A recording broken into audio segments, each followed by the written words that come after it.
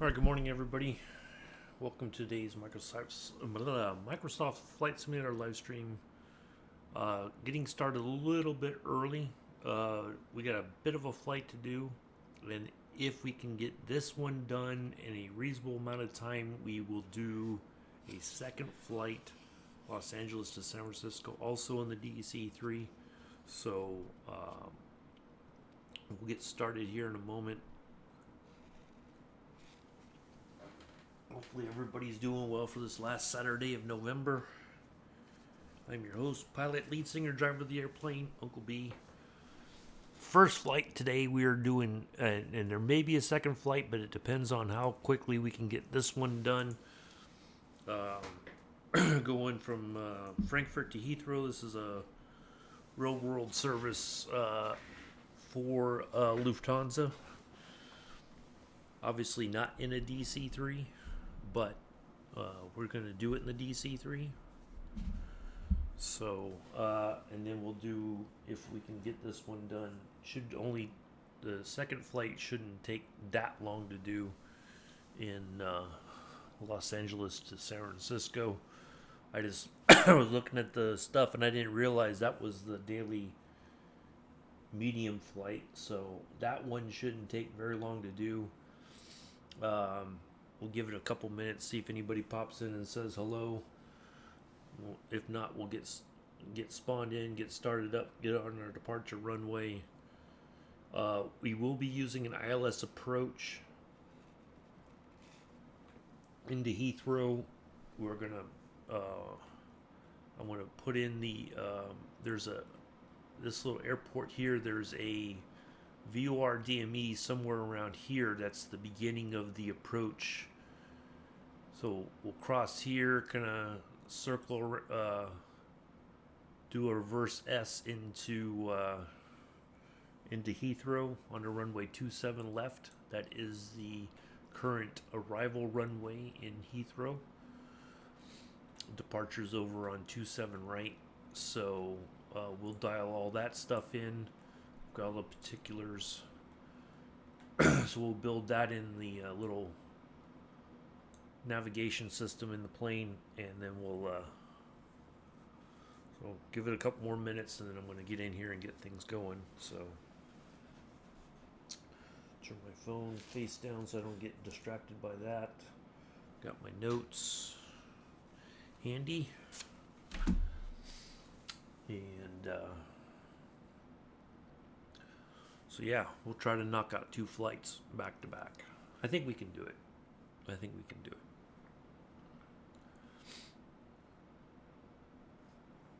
All right. I'm going to go ahead and get in here and get started so we can get plane set up.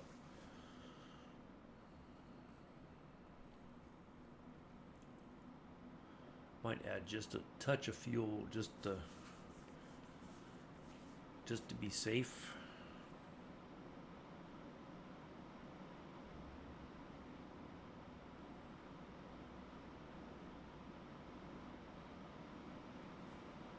I know when Kevin and I did this route on Wednesday, and we had a really strong headwind.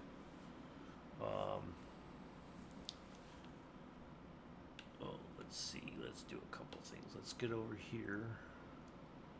Flip that switch. Let's get rid of that out of the way so we can see what we're doing.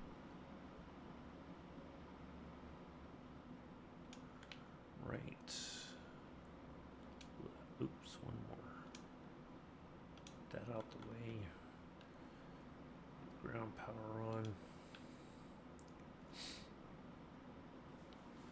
And let's see here. Let's just go ahead and put our procedure in now.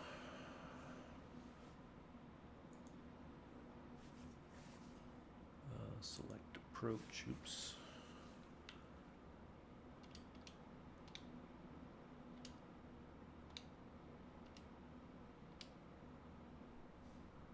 Well, nope, we want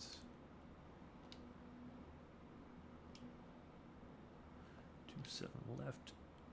Enter via the big transition. That's exactly what we want. Load it. And activate.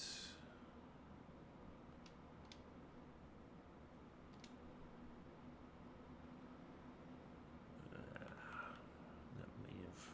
There we go. I won't be able to check it until... Okay.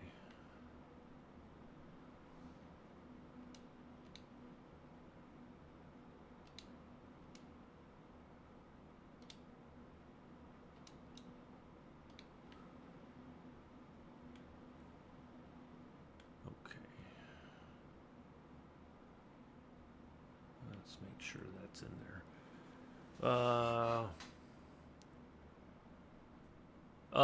No, that's all right. Thank you anyway. Appreciate it. Activate the approach.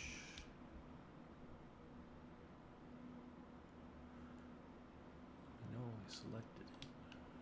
Enter.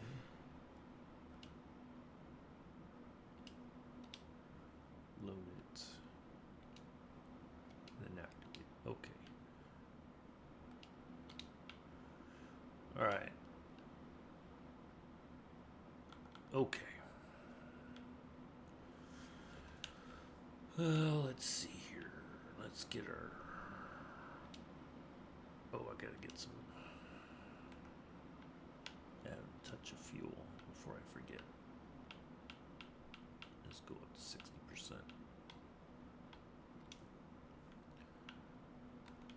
Alright, and our decision height is 50.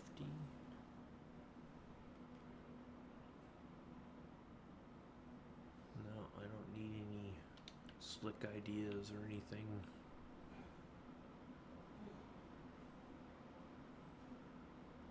Alright, starboard first. Oh, got to turn on the...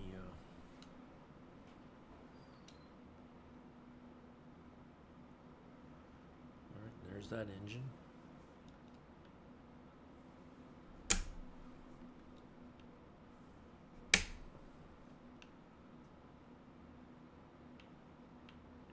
Let's go port side.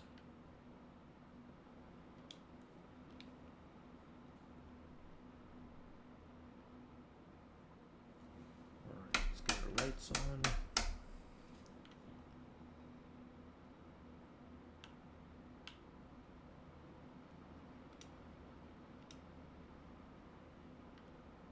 Okay. And BIG 115, and our second frequency is going to be 10950.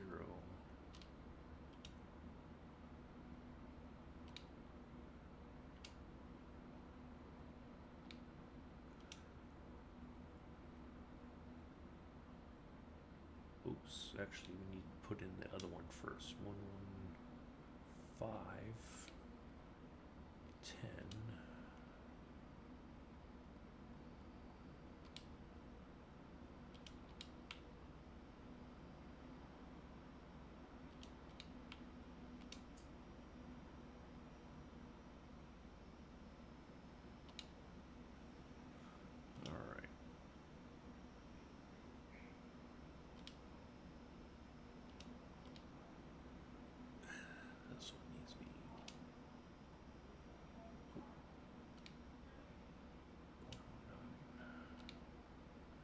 All right, there we go.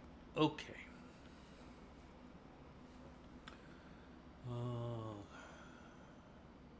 First one's going to be 283 degrees.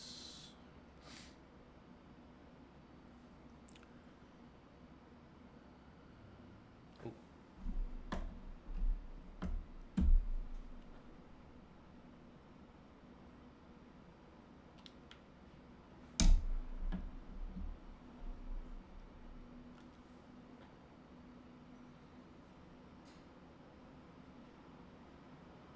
Okay, we can turn off the ground power now.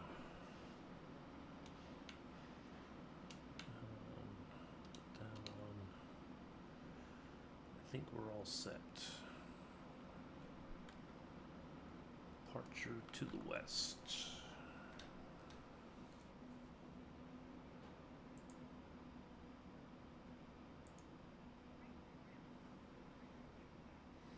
If somebody can tell me, can they hear everything okay?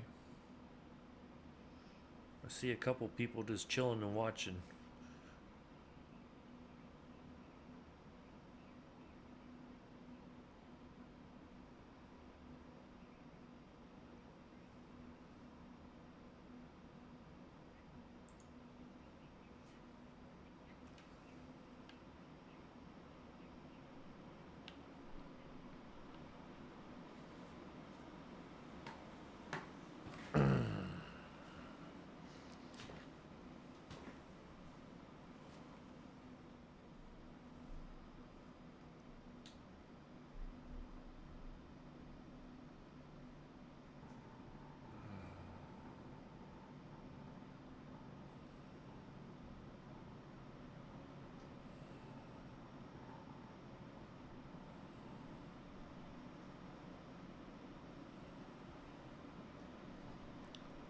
Yes, no, maybe.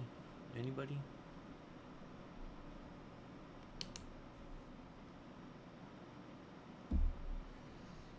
Bueller?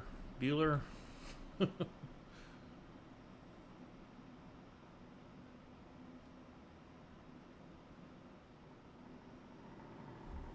hard to find good help these days. I'm telling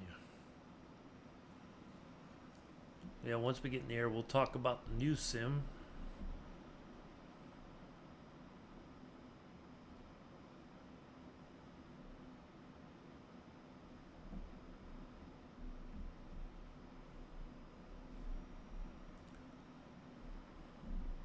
A little bit.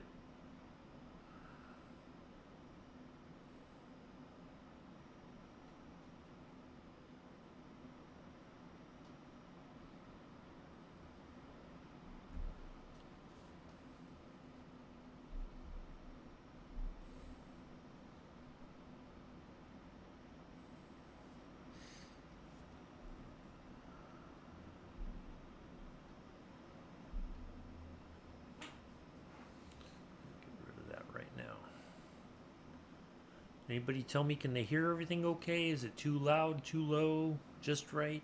Anybody? Please and thank you.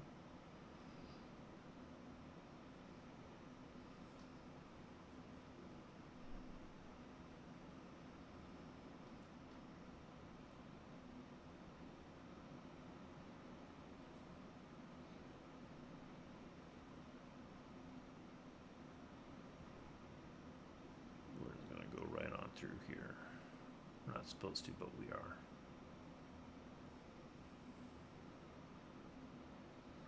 Breaking the law, breaking the law.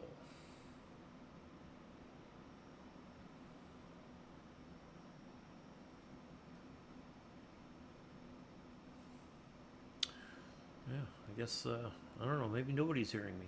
I would think by now somebody would have said, nope, can't hear anything. Are you muted?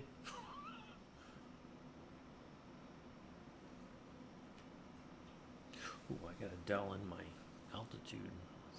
Almost forgot that.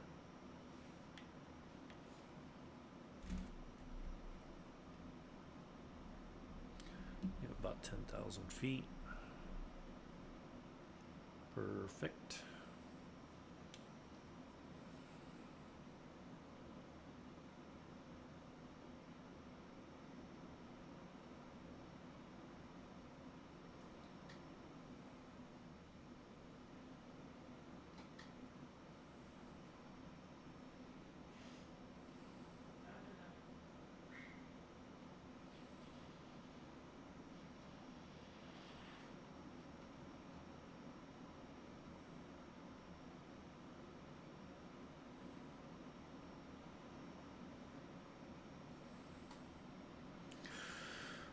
Oh, got a nice headwind for takeoff.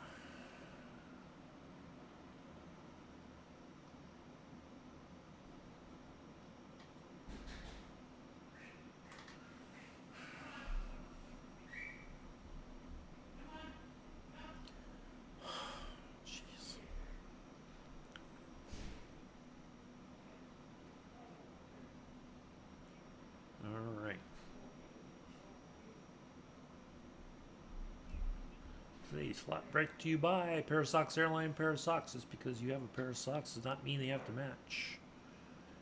Airline CEO and fellow pilot Scruffy Tam will show you his mismatched socks. That's how we got the name. On stream, if you ask him nicely. It's a true story. I've seen it. All you got to do is ask. He's got a sock cam. And depending on the time of the year, he may be wearing a hand-knitted sock sent to him from Austria. Alright, we're set to go. Let's go.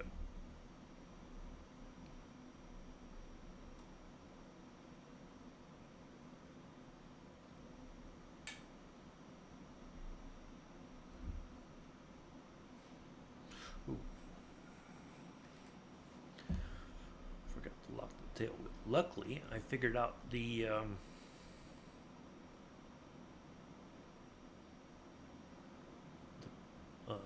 keyboard command for locking the tail wheel.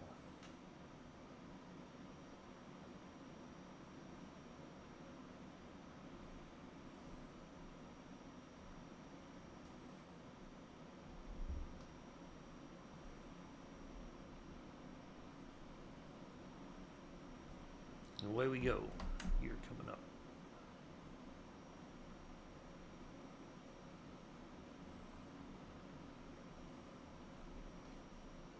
Oh, look at that. I see her shadow. Oh my goodness, I'm scared. I see a shadow.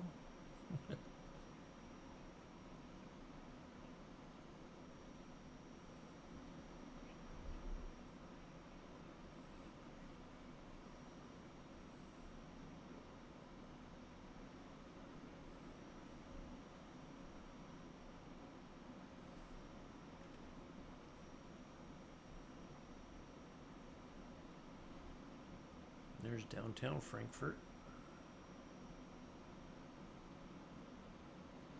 Fly out just a little bit, and then we're going to hang a left, get on track.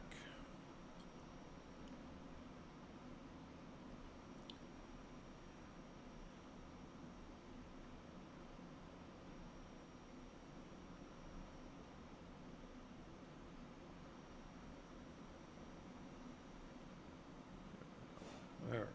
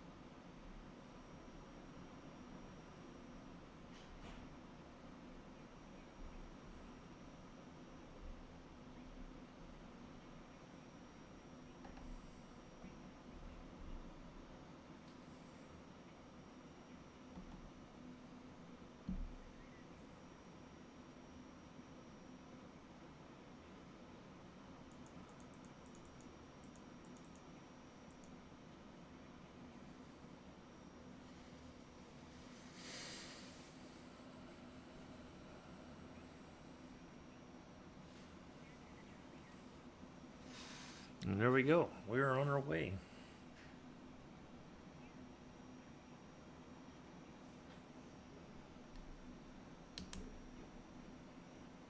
Not too shabby. Not too shabby at all.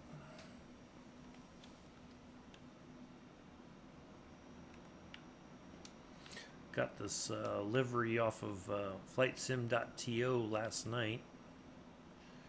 So wanted a Lufthansa flight or Lufthansa livery for the for today's flight.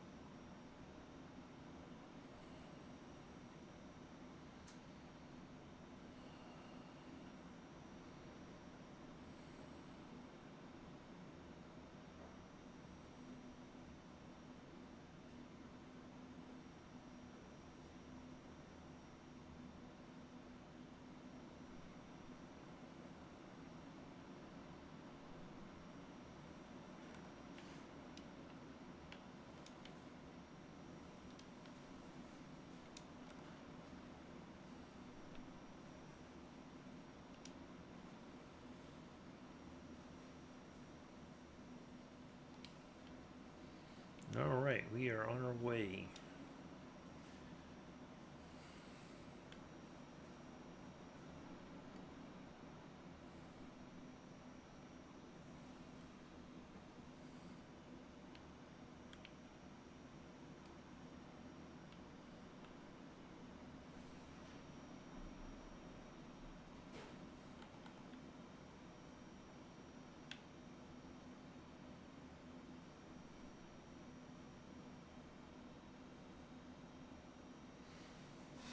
Got a nice climb rate, 800 feet per minute.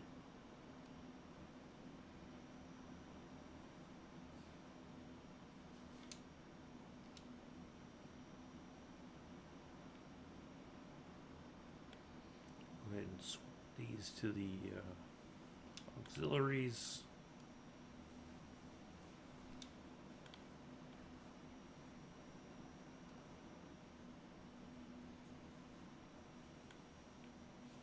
Should have more than enough fuel to get us there.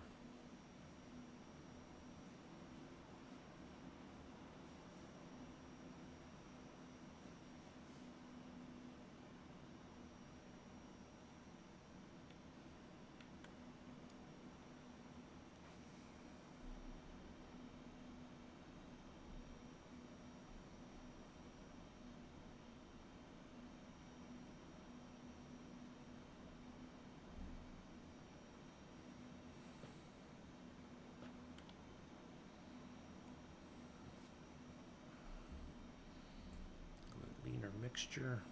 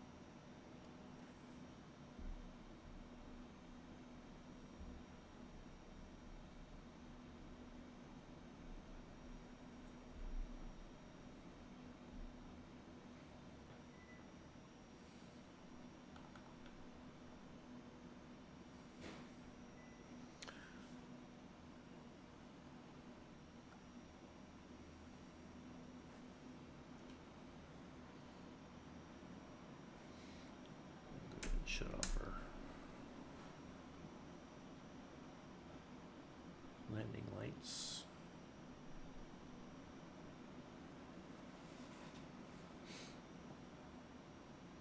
All right, so while we're I'll keep talking. So the new sim, 2 updates. One will be this coming week, the week of the 2nd, and the following week on the 9th, we will get another update then.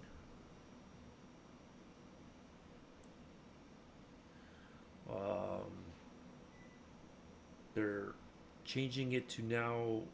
They've removed all 2020 content from the new sim for the meantime until, because it seems like there's stuff that's causing crashes and whatnot. So they're gonna do away with that, and for the time being, and then they're going to once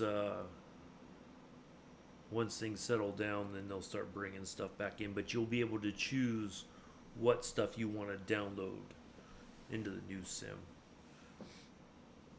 So some changes coming. It's not perfect yet. I don't know that it ever will be, but at least they're working on some fixes.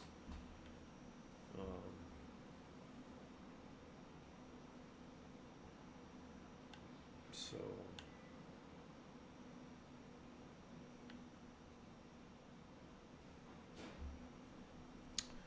yeah, that's what we got coming up.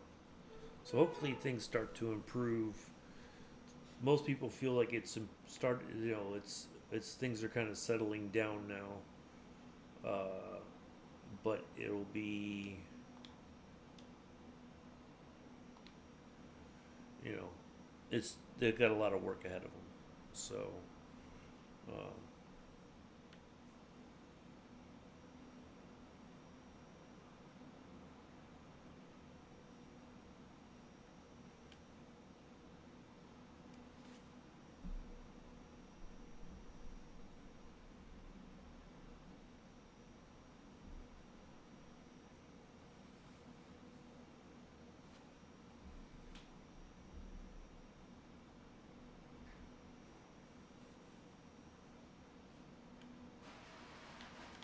I know we're starting to kind of slow down here on the climb. Almost, yeah, we'll be leveling off here soon, so we should start to speed back up, start getting some.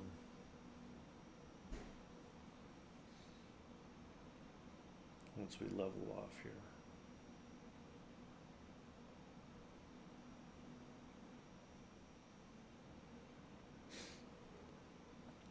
So yeah, we'll eventually start featuring the new sim.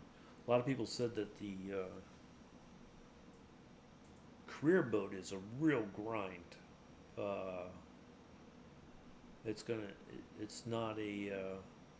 It's not something that you're gonna get like in a day or so. It takes some time. Which, I mean, that's what everybody wanted. They wanted they wanted that feeling of what you would actually go through. So yeah. Um,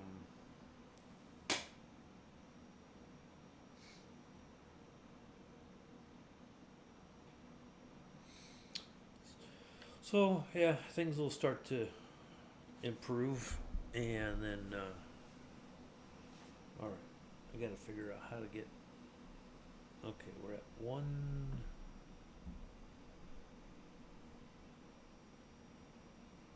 We want to get this thing up to about 160.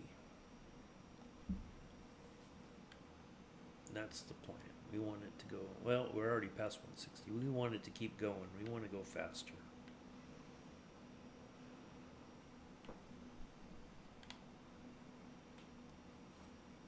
All right, let's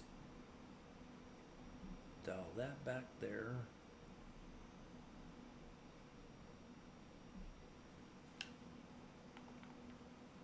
We're already in the. Maybe we need to go back. There we go. Right about there. All right. Yeah, we're gaining speed now.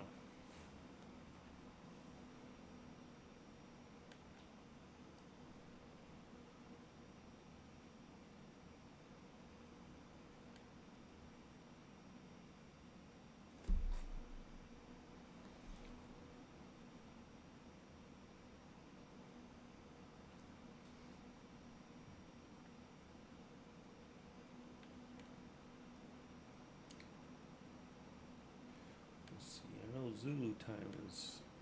So I think this is local in Germany.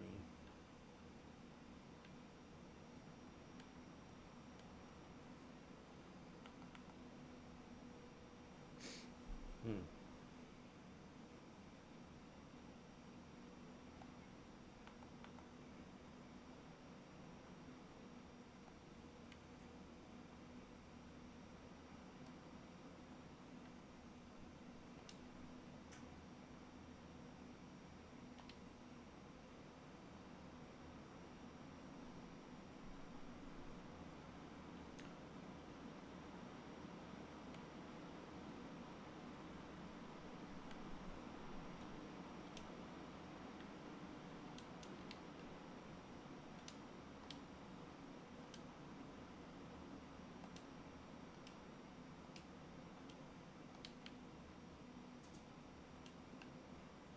Okay. See, it was showing up there, but not.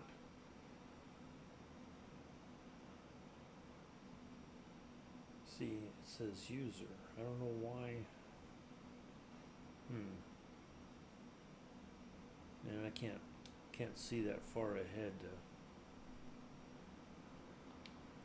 Oh well. We'll check it in a little while.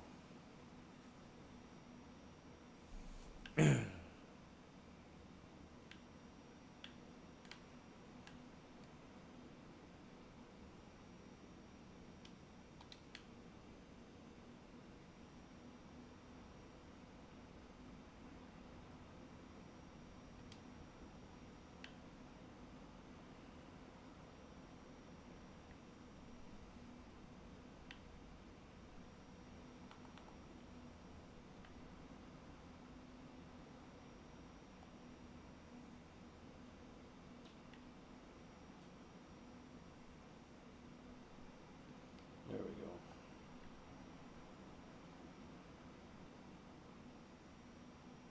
No, no, I think we're pretty much cooking.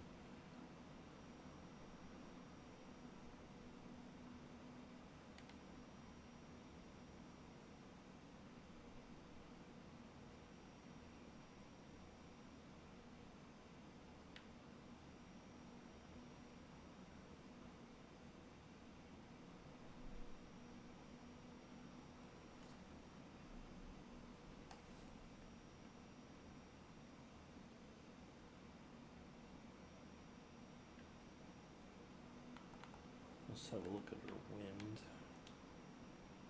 Yeah, very light headwind, so we're gonna do pretty good, I think.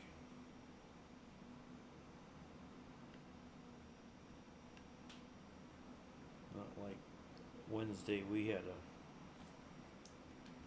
one heck of a headwind.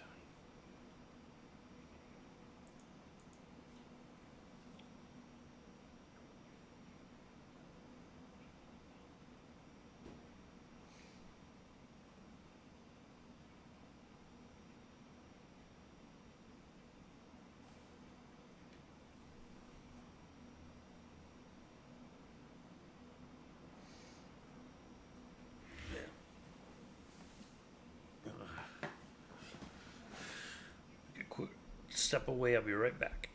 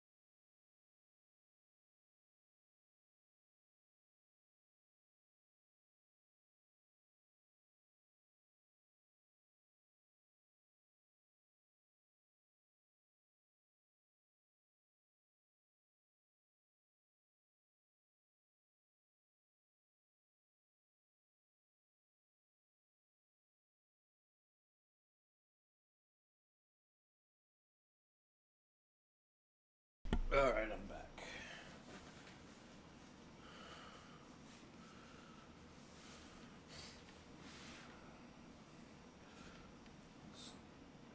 Let's see what we're looking at here. Hour 41.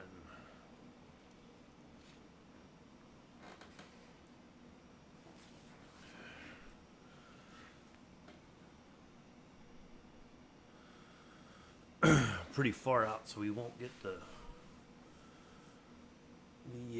signal from that VOR DME there by, I think it's a VOR DME. Let me take a look.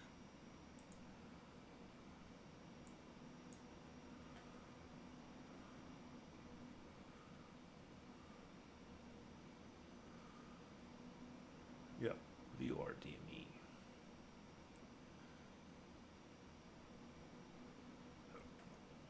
Out at Biggin Hill.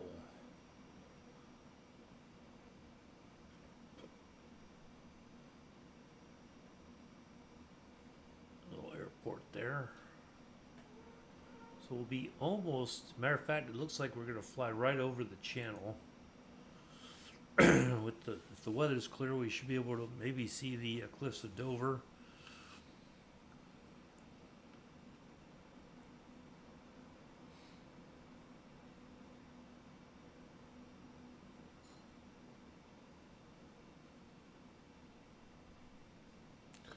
Looks like clouds are rolling in from the coast here.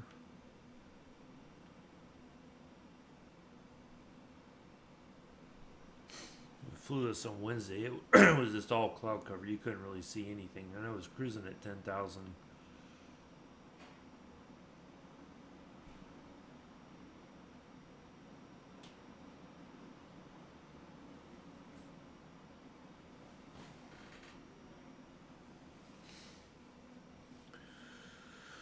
Kind of a quiet stream. That's okay.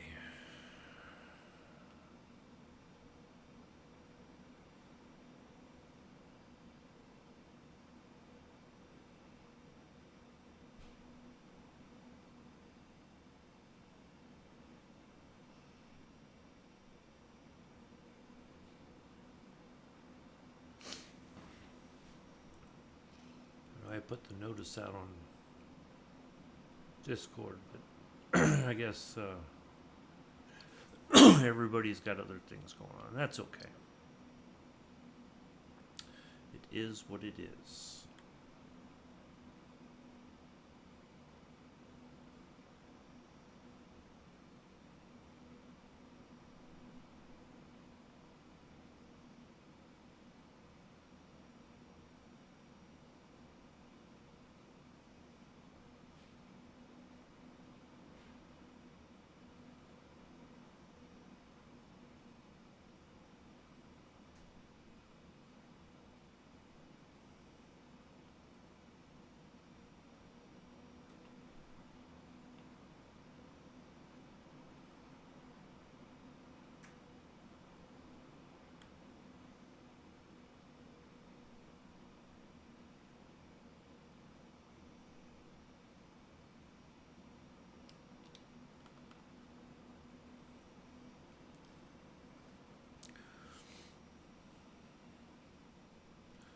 I wasn't sure I was going to do this today, but kind of.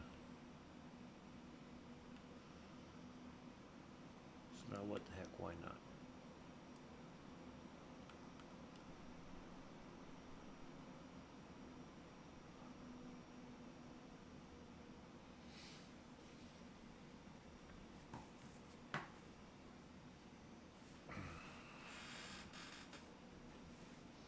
Figure we get started early, we can get this knocked out. We'll squeeze in the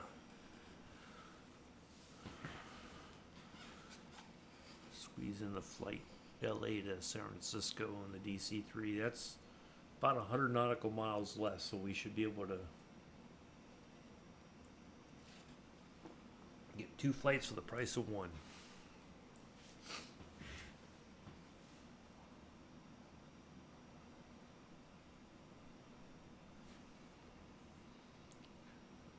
Let's have a look at San Francisco.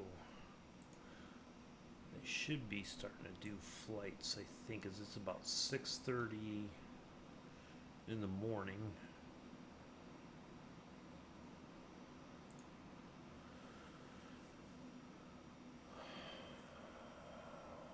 Winds facing, coming 200 at 4 knots. So looks like you're using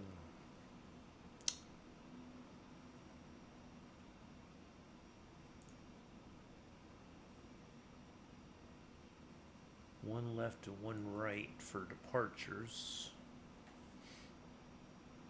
Doesn't look like anybody's landed yet. Let me see. No, maybe not. Oh, yep. So 28 right, I think, is the.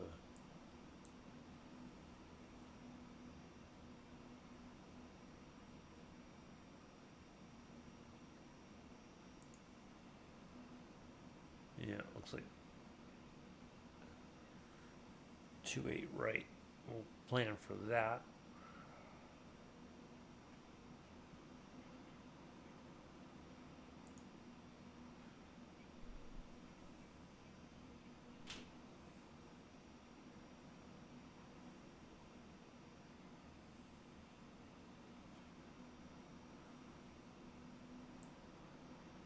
Let's see, what about LA? Which way are they departing from? It's like off of 25 right currently.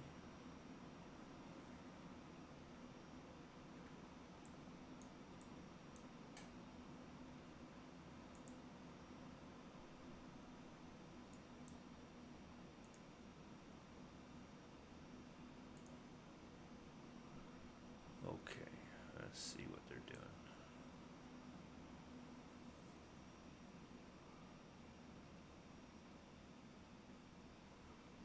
Okay.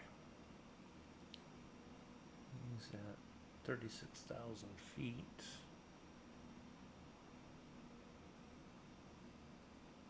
Okay.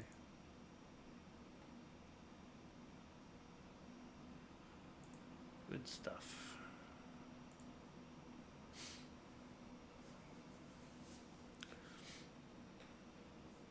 So yeah, we'll swap it. We'll go into a different liveried plane for the flight to San Francisco. We'll probably pick United. And I got a couple liveries for United. So we'll do that. Jet up the coast.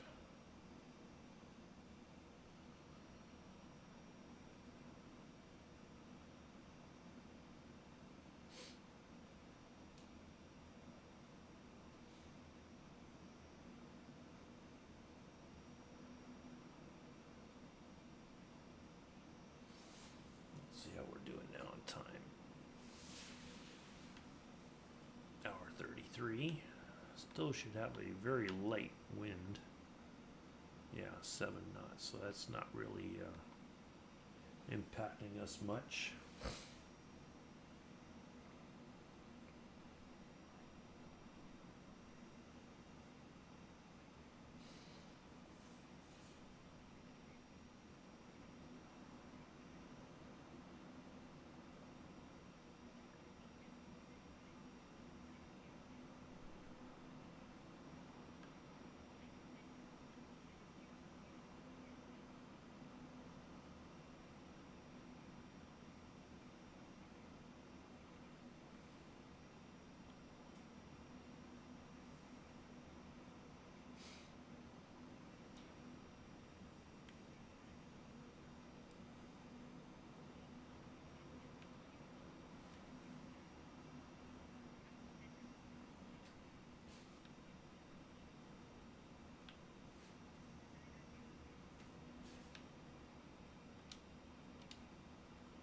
See, that's weird. It's engaged, but it said off, even though it was fully forward.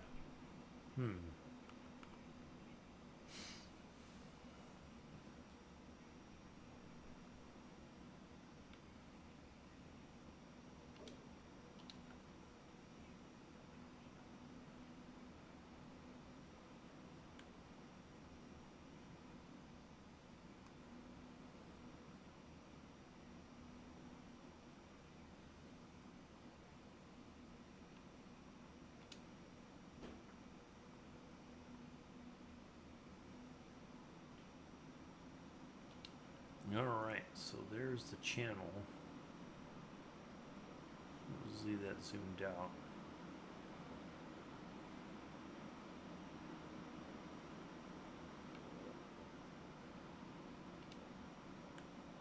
See, that doesn't show. That's interesting. Oh, there it goes. Okay.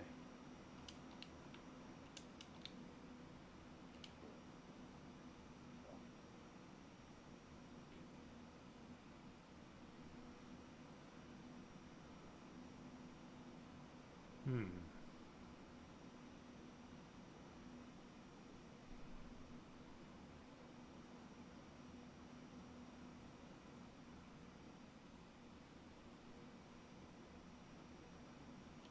Interesting.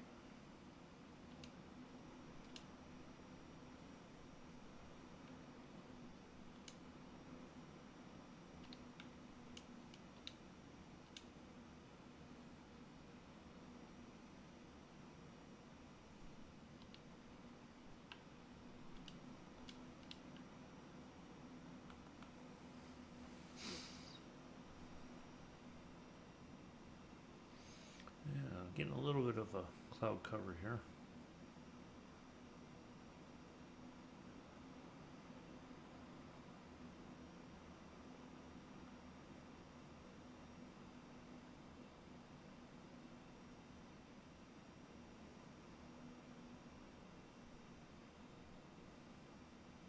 So yeah, we should wrap this up about 10. So yeah, we'll squeeze in one more flight right after this. Then we'll be back next Saturday. We'll do the daily short, or daily medium, I should say, whatever that is for the 7th. And we'll do one more on the 14th, and then I think the 21st maybe.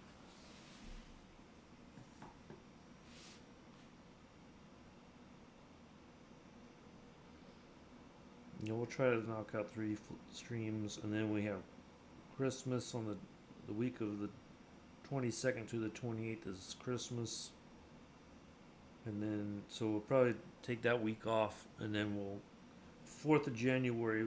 Hopefully by then we'll get into the new sim.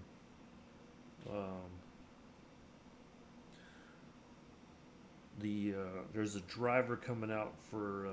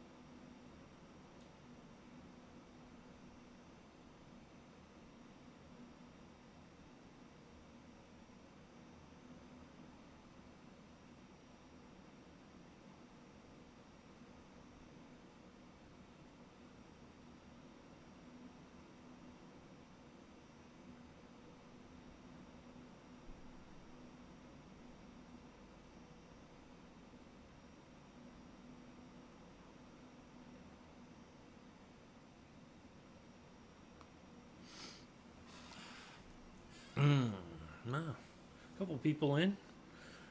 Hello, everybody. Welcome. I've been sitting here talking to myself for almost the past hour. Let me know if you can hear everything okay, including me. If not, that's quite all right. Well, a couple people said, uh-oh, he noticed we're here. We gotta go now. Bye.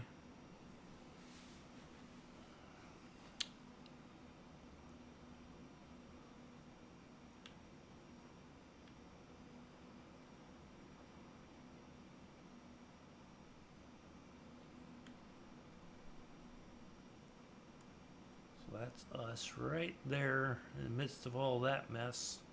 Still making our way to the coast. Well, Mick's there. Afternoon, Sir Mick. How are you? Good to see you. Can you hear me okay? Can you hear everything else okay? Was the sound just right? Is it not loud enough? Asking for a friend. Okay, perfect. Thank you. I finally got the answer I was been looking for all morning. There were people in the chat. I'm like, can anybody hear me? No, I can't be bothered to answer that question today. That's just too much work.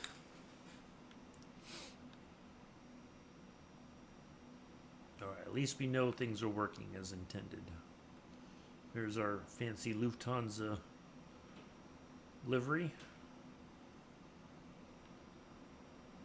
Got this off of flightsim.to last night in preparation for today's flight. And after this, we're going to go to California. We're going to go from Los Angeles to San Francisco in the daily medium. So we get 2 flights today. We'll be flying over the channel right there. And then we'll head down into Heathrow. Put it down in Heathrow. And we'll change liveries for the plane, put on a United livery, and then we'll get up the coast in California, put it on the ground in San Francisco, and then we'll call it a day. We'll do the daily medium next Saturday. It may not be the DC-3. We'll see what the daily medium is for next Saturday once Friday night hits, and then we'll do that. Okay, fair enough. That's all right. You got to do what you got to do. Oh, speaking of deliveries, I got to check on something. Thank you for reminding me.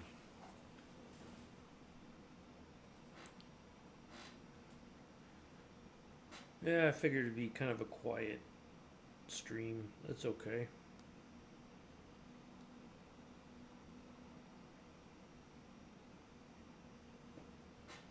It happens.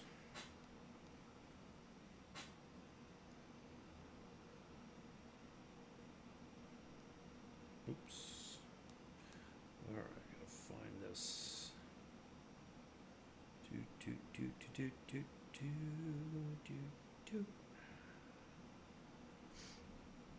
Something about Christmas. Yep.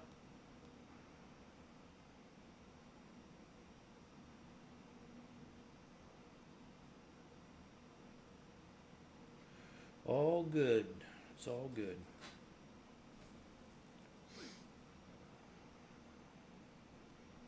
It's quite all right.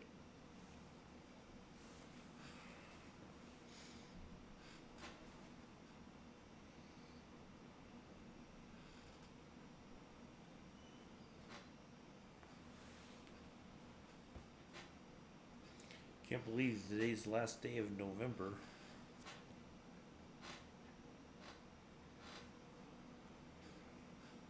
It's crazy.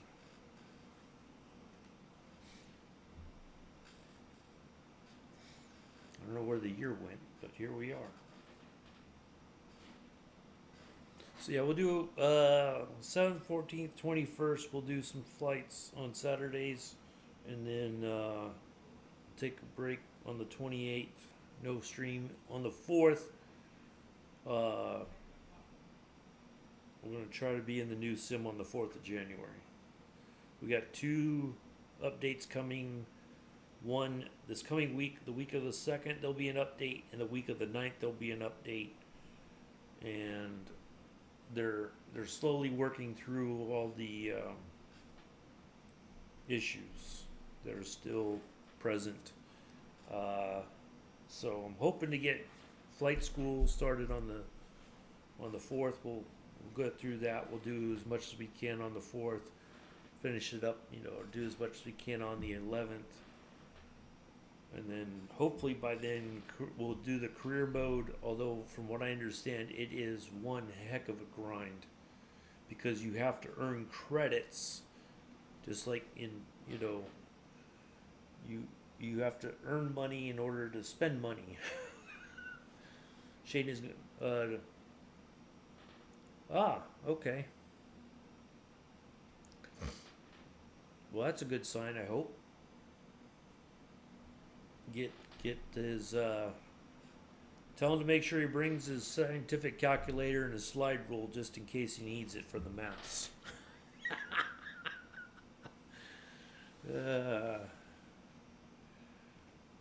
You never know when you might need it.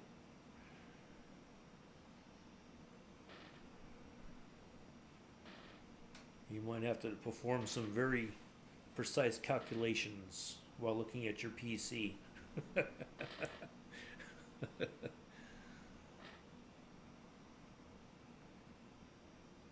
Yeah. Nothing wrong with that. The world needs people like that.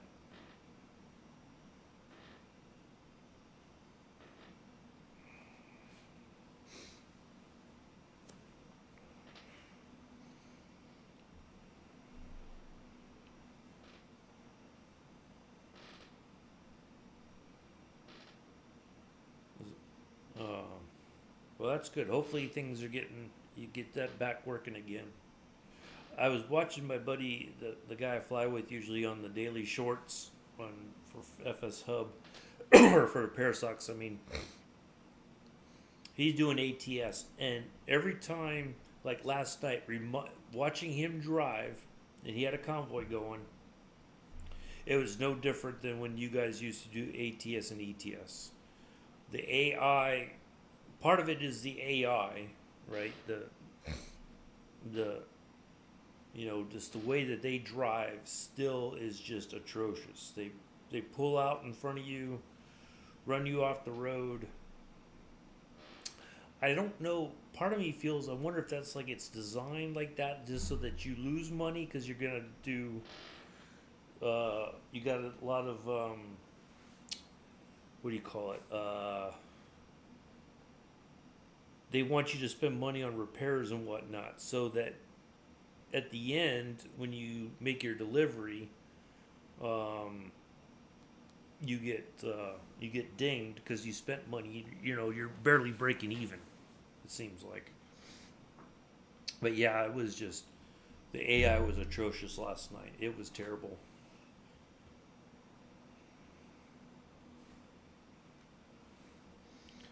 But at the same time, typical convoy nonsense as well. People not paying attention.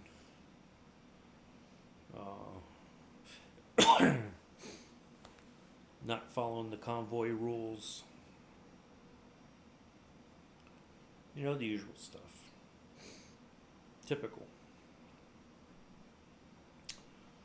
But, yeah, I was like, well, it's like watching... It's like watching Mick and them. You're just cruising right on down the road, and next thing you know, somebody pulls out, and bam, you're in deep trouble. You gotta spend money to fix your vehicle, but you're losing. That's why I kind of feel like I wonder if it's just part of the design of the game is to keep you from making too much money. So the AI just runs you off the road and whatever.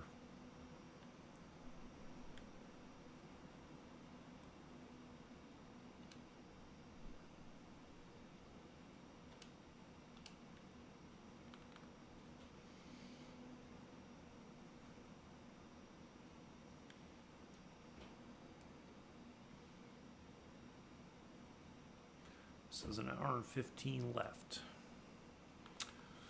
I was like, yep, that's very familiar.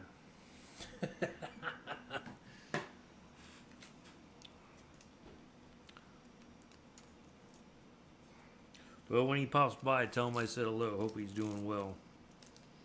Tell him to stay away from the Hallmark channel too. Nobody needs that kind of negativity in their life around the holidays.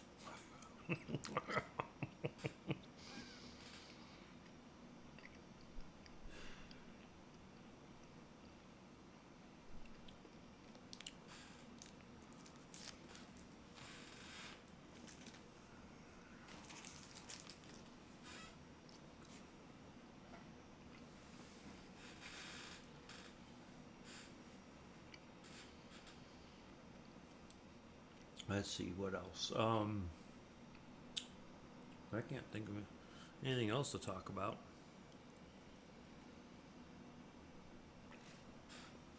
So Mello must be sleeping in or piling the leftovers down his throat. Might still be in a food coma from Thanksgiving. We had a pretty good one. It wasn't big. We had a nice turkey. Came out pretty good, but it wasn't flavored in any way, shape, or form. And I think that's because they don't want anybody to say they got sick because of a flavoring on the turkey. But yeah, it wasn't half bad. I did all the warming up of the dishes and whatnot, and the turkey, that was my responsibility. So I was busy in the kitchen.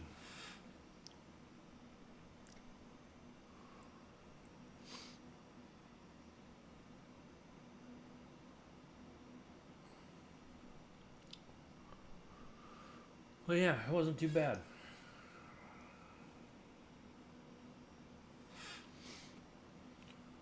Next thing you know, it'll be Christmas and it'll be 2025. We'll start all over again.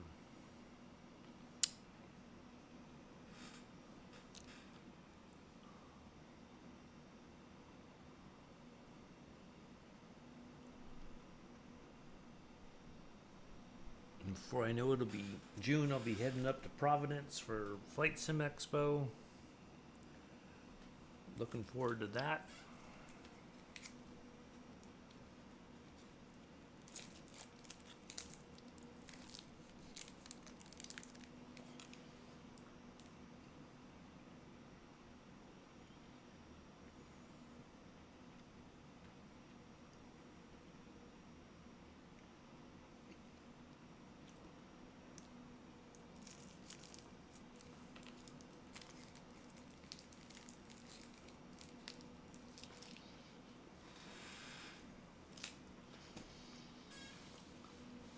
But yeah, otherwise it's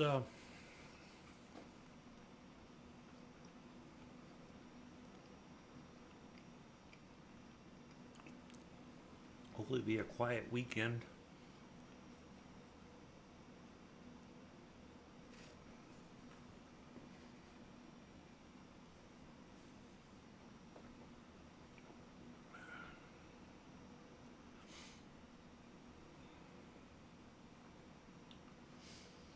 Let's see what else. Yeah.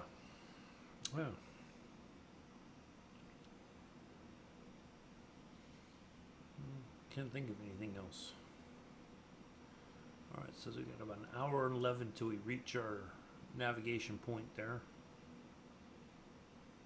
186 nautical miles to go, so we're doing pretty good. I think the headwind is still pretty...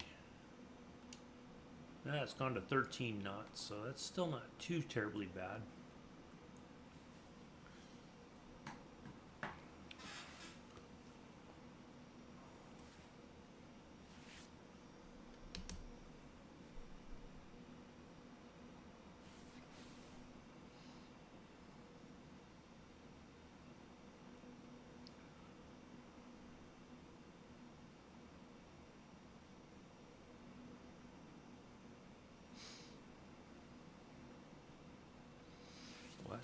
hour behind. Let me refresh. Yeah, I'll just leave it. That's all right. So yeah, we'll land here. We'll we'll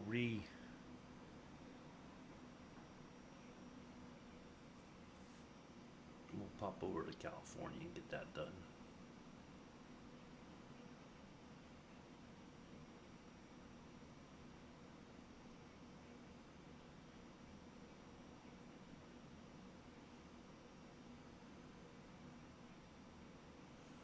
Looks like we're getting ready to fly into the clouds.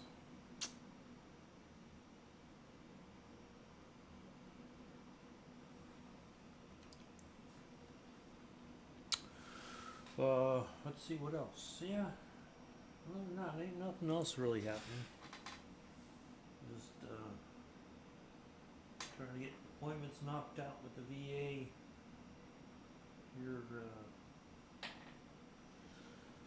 next month, and no, I kind of I got up. I had a big breakfast on Thursday morning, and I ate a bit late Thursday morning. So I didn't stuff my face at dinner. I just had enough to, satisfy the effort that was put into it.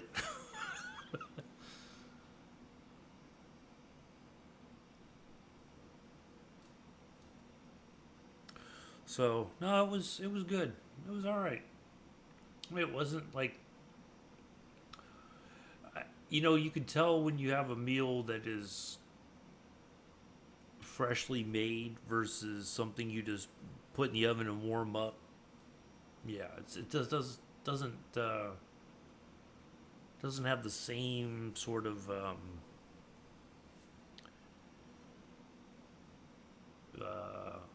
feel to it. It's just kind of like you're like, But I mean, I would have been perfectly fine with a. Yeah, pretty much for the most part. I think I am. It's still, I can make my way around now. For the most part, and luckily the car that I have has in-car navigation. So if I have an address, it'll tell me how to get there. But everything is pretty. Anything that we usually go to is pretty easy to get to. We either go to Publix, Sam's Club, or Walmart, and those are all easy, very easy to get to. If I want to go to when I go to my appointments in Irondale, on the other hand, that one's a bit tougher to remember. But I'm getting there where I'm like, okay, if I go here, here, here, bang, I'm right where I'm supposed to be. Getting downtown's not too difficult to go to my VA appointments downtown. No, I got it's a 2016 Nissan. Hold on. I gotta find the picture. I bought it from my stepmom a couple months back. Let's see, where's that picture I took?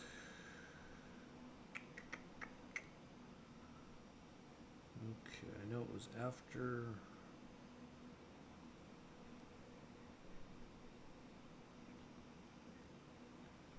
I don't know what I did with it.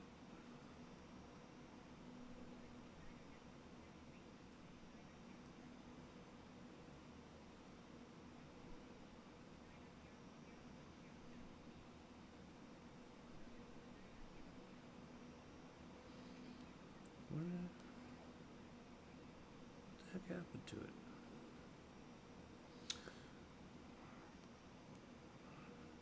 It's a 2016 Nissan.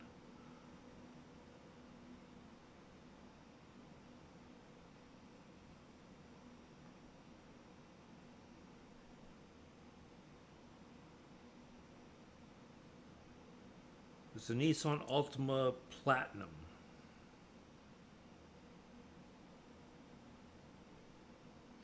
So it's a little bit more higher performance.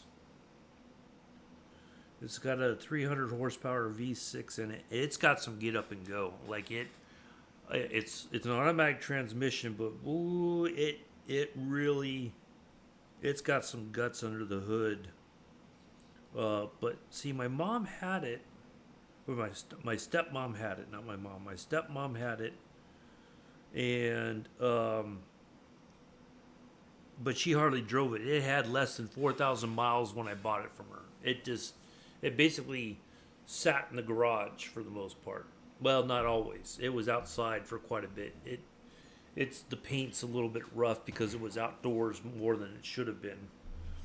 But it's otherwise it's fantastic. It's got heated seats. It's got heated steering wheel. Like this morning when I moved my car because my dad's gonna go step out for a little bit later, I put all that on and I was like, man, the heating works well, the AC works phenomenal. So yeah, still virtually new. I just got to get the oil changed and the antifreeze, flush the radiator and all that, put new antifreeze in. I got to call the dealership later and try to set up an appointment for that. But yeah, it's fantastic. Like, I can drive myself to my appointments or whatever. Yeah, it's really nice, but it's got like I can go from 0 to 50 in a heartbeat. Like it doesn't, you know, but it sucks down the gas. If you get on the gas too, you hit that pedal too hard too often, you're going to go through gas real quick. But it's got some guts. I was surprised for a V6. So yeah, it's a very nice car. So I'm pretty happy with that. I wanted a truck, but I'll take the car in the meantime. So yeah, I'm settled here for now. I don't, trying to make the best of it. So, but yeah, I'm able to get around pretty much. If there's a place, I'll ask my dad, like, where's so and so in relation to us, because he's from the area. He knows pretty much all the ways to get places. So, um, but yeah, just making the best of things as much as I can. All right, let's take a look at our little map thingy here. All right, so that's the beginning of our. So we're 159 nautical miles out from our waypoint. Almost at the channel there. I believe that's the English channel. It should be. I know it's the closest part, and that seems to be the closest part right there. But do I sound better myself? Probably not. I mean, it's I'm not from here, so I don't know. I don't necessarily feel like I fit in here. It's just a place to live for right now. It may be permanent. I don't know. It's anything can happen. I don't know where I would go from here. Well, I have thought about it. If I could do it, I would move to. Eventually, I may possibly move to Huntsville, up because the PX and commissary are right there at the Army base. The only thing is, I would.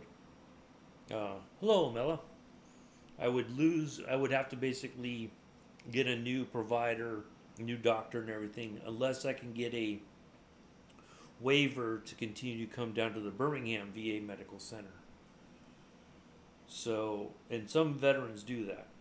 Ooh, look at those clouds just form up. Ooh, look at that. Uh-oh. Um, but that would be the only place I would think I would move if I wasn't going to stay here permanently. I'd like to be closer to, the commissary in PX. So, well, there's Bex. Afternoon. Well, morning for me, afternoon for you. But yeah, just I'm just trying to make the best of it. You know, uh, I think I think I might have more success doing that here than I did up in New York. I tried making the best of things up there, and it was not meant to be. Following me. Well, you're a trendsetter, Amilla, apparently. So, I'm just. It is what it is. That's uh, that's the only thing I can do. So,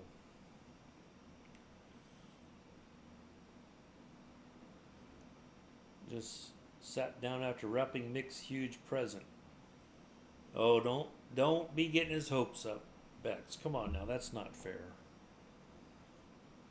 You got him a tiny box.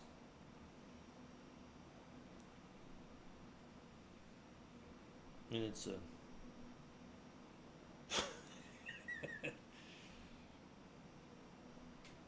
with an even tinier present.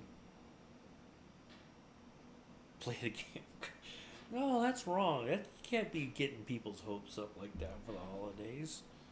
Wrapping a huge gift, and then you show up and they're like, "What happened to the huge gift?" Well, what happened was it was no huge gift. No, I couldn't. I can't. That's I couldn't do that to anybody.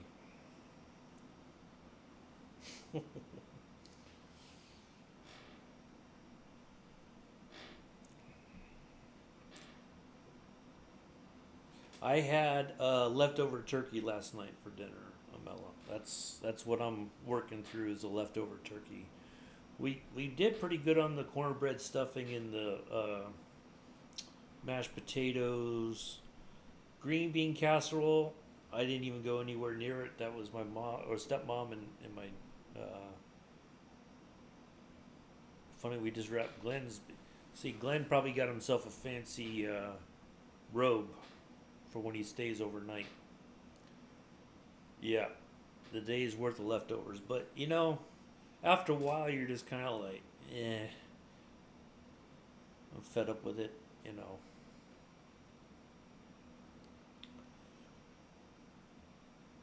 I know you get Glenn a nice bathrobe so during the winter he doesn't catch cold, and then for Bex you just get her a gift card from Subway and that's it. Yeah, problem solved right there. Or get him a nice sweater. You know,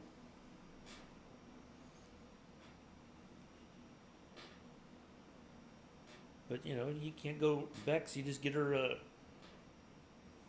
Subway gift card and she's happy until it's run out, and then she's like, I don't have any more money on the gift card.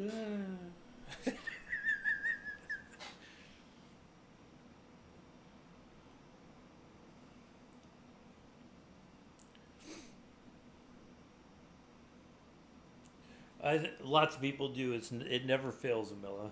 Like that for Boxing Day, those left over for the next week. Yep. But then by like the second or third day, you're just like, oh, ham again, turkey again, roast again. Like you just start. You're just like, oh, when's it over? I can't handle it anymore. Heart. Oh, that's not good. Yeah, you definitely. If you got heartburn, you definitely overdid it. See, I had for breakfast that morning, but I made it. I ate late. I had 9 pieces of bacon and 4 over easy eggs, plus a biscuit for breakfast. So I went big on breakfast, and then for when we ate later that day, kind of like dinner. late lunch, early dinner, whatever, we get a big fat burger. There you go.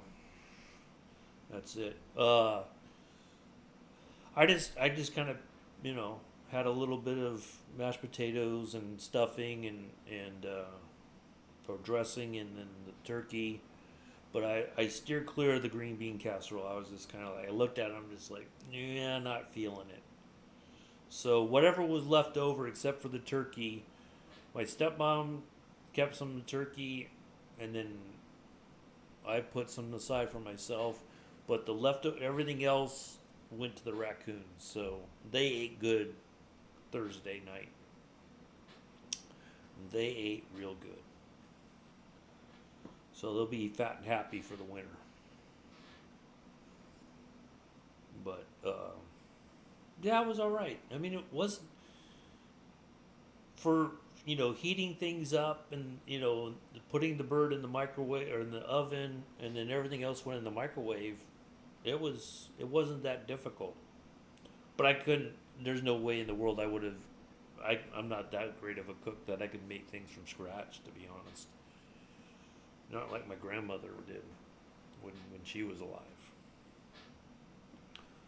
Homemade scratch stuff for the holidays is far better than anything store bought, in my opinion. But that's just me.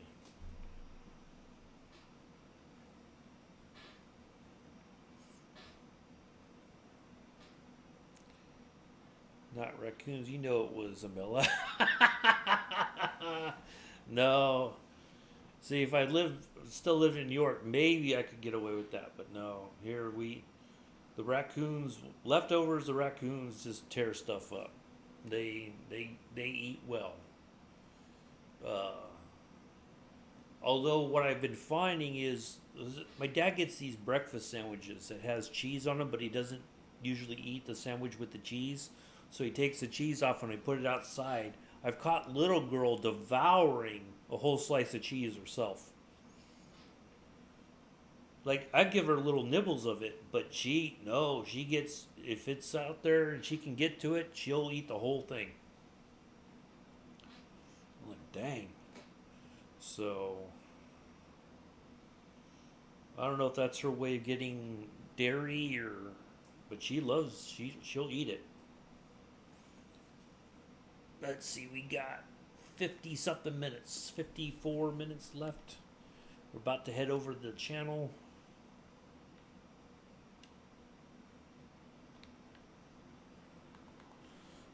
But yeah, she's doing all right. She's been staying in the garage past couple nights. She came in this morning for a bit, sat with me, and then she laid on the floor in the kitchen, took another nap, sat in my lap again.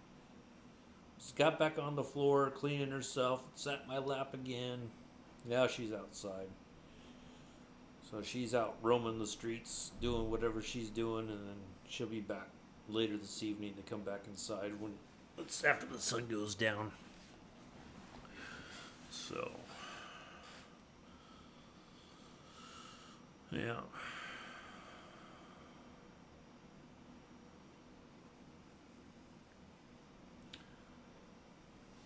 But anyways, yeah, it's funny when I first moved here, she had nothing to do with me.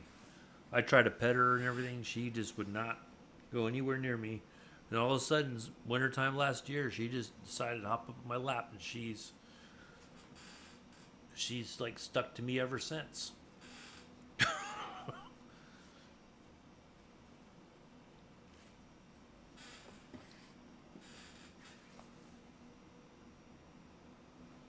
have a look outside. Yeah, look at that cloud cover. Let's see if the wind's picked up a little bit.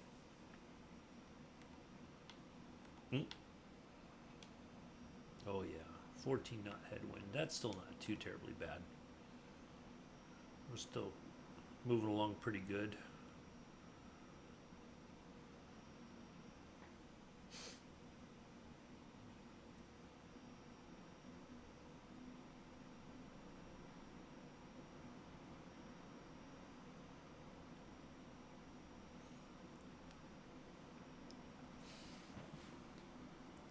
I got one more flight after this. Once we land in Heathrow, we'll head to California. We'll do a flight Los Angeles to San Francisco, and then we'll wrap things up for the day.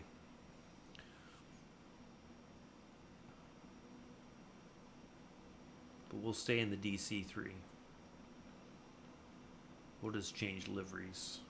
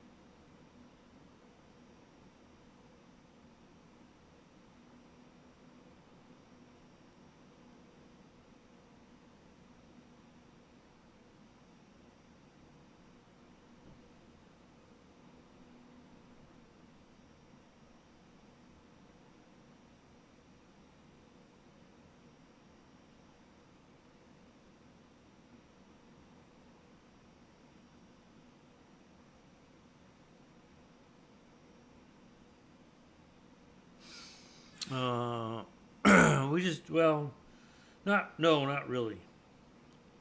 It was just me, my stepmom, and my dad, just the three of us. But nobody else.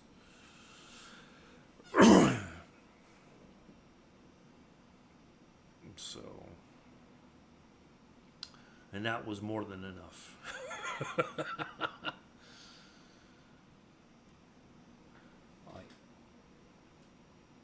I guess you could say I had someone virtually come over who was not necessarily invited, but that's been dealt with. Well, I'm just being honest. It was just fine. So when I visited California last year, we went. Family friends of ours held. My mom brought some dishes, but she did all the her Debbie of Ed and Debbie. Yep, I know. I am. Who I saw last when I was in California in August. Debbie did most of the work at her house, did all the cooking and everything. And then my mom brought a couple dishes, and but that was it. So, which is fine. It was nice to visit with them, last year for Thanksgiving. I didn't expect, but so my mom told me, she said, "Yeah, we're going to their house for Thanksgiving. They're like family for us." So that was good, but not here. No, no.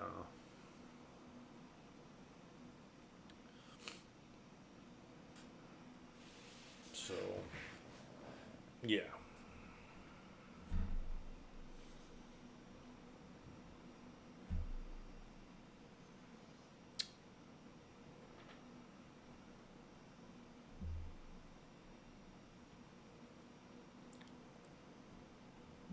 And my mom, I talked to her on Thursday.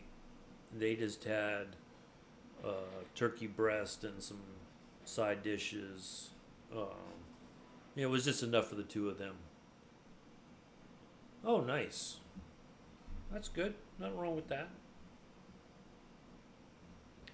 I've never. I mean, I remember when I lived in California, I didn't always go out to my mom and stepdad's for Thanksgiving. And sometimes I would stay in the Bay Area, and I used to. Oh, I used to get my mom wound up because she'd say, "So what are you gonna do for Thanksgiving?" And I'd say, "I'm gonna go to Wendy's," and that's exactly what I would do.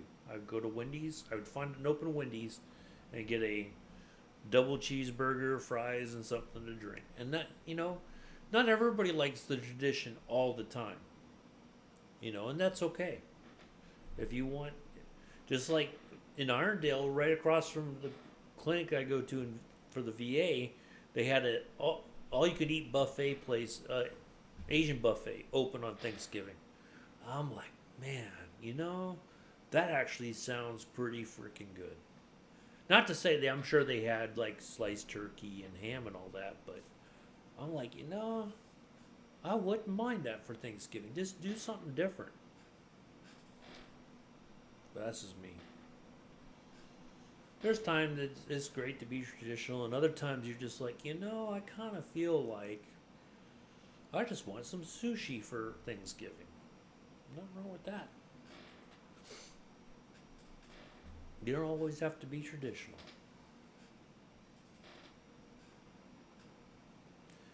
It shouldn't be about what food you eat. It should be about whether or not you enjoy, or if you enjoy being by yourself, whatever that you're thankful.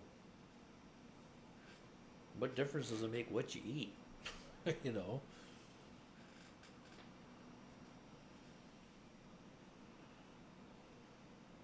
I mean, heck, like maybe you could have lamb chops for Thanksgiving. Maybe you could have ribeye steaks. You know, baked potato and a salad. That sounds pretty good. Or a nice prime rib with a baked potato and the salad. Yeah, I do. I knew you'd say that, Mick. Lamb with a minted sauce. Yep, I know exactly. I know. Yeah, I fish. Yeah, make fish. You always. I remember the one time she made the what was it? Tofu chicken or tofu thing. Everybody was like, "Why would you do that?" It was tofu shaped like a turkey. uh,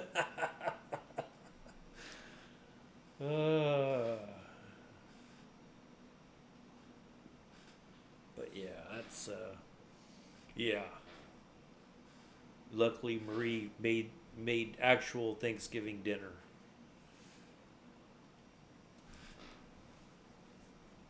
But yeah, I mean, there's nothing wrong with all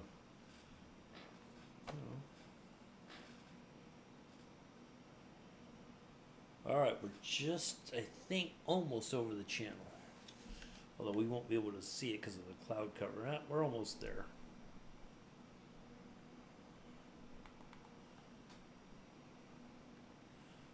Yeah, you can see a little bit of land still. But yeah, that was, yeah, nothing wrong with having the usual stuff, but there's also, nothing wrong with having whatever you want. As long as you're thankful for it, that's all that matters. You know. But it's funny because people, when I say I went to Wendy's and got a double cheeseburger and fries and a soda, what? How could you? Well, I mean, yeah. I mean, what difference does it make? What? It's my choice, right?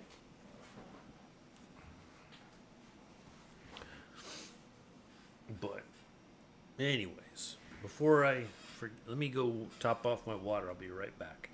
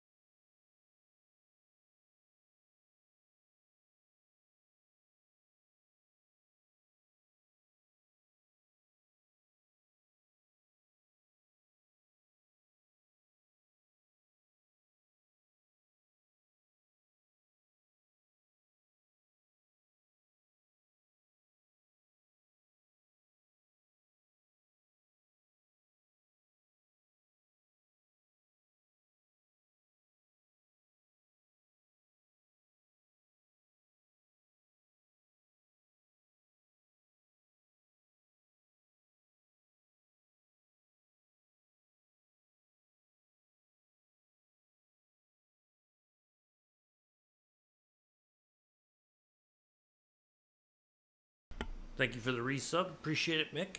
16 months. Yes, where has the time gone?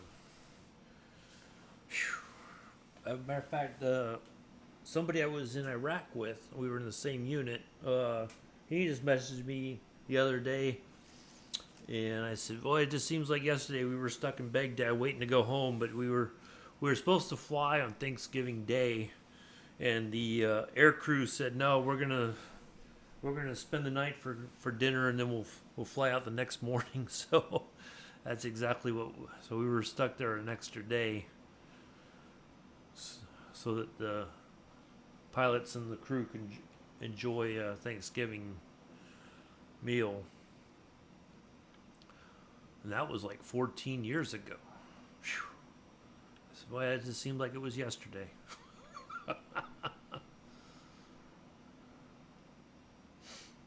So that was totally unexpected. He just messaged me out of the blue. Hey, how's it going? I was like, dang. All right, we're picking up, 77.5 nautical miles to that nav point there, BIG, the VORDME. Biggins Hill Airport.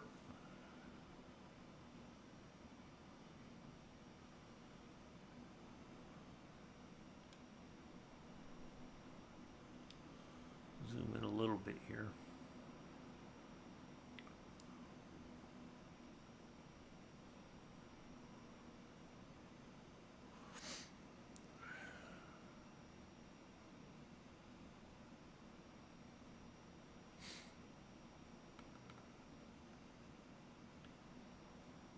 See if we over. Oh, we're just about to head over the channel.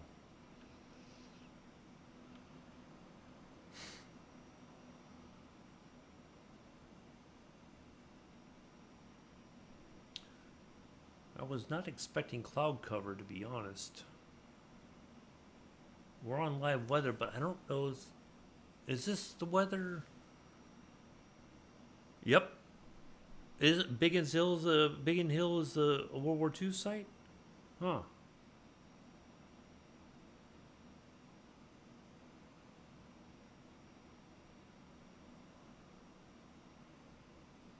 I didn't know that. But yeah, well, I thought maybe it would be clear. We might be able to see the cliffs of Dover. Well, you know what? We could drop some altitude. Let's do that. Let's get down to about. Let's try about 6,500 feet.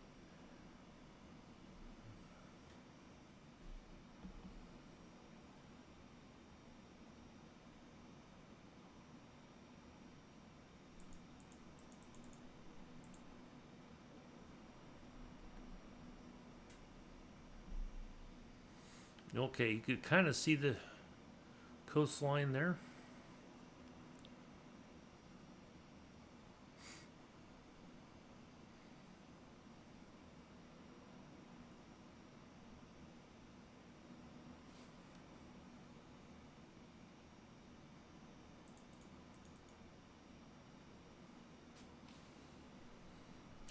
See if we can get below the cloud cover.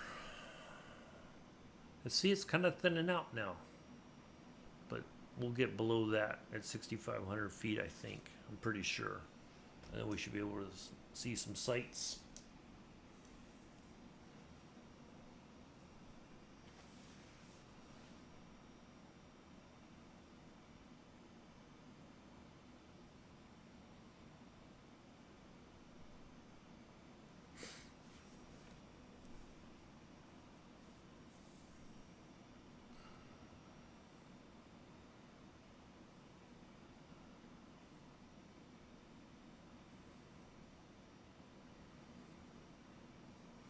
Gotta get a little bit closer before we call into Heathrow for our landing.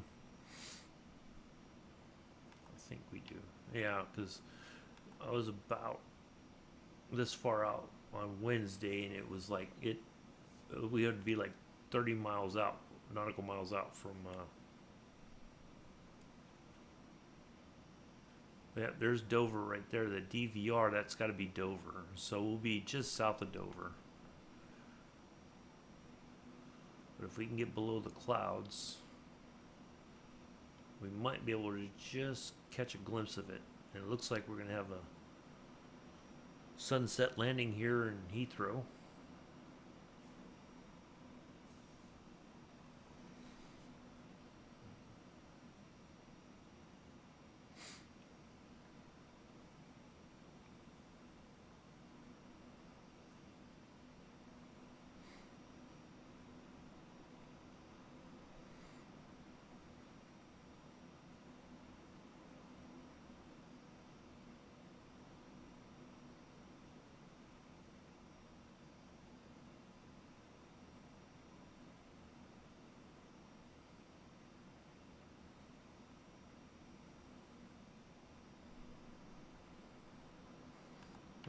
Make a nice picture.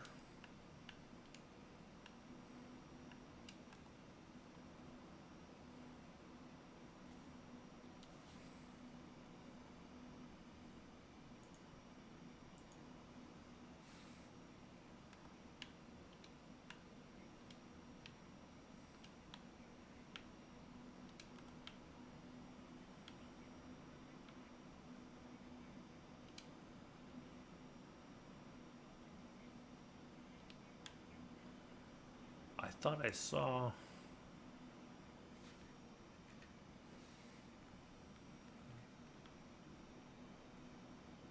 Wait, is that them?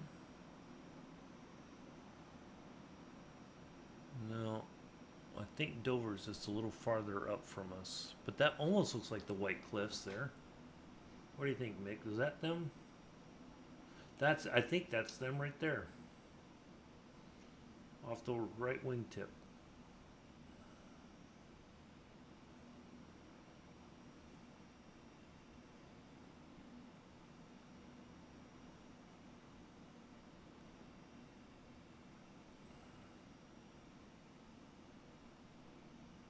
I kind of feel like that's it, but I could be wrong.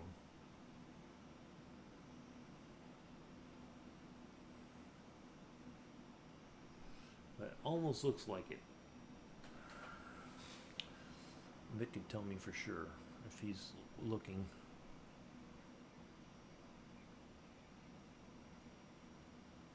I thought 6,500 feet would be... Yep, that's them right there. That's it. Right there.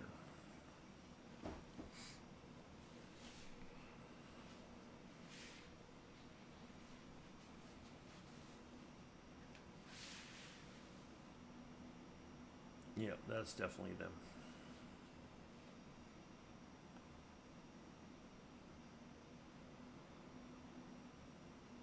All right, so let me just look at the chart real quick.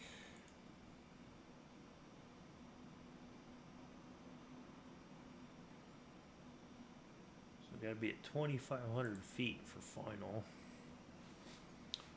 Yep, that's it right there. Not the best representation, but you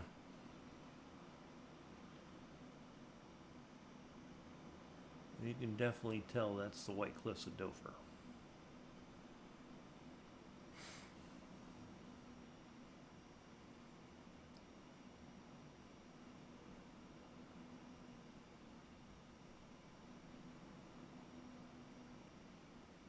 Because I remember there was this harbor area here, right off the right wingtip there, since you can't really see my... Yep. I remember that harbor there. I'll put it over the nose. So I knew that then the cliffs themselves had to be close to that. I do remember that.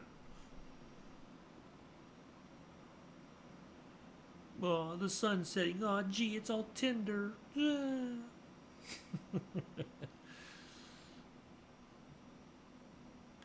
right, let's drop a little bit more altitude. Let's get down to about 4,000. Hopefully we get a little bit lower. We'll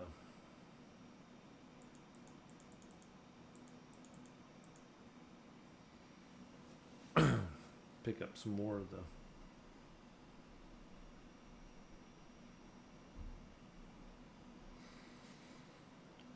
scenery.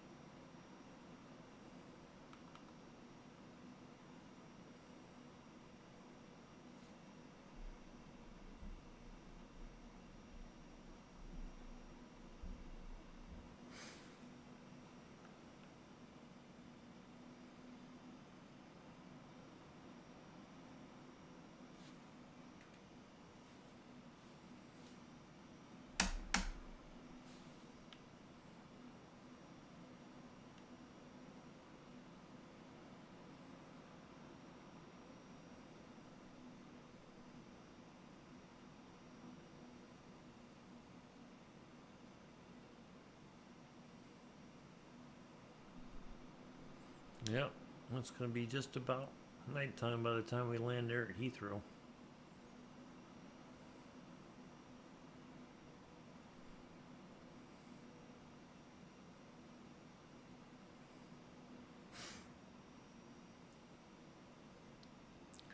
Got an ab break coming in. Well, everybody watching, we got one more flight after this. We're setting up for an ILS approach into Heathrow here. We have a VOR DME at Biggin Hill that we're going to intercept 47.3 nautical miles. And then we're going to do kind of a reverse S. We'll go left and then, or no, right and then left on into runway 27 left at Heathrow. We'll park it up, shut it down, and then we'll hop over to California. One more flight. And then we'll wrap things up for the day.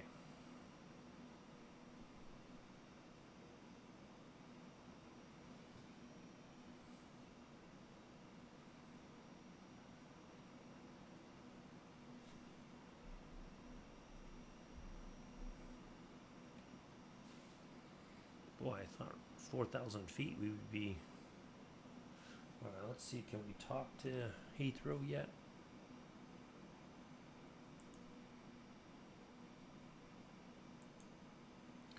Might be a little too far out.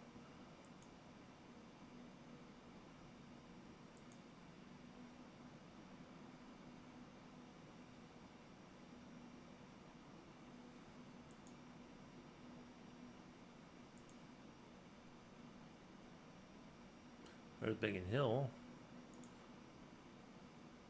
Titsy Airstrip. What?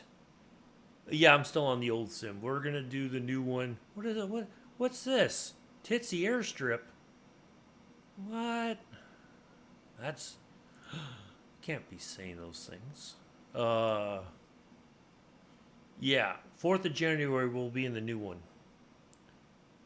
Well, yeah, I did. It was weird because when I came in here on Wednesday, I did see. Well, actually, I saw London City first. We might need to get just a touch closer.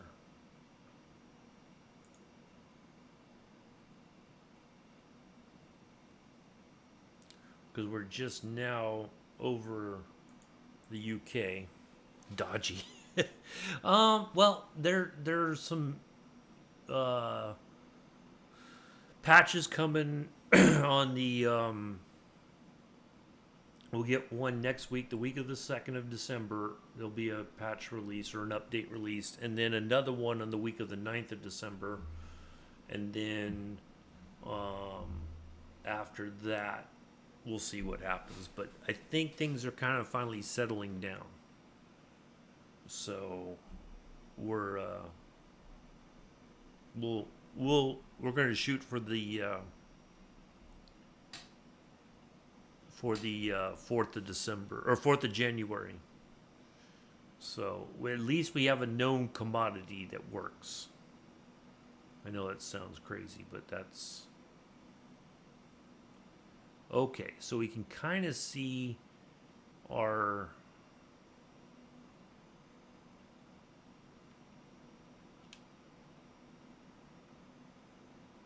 the beginning of our arrival into. So we're going to come around, and then we're going to kind of zigzag into Heathrow. Oh, look at these colors in the clouds. That's fantastic. Oh, it's all tender, like a Hallmark movie. Man. But yeah, hopefully things are. It sounds like things are kind of settling down now, and so yeah, it's just a matter of time.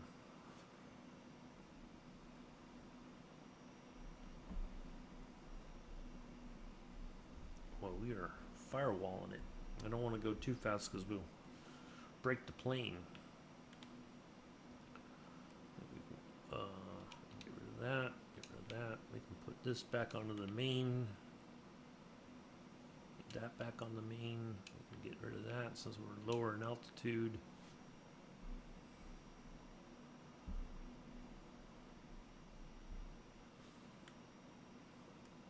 Oh,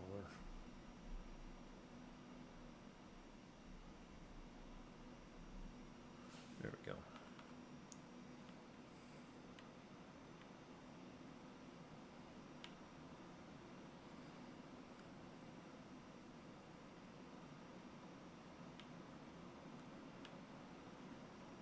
All right, I think we might be able to talk to them now. Let's have a look.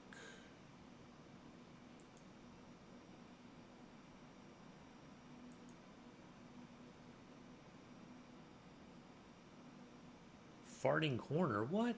Oh, farthing. I thought it said farting. Okay, there's Biggin Hill.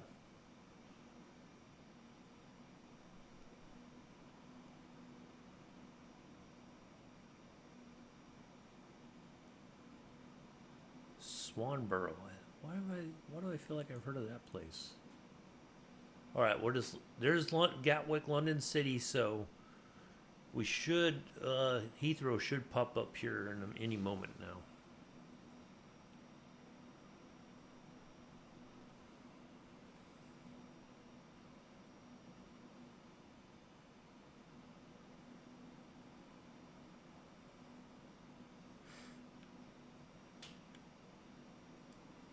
Oh, sounds like it's raining.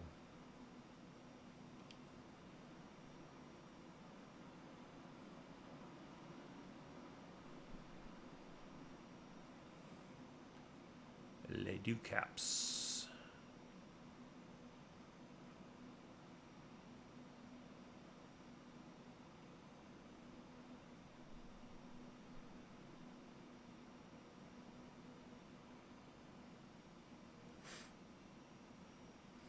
But yeah, we'll be in there eventually. It's just I'm glad a lot of people are still having issues, but we'll get in there, and but we'll keep this just for if the other sim kind of starts getting too dodgy again or whatever. At least we know we can fly in this.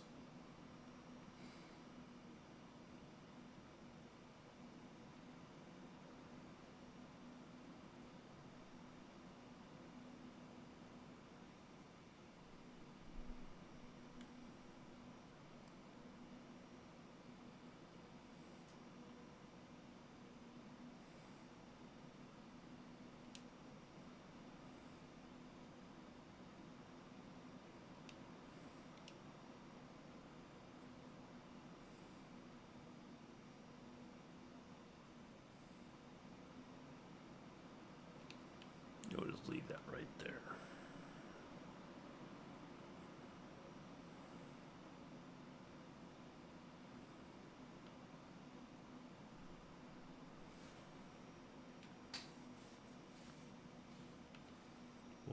huge change in the altimeter reading.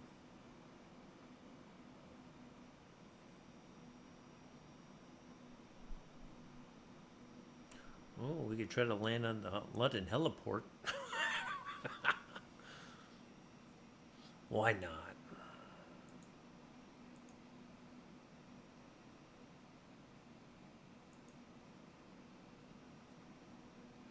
Stone Acre Farm. Oh, it's a farm. Must be a pretty small pit farm. Yeah.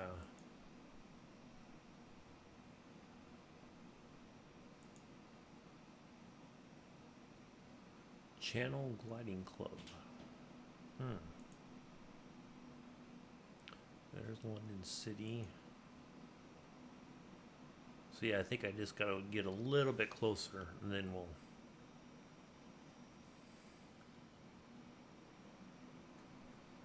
It almost felt like we had to be almost on top of Heathrow before I could talk to them to let them know we were coming in for landing.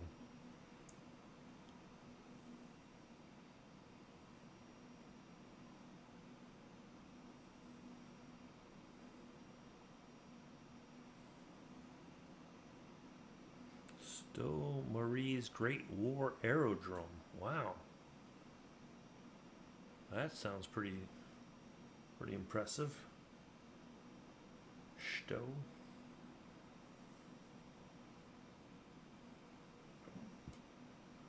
Great War Aerodrome. Not World War II, but the Great War.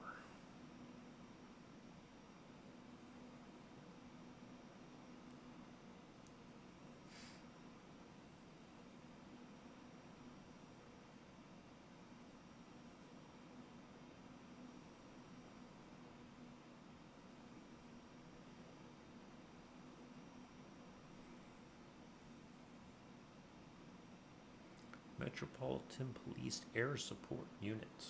Dang, that sounds fancy.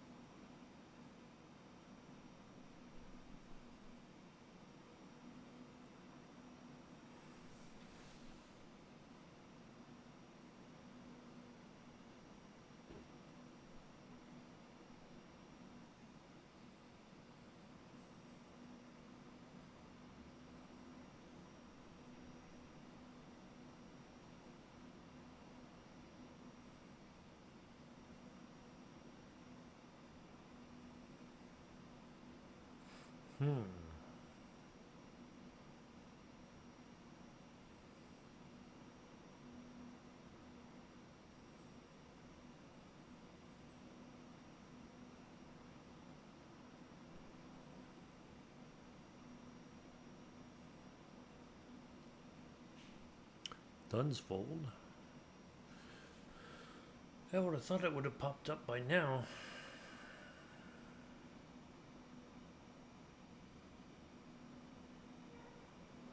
Alright, let's get down to about 3,000 feet.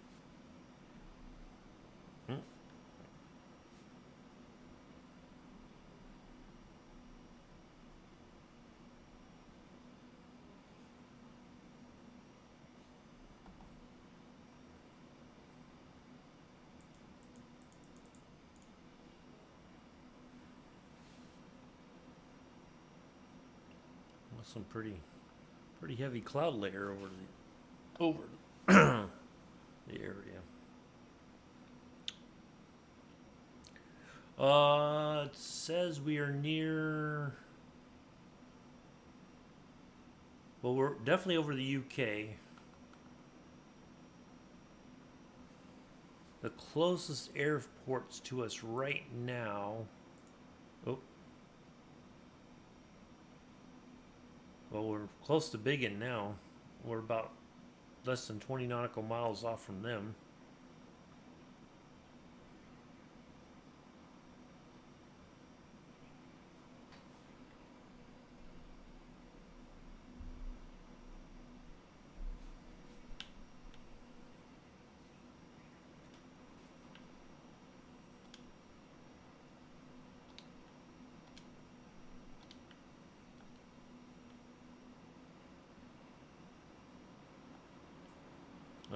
So yeah, we're almost at Biggin Approach, or over Biggin Airport.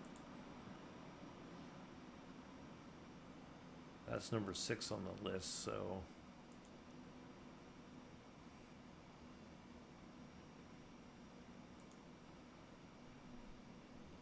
There's London City. These are much farther out. There's Heathrow.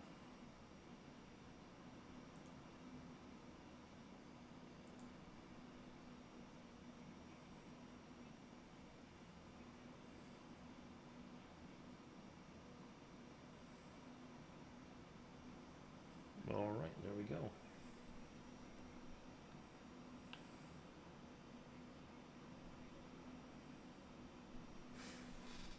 Yep, 27 left. When I looked before when I was building the flight plan, 27 left was the arrival runway. 27 right was for departure. Now they may have changed it. I don't know. Let me look.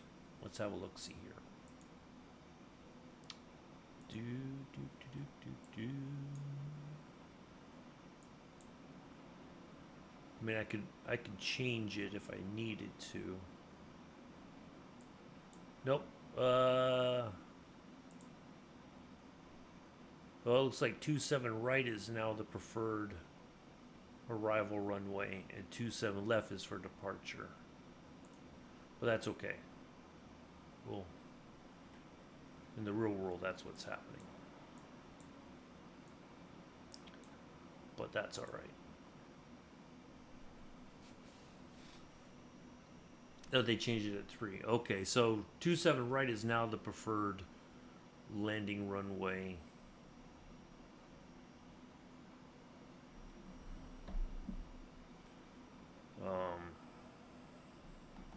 And 27 left is for departure. All right, let's start getting some flaps down.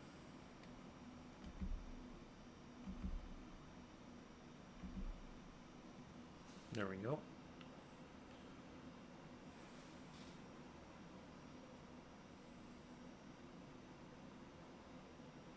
Yeah, I remember Big Jets TV talking about that they switch them up, but then they may go to the other end for departures and landings if the wind significantly shifts.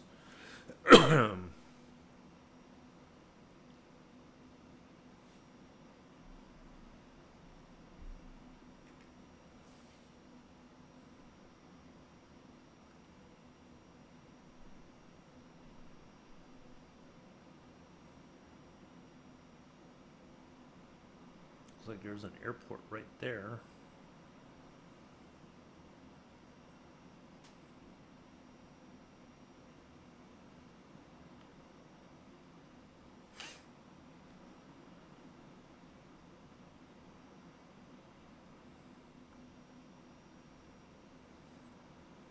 Good thing I put a little extra fuel in the tank.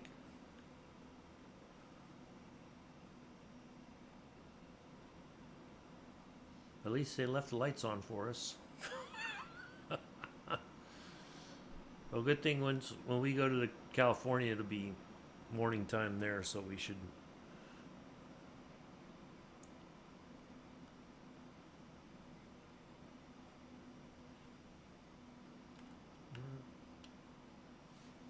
Hold on a second.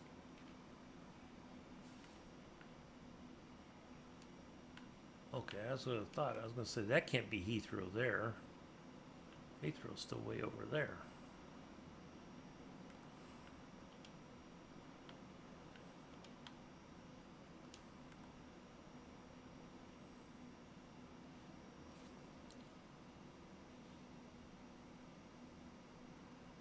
Ooh, I hear the faint sounds of BIG. I think.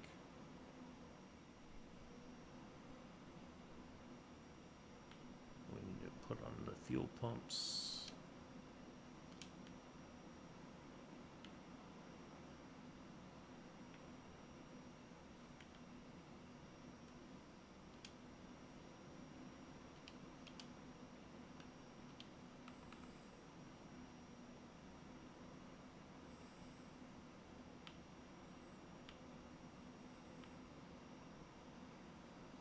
Or at least we're below the cloud cover.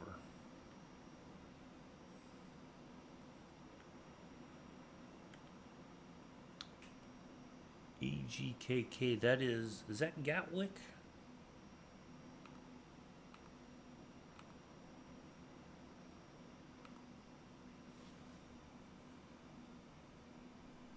I kind of feel like that's Gatwick.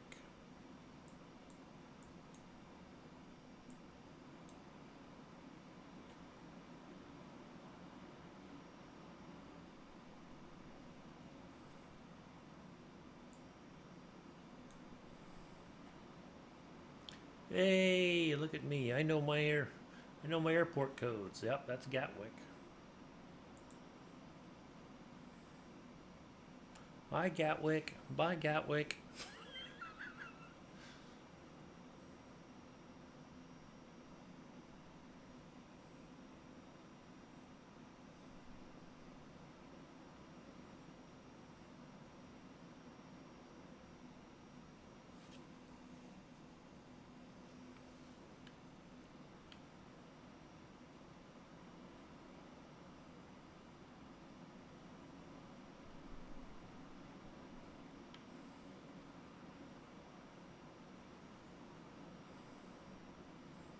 Alright, right turn coming up.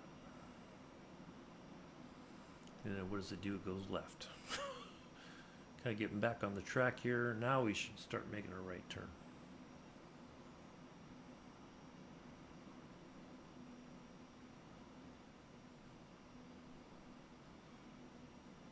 Yep, I can definitely hear the 3-letter code for BIG.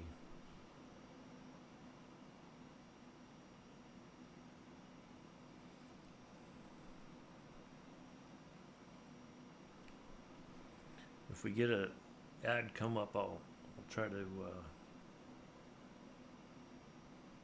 snooze it so we try to get on the ground before the ads.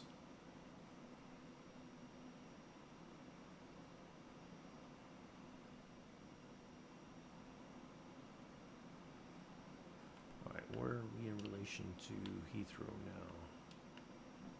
Alright, there's Heathrow still right there.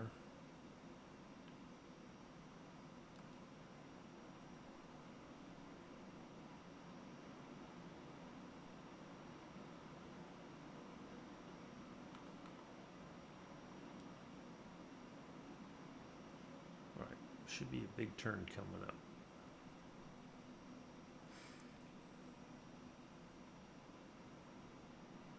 There we go.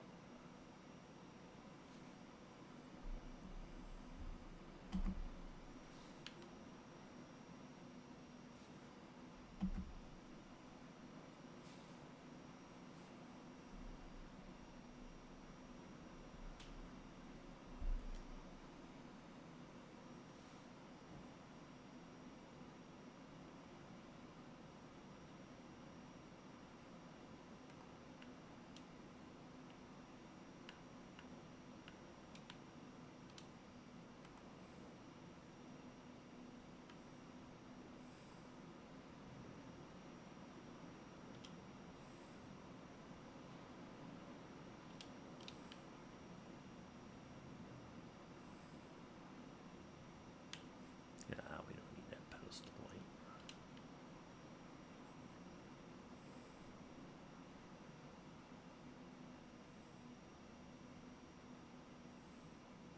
Well, that's some heavy cloud cover over London. Those almost look like storm clouds. But then again, the sun's setting, so they look darker than they might really be.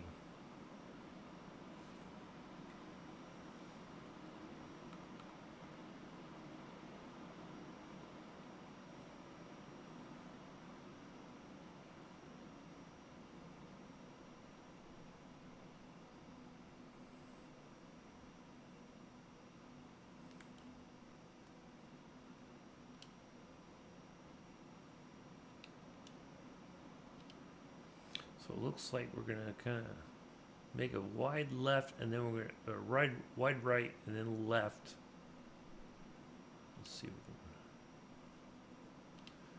And then we'll make kind of a, we'll turn in. There's our final approach right there.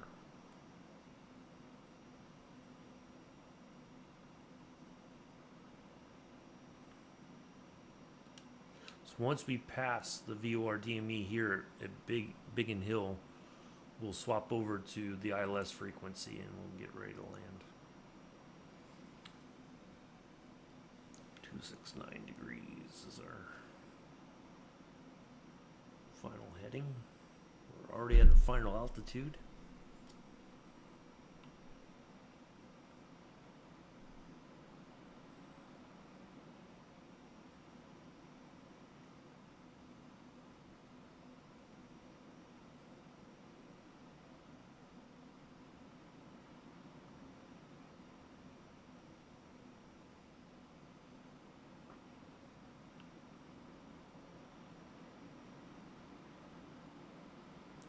You kind of see a few hints of some stars there in the sky.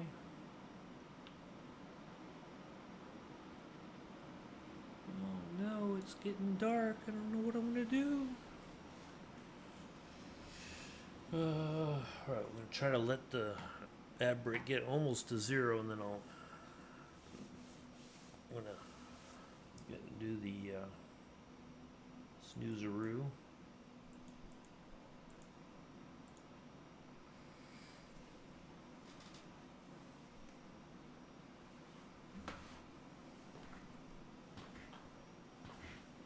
Try to get as much of this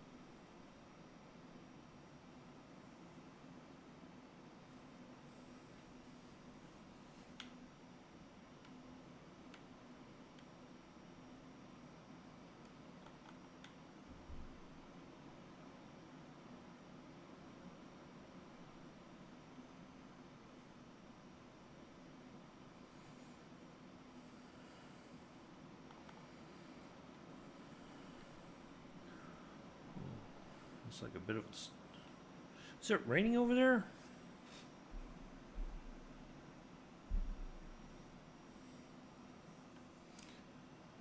Or is it just cloudy?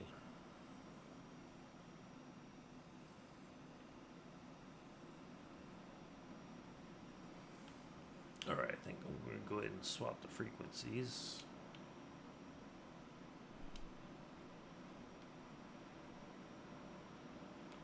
And 269.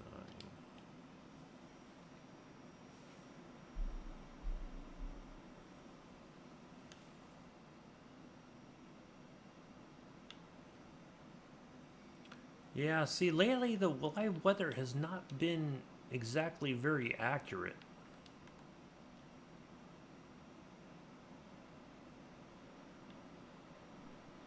I don't know if it's like behind or what's going on, but yeah, lately it's not been 100%. Because when I look at Flight Radar 24, it's showing clear over Heathrow. Weather is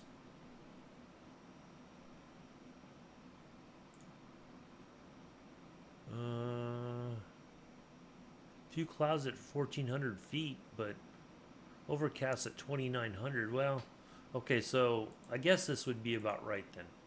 But it's not showing, so it's just a little bit overcast.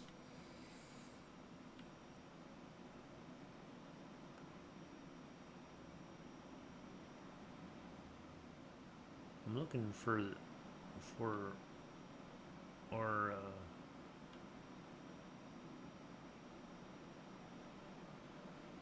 Biggin Hill's supposed to be right around here somewhere, but I don't see any runway lights unless, I mean, nope, that can't be it.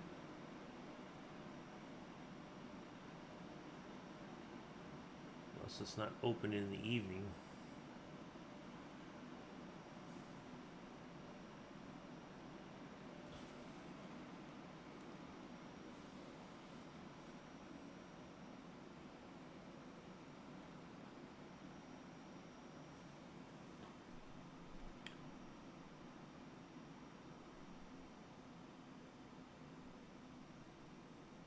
Looks like a golf course. A couple golf courses. One there and one over here.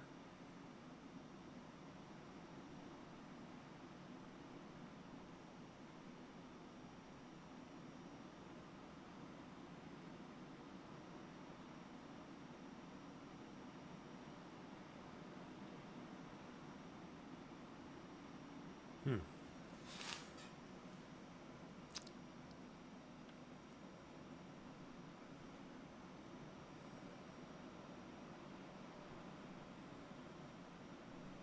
That kind of almost looks like an airfield right here to the right. Must be a little small strip.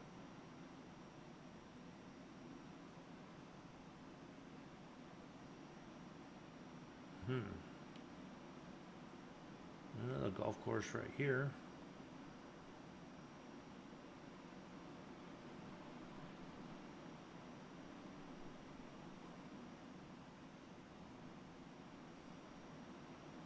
Hmm.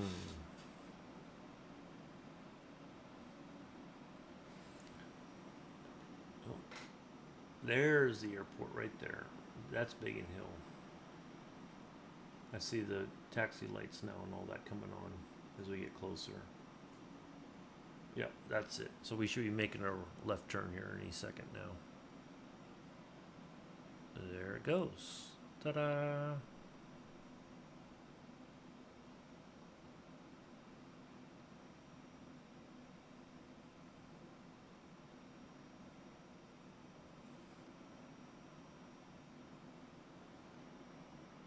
Look like snowy clouds. Yeah, that's what I was like. Is there a storm or something? Because it didn't show anything on flight radar that there was a storm in the area.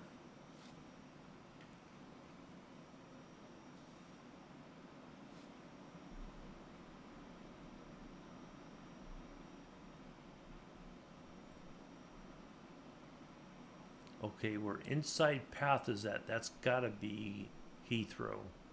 I'm pretty sure. We're gonna turn back to the right here in a second. We're just getting back on the path. Yep, that's Heathrow right there. I see the two big runways.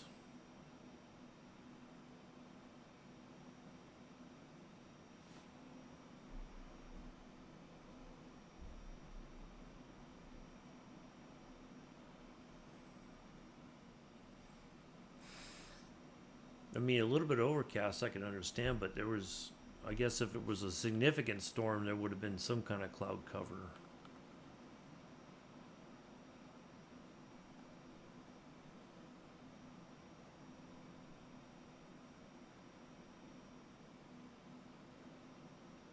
All right, so there's our landing runway. It is the one closest right down there.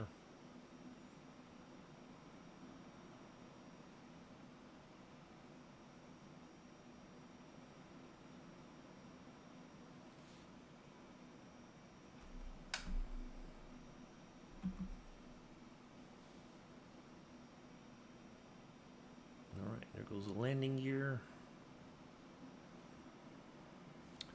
All right, let's snooze this one more time.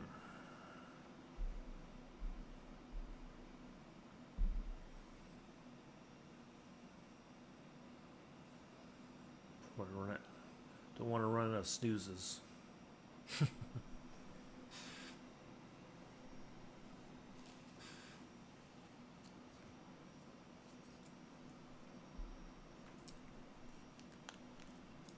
Yeah, see, now it starts in 9 minutes. Ah.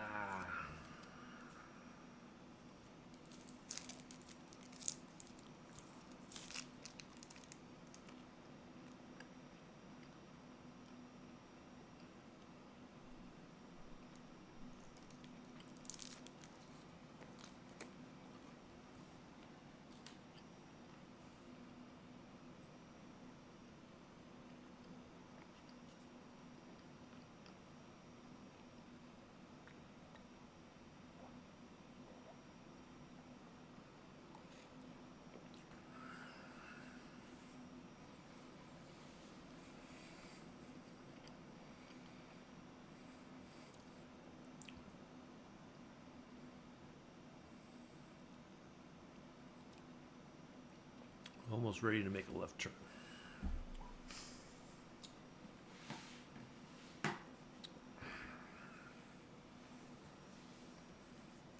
Drop the last bit of flaps once we make that left.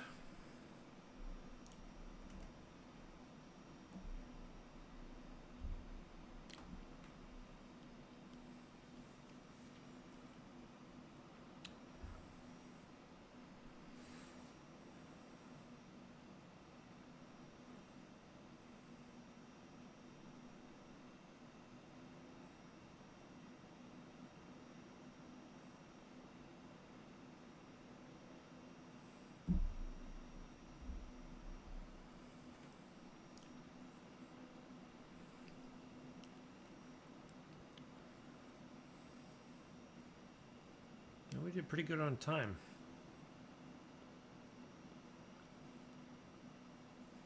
I was gonna go from go up to Rotterdam and then cut across, but with the weather, I thought, well, we'll when I found the approach and everything, I figured this would set us up better for 27 left. So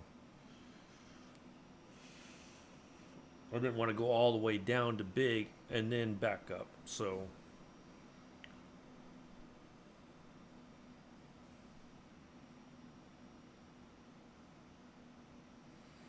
all right.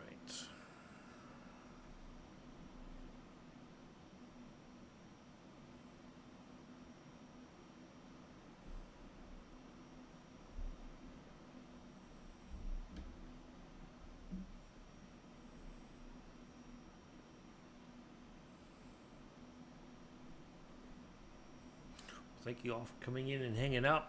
Hopefully you've enjoyed it so far. We got one more flight after this. Los Angeles to San Francisco. We'll stay in the DC-3. Not sure what the weather will be like there, but we'll make the best of it.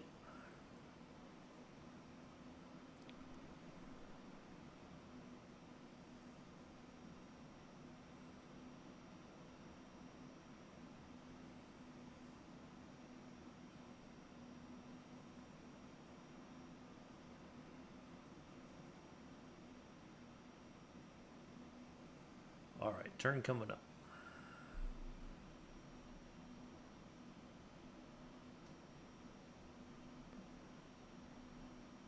There we go.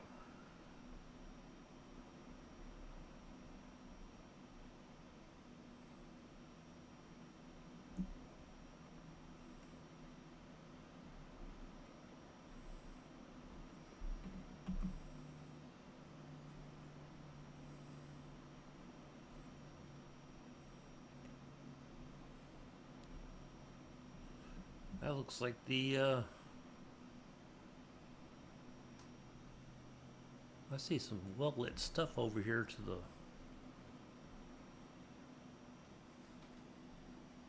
What is that? Well, those are bridges lit up. Okay. I was like, what is...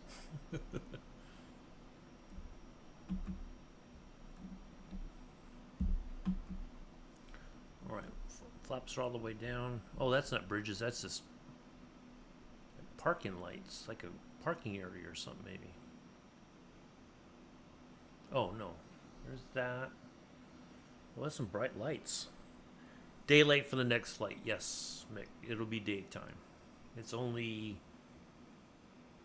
8:20 in the morning on the West Coast, so we'll have plenty of daylight. I see it looks like a football pitch down there. All right, let's try. If I hit the approach mode, will it guide us in?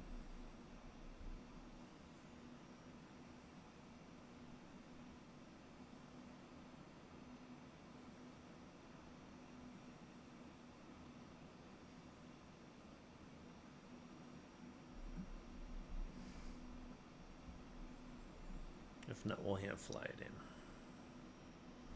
All right, I'm going to snooze it one more time. And now it's ad start in 9 minutes. Boy, that was quick. They want to get those ads in there.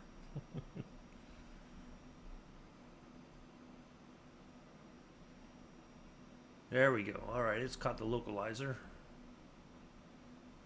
Make sure we don't overspeed. Starting to descend. All the flaps are down, gears down.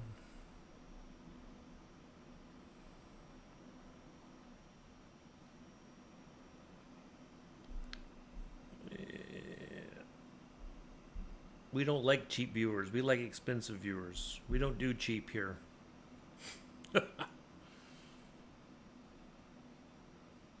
I'm easy, but I'm not cheap.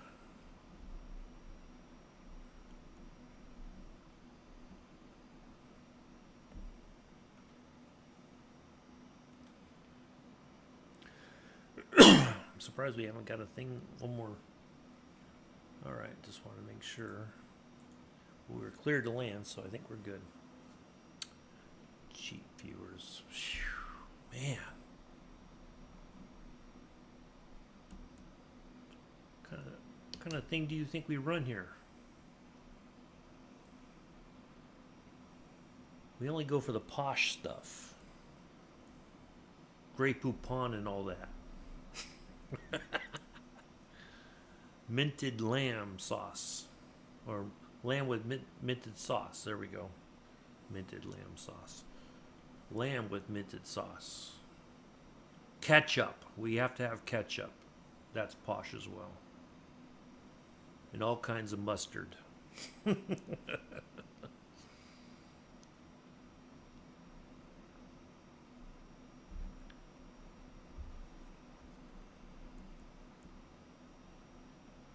Ooh, look at this football pitch. Is that a foot? That looks like a footy pitch. Yeah, well, you know.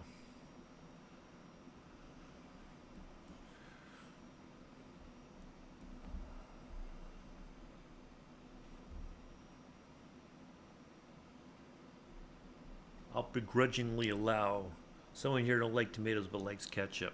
Yeah. I like both. Well, it's still kind of daylight. I mean, you could see a little bit of light in the sky on the other side of those clouds, but yeah, it's definitely. Don't you start.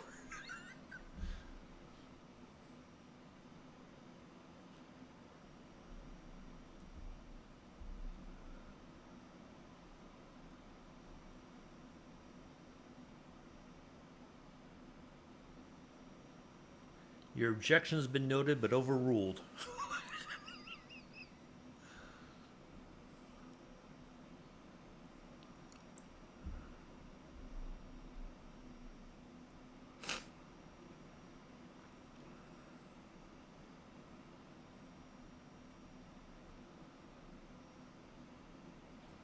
But I strenuously object.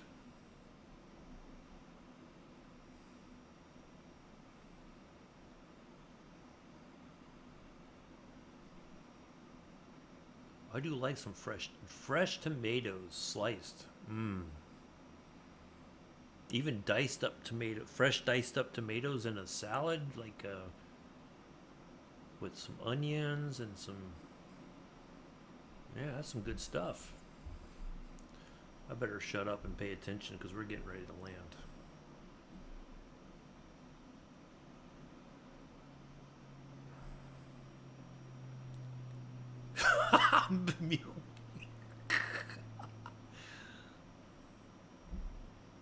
I do. I mean, a tomato salad with some onions and cucumbers and well, that's some healthy stuff and like a ranch dressing or something like that or man, that's some good stuff. All right.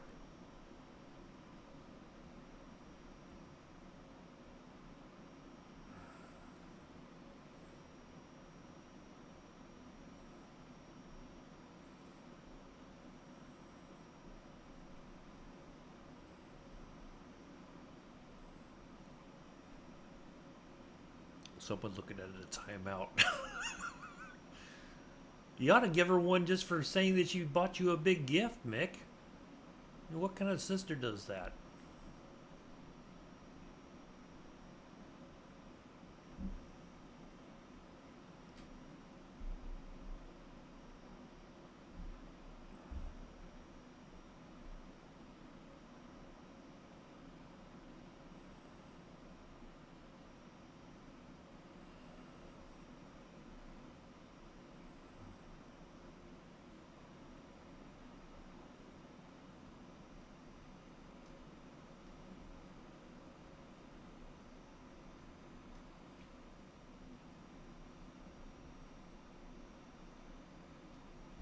Oh man, that's got to be a grease landing. That has to be a grease landing. Come on, grease it, grease it. That that was fantastic. That might have been my best landing ever in the DC-3. Hold on, let me. Whew. Did it unlock? It did. It did not. No, it did. All right, let's take a look at that landing rate. Shut up, dude. I'm trying to get my landing rate. It was a 77. Yeah. 77. I thought I did much better than that. But that was fantastic. That we're going to go to the gates for that one. I thought I did better. I thought I greased it, but that was pretty darn good. I thought I did better, but that's okay.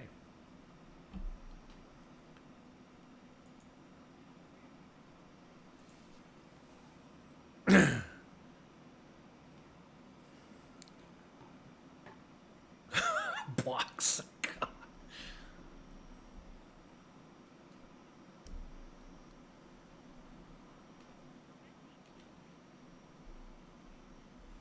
Yeah, that was fantastic. I thought I did much better. That was a good landing. That was a great landing. I'm quite proud of that one. For a night landing, that was pretty darn good. But of course, it was assisted by the ILS system.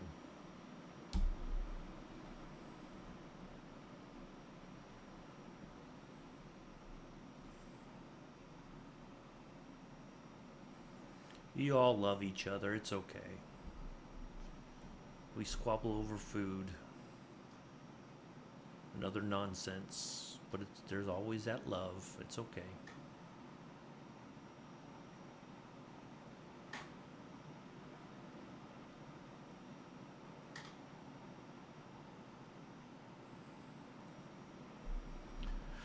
Yeah, I'm quite pleased with that one. Gotta make sure I get a picture of that.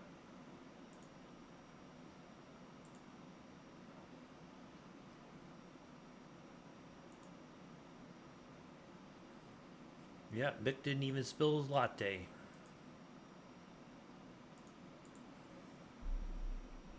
Well, yeah. So for on FS Hub, greased is anything below negative 20 feet per second on a landing.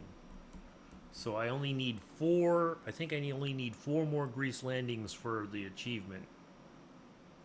I thought for sure because that was really I thought we touched down and it was phenomenal. Like I didn't even feel like it was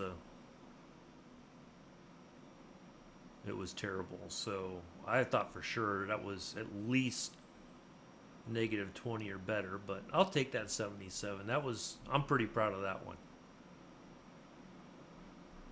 For especially for nighttime. Usually night times I'm like terrible, but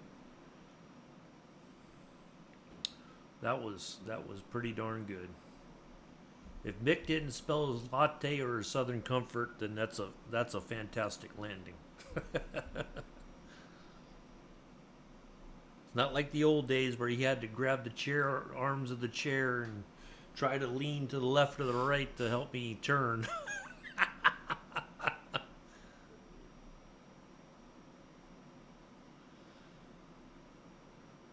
And he was holding his breath too. You know he was. Yeah, he'll be the first one to tell me just breathe. Wait, wasn't that right, Mick? He'd be hiding his face like, oh no, here we go. Let me put a cover over the drink.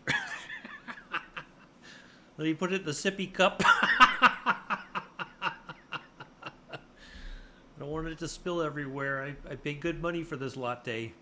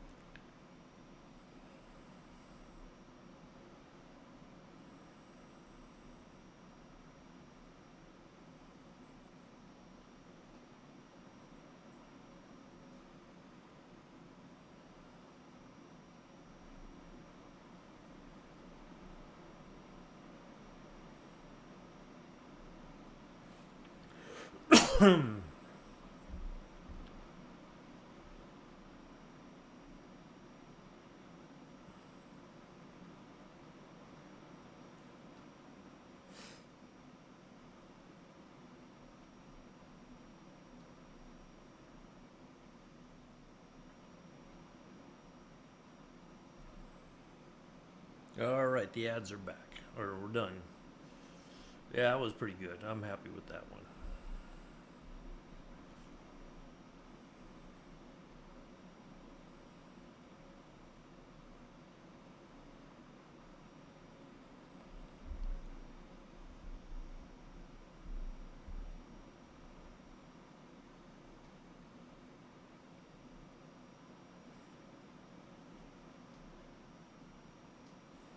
Well, we had only 20% fuel left. I put like an extra 10, so we would have been just about on fumes coming in here if I hadn't added in a little extra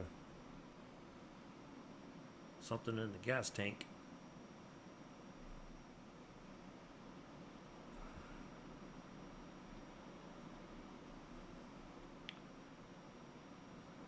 All right, we get one more to do, and then we'll wrap it up.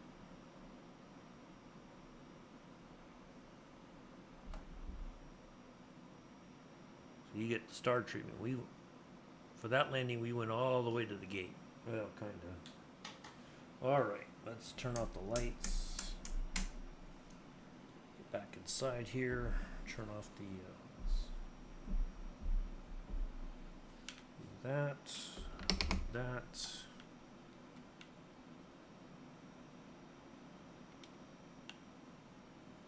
off the fuel pumps.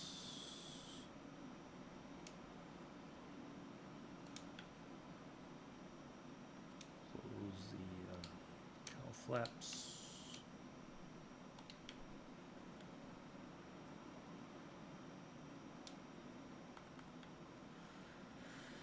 And bingo. Hour 54. 2 hours and 24 minutes total. 1 minute 54 seconds in the night. Got a night landing. Yay us. Hey Infidel Farman, how are you? Nice to see you here. What's cracking? Anything good? All right, we're gonna do one more. Let me just write down some notes so I kind of prepare myself.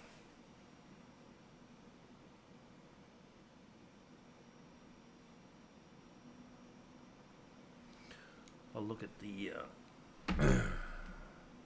look at San Francisco. Oh, let's do this real quick. Let's change liveries. We'll go. Where is? I know I have some for United. Where did the United ones go? I had like 3 of them. Huh. Well, must be I'm thinking of a different plane. All right, we're doing Pan Am then. The heck with it. Just at work getting everybody home. Sounds like a plan. Good deal.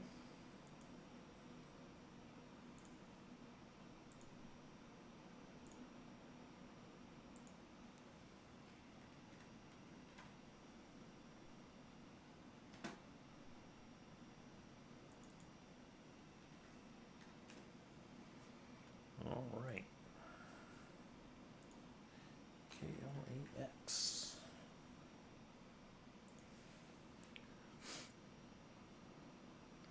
I want to say if we start off right about here, departure, and KSFO.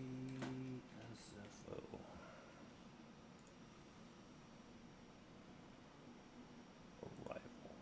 Let's see which 10 left. Okay. Ooh, wow, that's kind of odd that we would go up there for landing. No, no, no, no. It's got to be either the 19th. Hold on. No, I don't think I've ever seen a plane come in that direction. Hold on a second. Let me look at.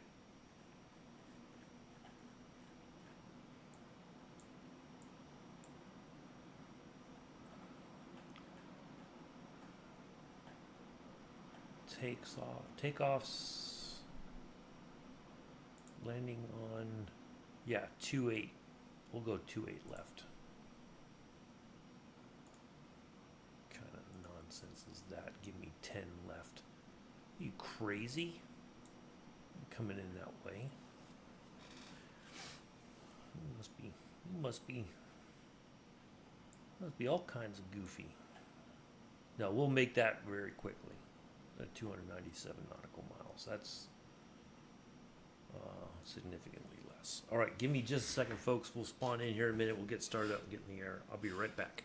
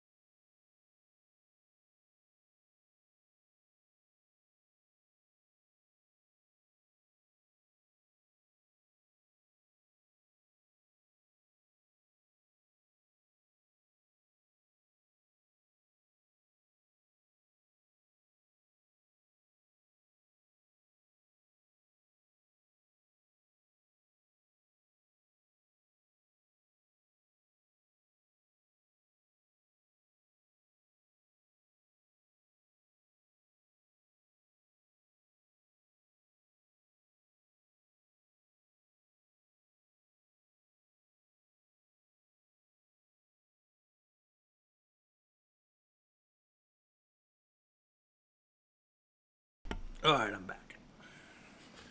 I'll just take a quick break. Grab some leftover turkey. Oops. Uh-oh. What did I do? Ah, dang it. What the heck? Whew.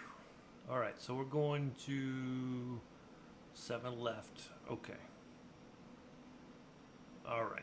Let's do this before this thing drives me up the wall. Just grab some leftover turkey to snack on. Mmm.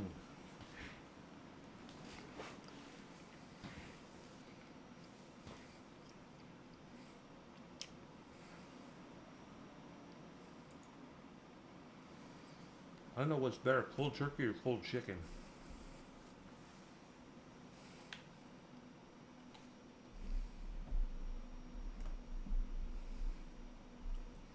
All right, let's do this. Do that. Crack the throttles just a smidge. All right, let's do that. Let's get the tanks on.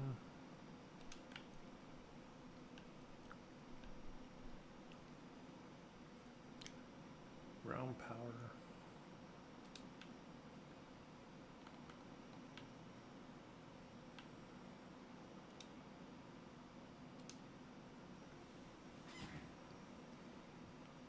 All right.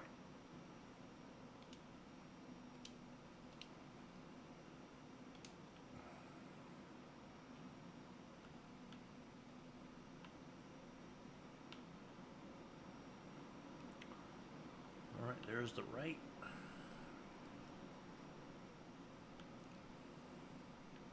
Oh, gotta turn the magnetos on. Almost forgot that. Oopsie daisy. Okay.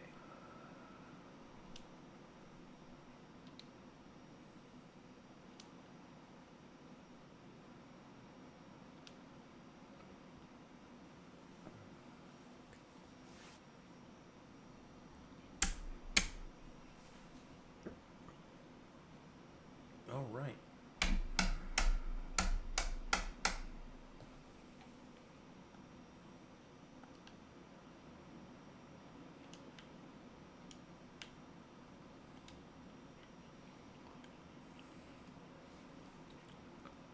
What's 28 lefts? Give me just a second, folks. We'll be in the air momentarily. We just got to get some 411 charts. 28 left. Approach. 28 left. ILS 10955.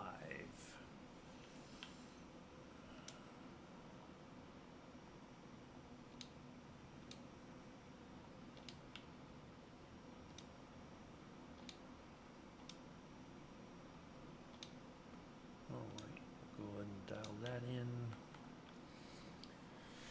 What's our decision height?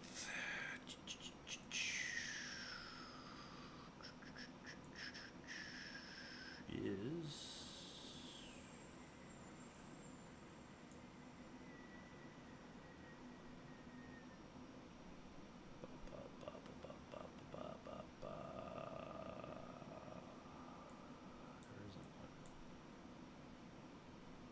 oh, 213 conditional. So we'll go 200 decision height.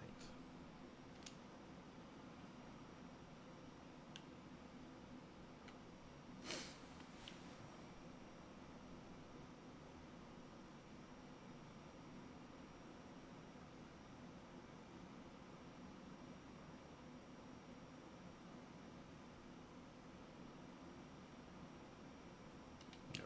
Perfect. Okay.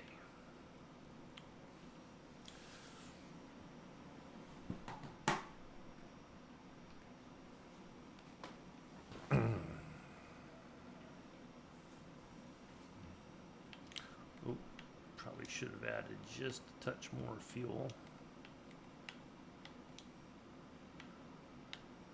just to be on the safe side. There we go. All right, let's do this.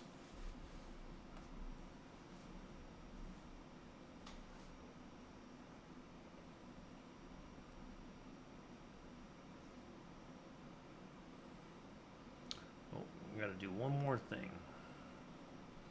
Two more things, actually, now that I think of it. We're just destroying equipment here.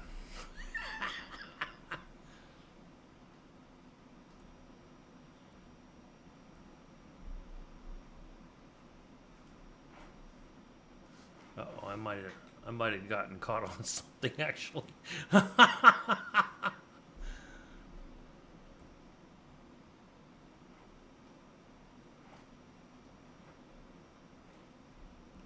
Okay, whew.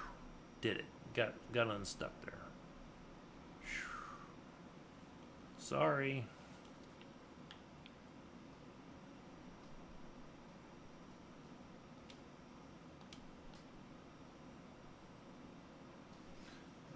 Let's go about 10,000 feet again.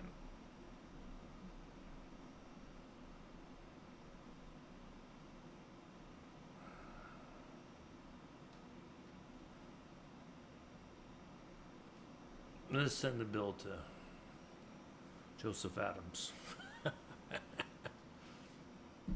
He'll pay for it.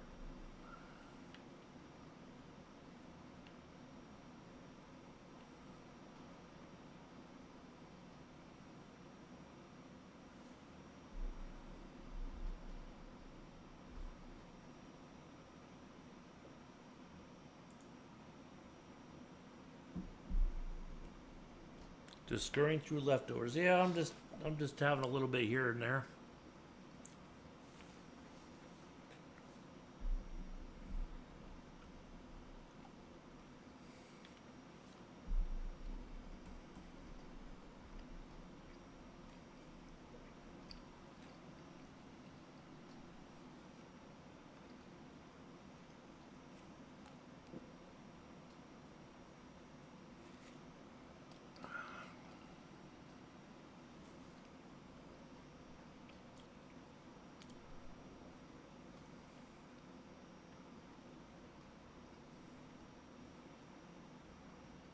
Ooh, corn. Ooh. That sounds good. Homemade cornbread. Are you talking like cornbread biscuits or cornbread stuffing or all the above? Man, I miss homemade stuff like that.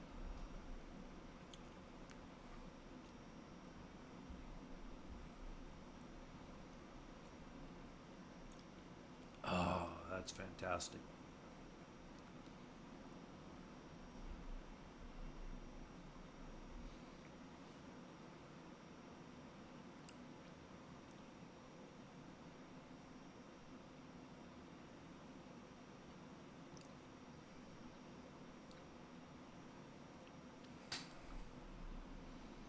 Pleasant morning here in Los Angeles. Not very, I don't see any clouds at all. Wow.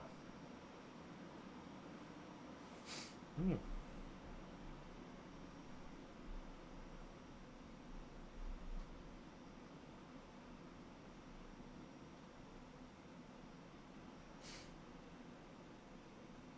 So I can't snooze any ads now. All out of snoozes. Gotta get out of bed, 'cause I'm all out of snoozes. Doo-doo-doo.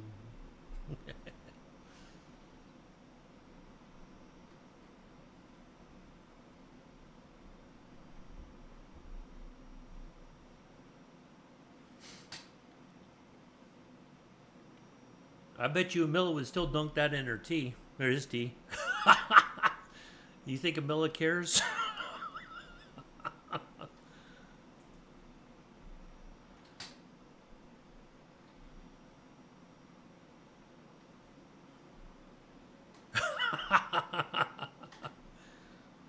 Come on, Mick. You know Amilla by now. That would not stop him from doing that.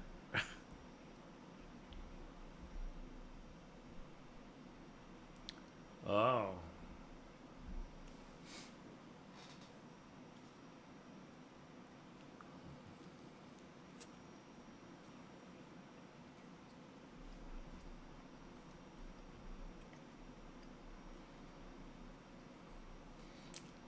But you know, nobody cooks like grandma. And that is a scientific fact. Grandma back in the day made everything from scratch. None of that box stuff.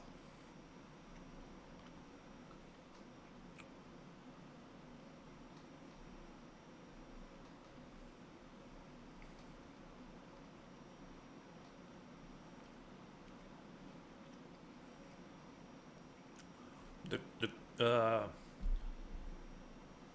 yeah.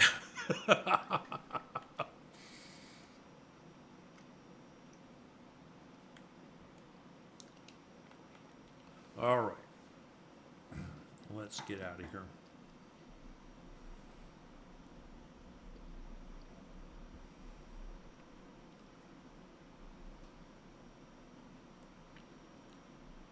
I'm telling you, I don't think there's anything my grandmother ever made that I would not eat.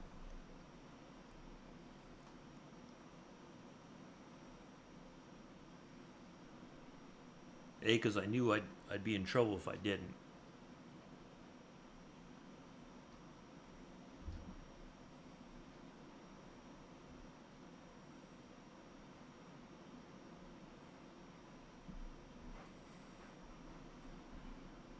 Even the cookies my grandmother used to send me when I was in Germany, all that was those cookies were made by hand, by from scratch. She never bought like home, like the pre-made cookie dough. Or not. Nope, she made the cookie dough herself.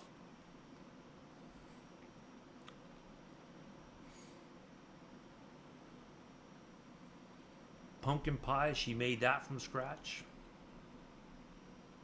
All right, wheels are up.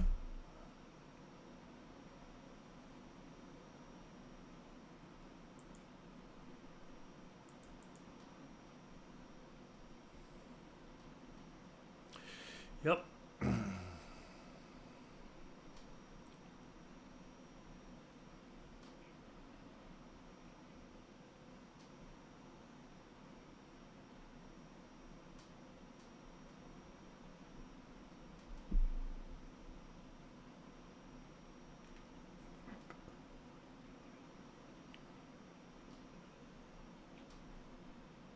Joseph says hello. Oh, he couldn't be bothered to come in and say it himself. I'm, man, unbelievable.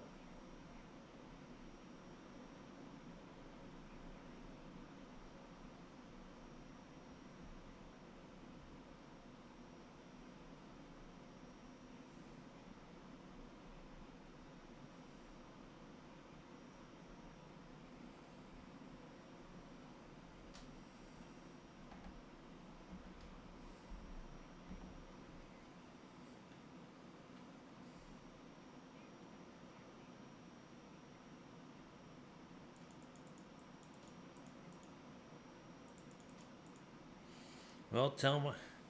Oh, of course he is. Well, tell him I said hi. Try not to overdo it at the pub.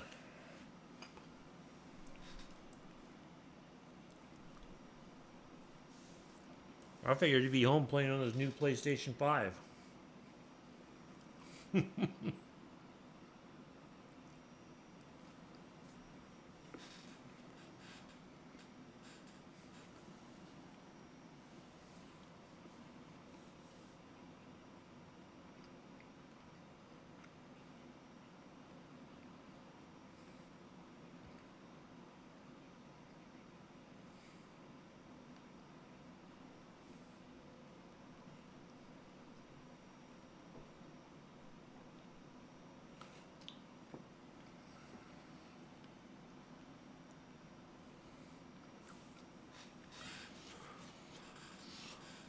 Yeah, tell him not to overdo it.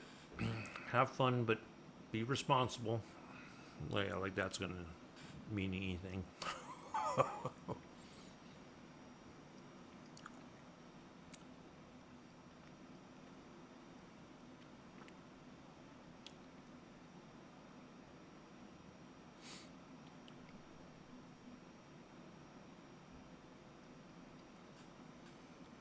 Yeah, I know him. You're right. I do.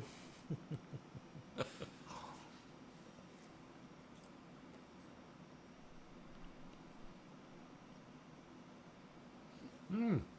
There's another DC-3 off to our right.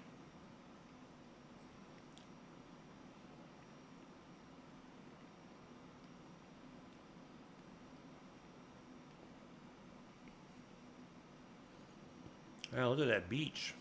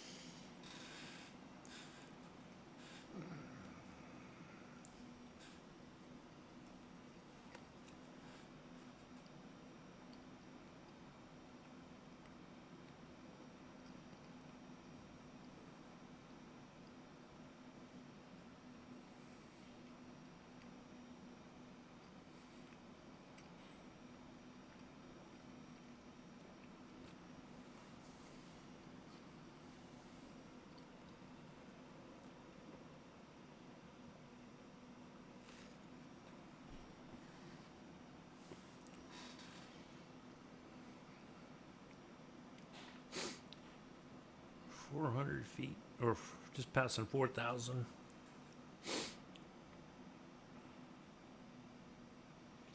Now, the big question is, we gotta wonder. I kind of suspect. Call me crazy, because you do.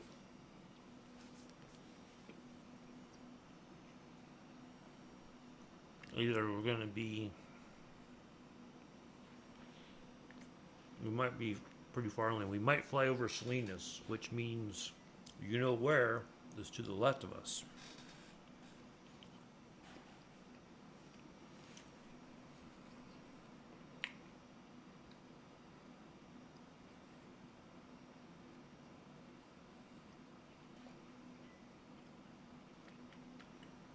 I almost.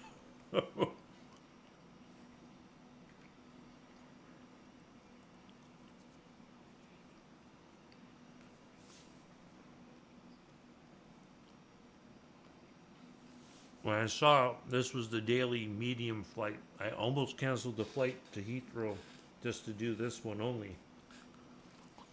But I thought, well, why not do both? So here we are.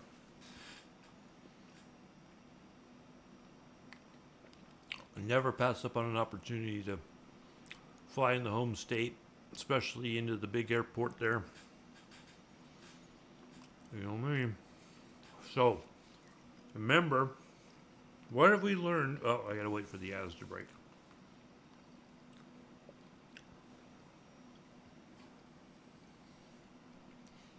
The ad breaks to stop, I mean.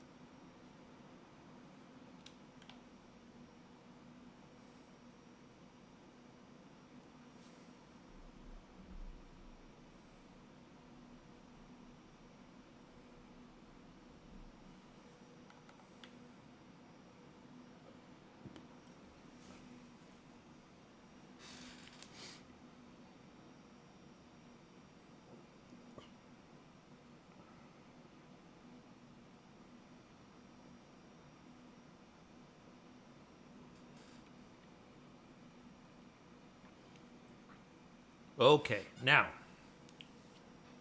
let's see who knows the answer to this question. When we come into SFO, how many bridges do we have to look for? Who knows the answer? Don't Google it, but as many times as I've flown in this area, I always talk about how many bridges that we gotta know. We gotta count the bridges to make sure.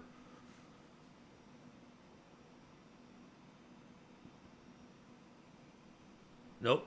Close though, Mick. You're close.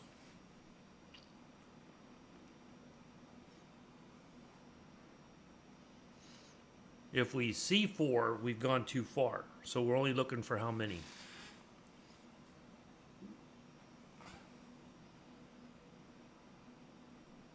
Pretty close, Amela. Getting there. You're warm. Somebody's going to get it.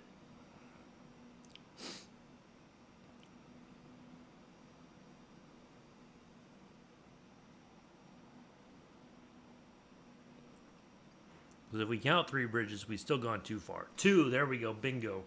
Dumbarton Bridge, San Mateo Bridge. If we see the San Francisco Bay Bridge or the Golden Gate, we're not anywhere near the airport. We've gone too far. So 2, Dumbarton first, San Mateo second. You always, when you come in on 28 left or right, you always come in over at least the San Mateo Bridge for sure. But sometimes they may send you far enough that you go over. You could see the Dumbarton Bridge depending on which side of the plane you're sitting on, but you definitely will see the San Mateo Bridge. Winner, winner, chicken dinner.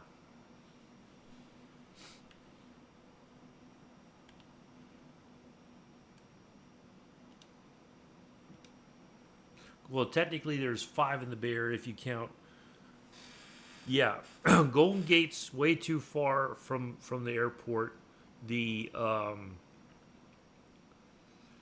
you have the 2 spans of you have the San Francisco Bay Bridge and the Oakland Bay Bridge. So you can basically, you got 5, but because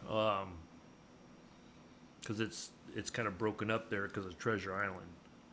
But you always look for he won't overdo it. Yeah. We know that's not exactly 100% true.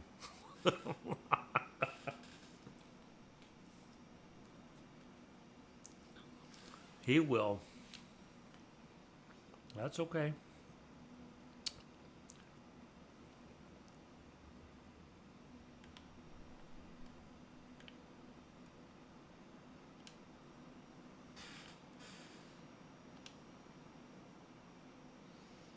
Almost at 10,000 feet. I think we're safe here at 10,000.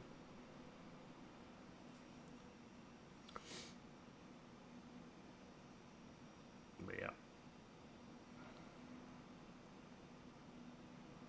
Wow. So clear you can still see the Pacific coast.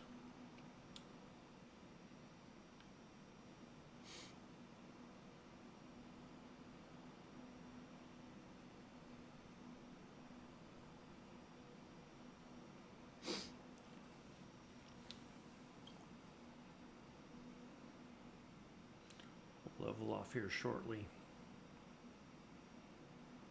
We should pick up some speed again.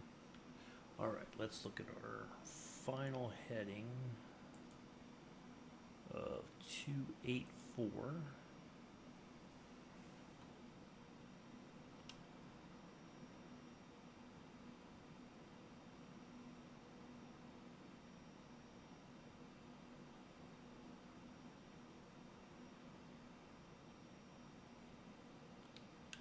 Right. Because he gets a bellyache from too much fruit juice. Yep. Exactly. Exactly.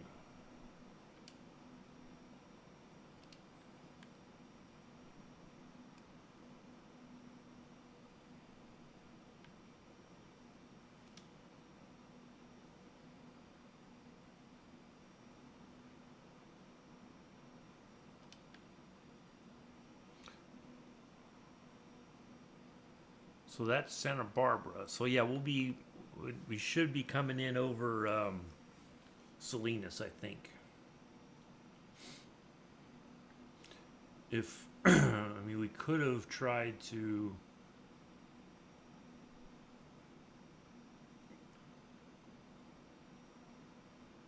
file something or create one that took us closer to the coast, but this is okay.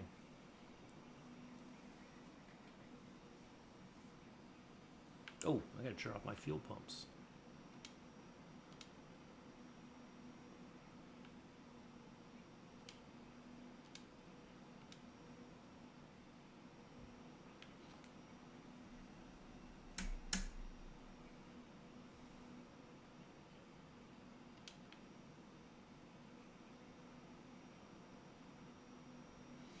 Let's see what our wind looks like. Oh, 10 knot headwind. That's not too terribly bad.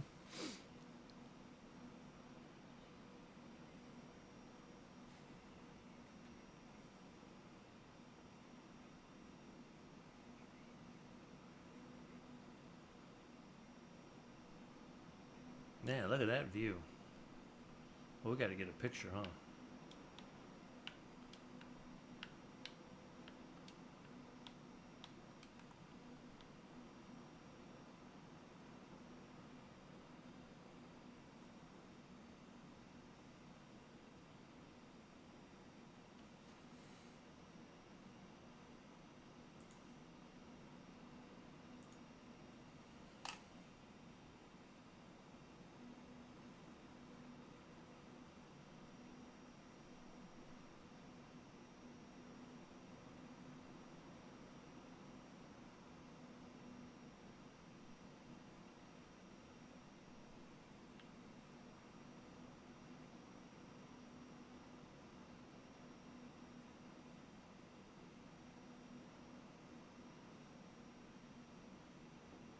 That's pretty cool engine detail, I have to admit.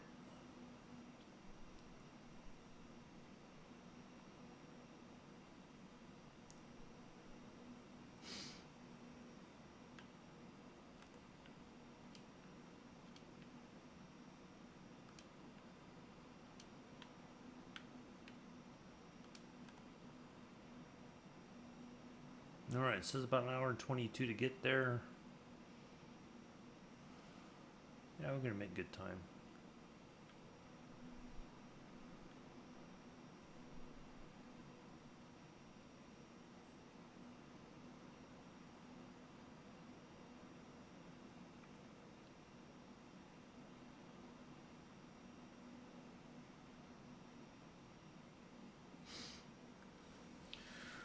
All right.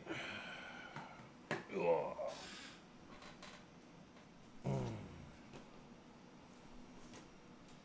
Well, that'll tide me over until for now.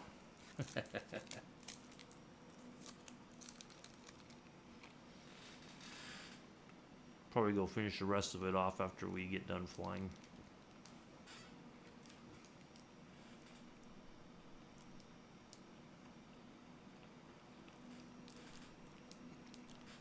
Well, thank you all for coming in and hanging out. Hopefully you enjoyed today's stream. If you did not, you know who to talk to. He's at the pub though, so don't expect an answer right away. Be right back.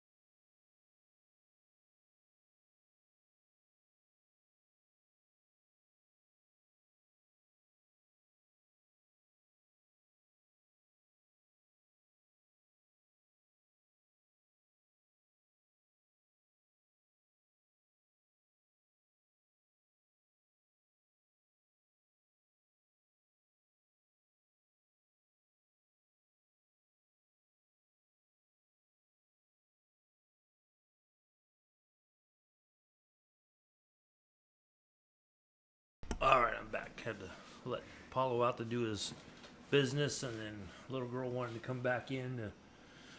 She was out roaming the neighborhood for a while, I guess, and she's back inside to have her lunch.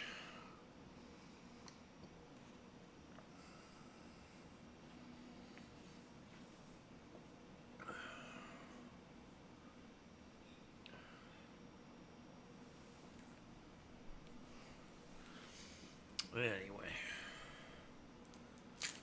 we got 237 nautical miles to go, an hour 16 minutes to do it in.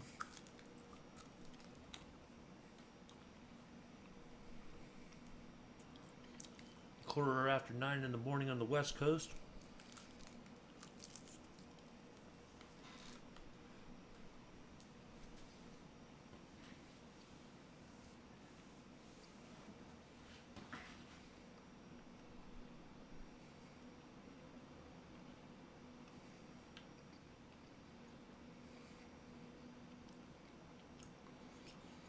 Man, look at that scenery.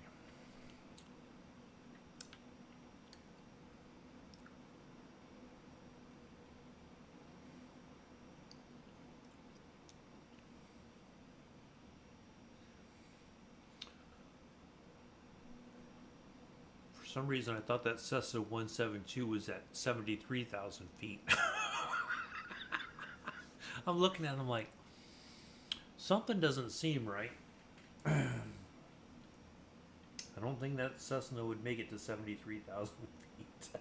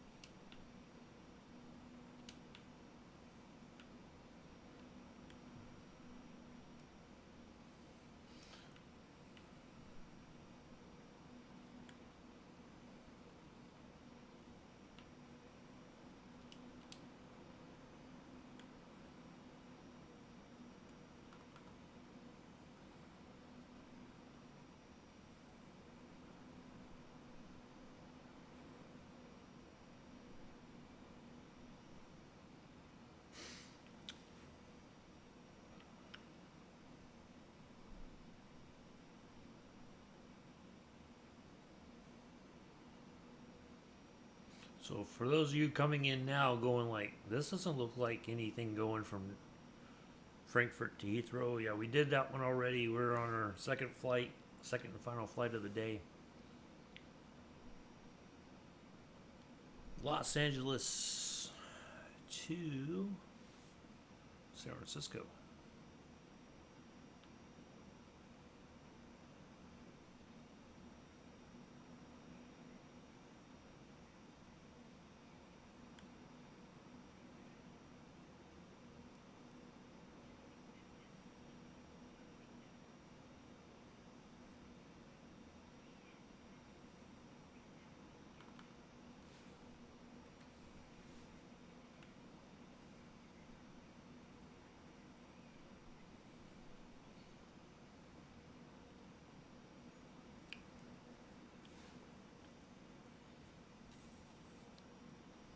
Coming in on 28 left at San Francisco. We have the ILS frequency already dialed in, but we won't set up the approach that way. We're gonna muscle it in ourselves.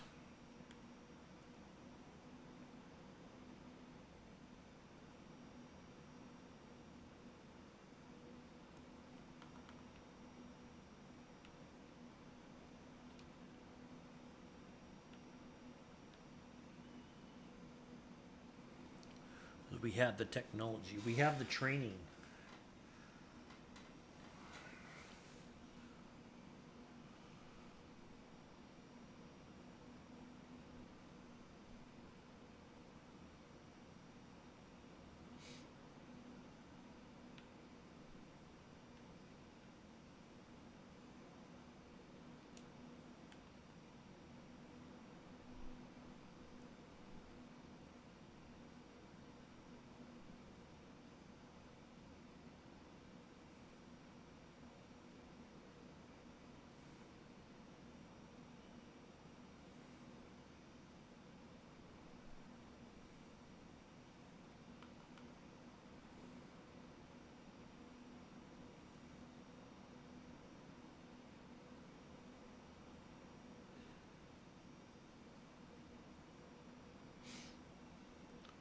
Hello, Pulse. How are you? Good to see you.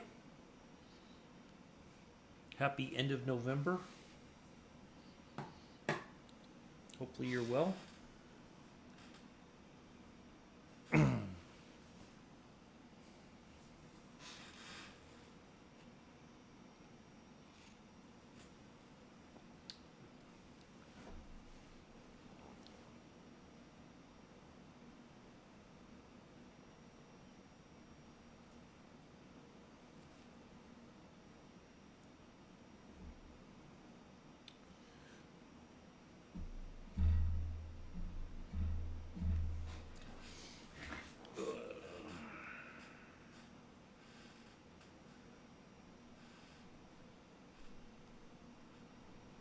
We're on our second flight of the day. Once we land in San Francisco, we'll be wrapping things up.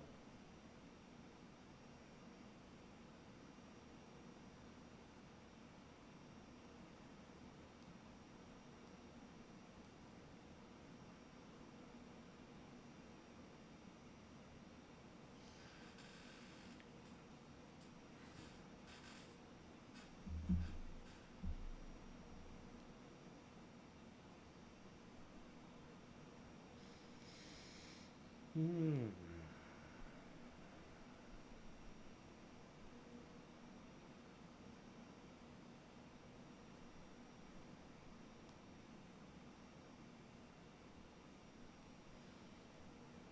Oh, that's why I opened the email.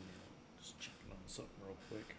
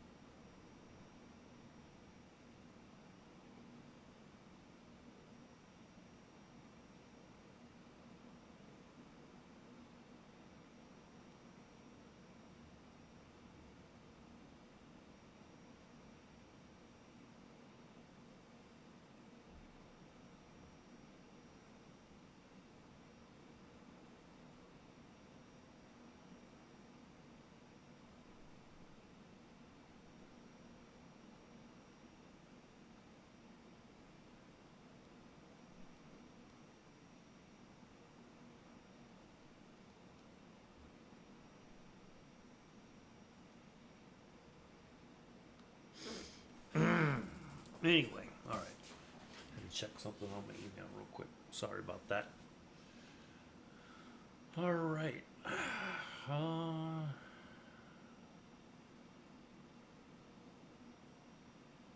So that's Santa Barbara. KSBP should be Santa Barbara. Yeah, the same. No changes. Same old, same old. KNLC. Where's KNLC?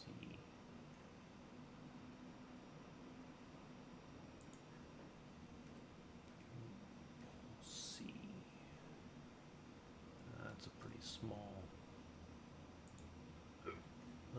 small.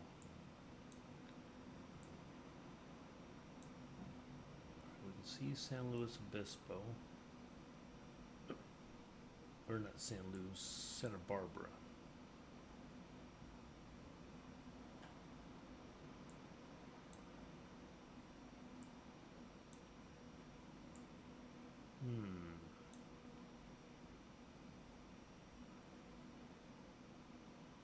I know we're pretty far inland. Well, I know how I can find out where we are exactly.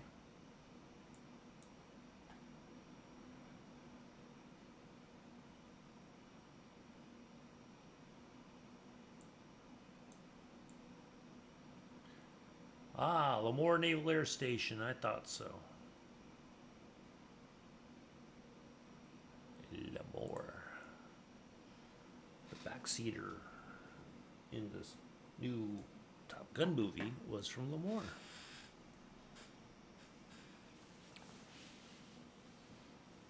Bob.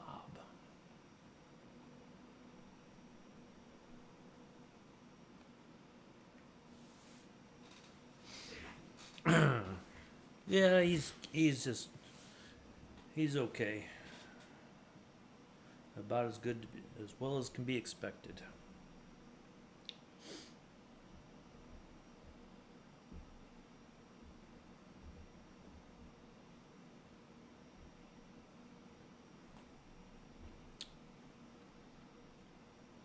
I had a feeling that was Lemoore, but I wasn't 100% sure.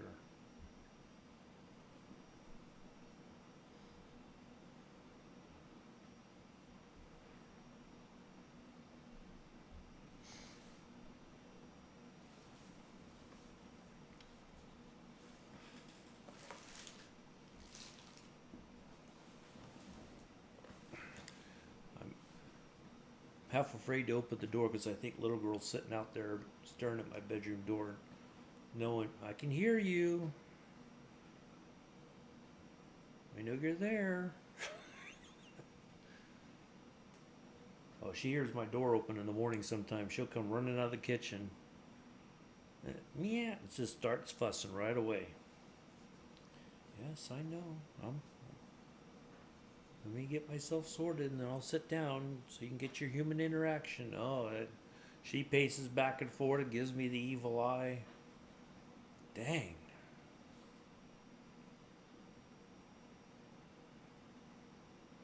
See, she thinks when my dad gets up that I get up at the same time, and I don't always do that. So she gets very, very fussy about it.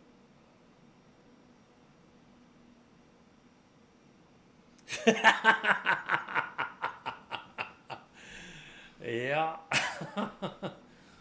I know. It's strange. Like she's, and I say, okay, I know, little girl, I'll sit down. I want to get my tea first. Let me refill my thing of water. Grab something to snack on out of the cupboard. No, nuh-uh. You better sit your butt down. I want to be in that lap right now.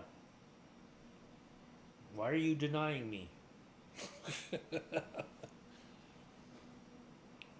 Dang, okay. Well, you gotta wait.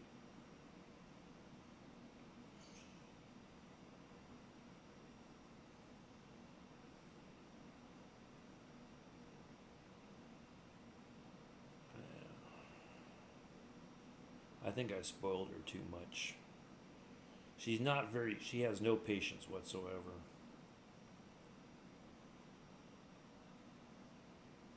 So Lemoore is out in the Central Valley because we're kind of riding. Central Valley's to our right.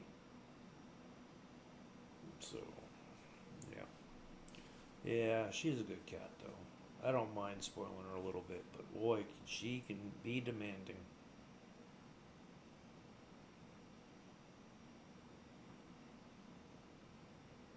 I it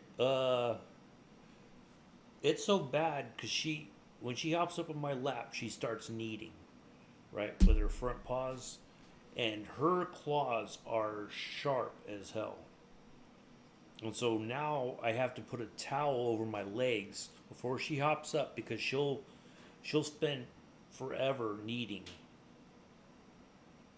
So it's just like, oh, it. There's a couple times I'm like, oh, I was expected to draw blood.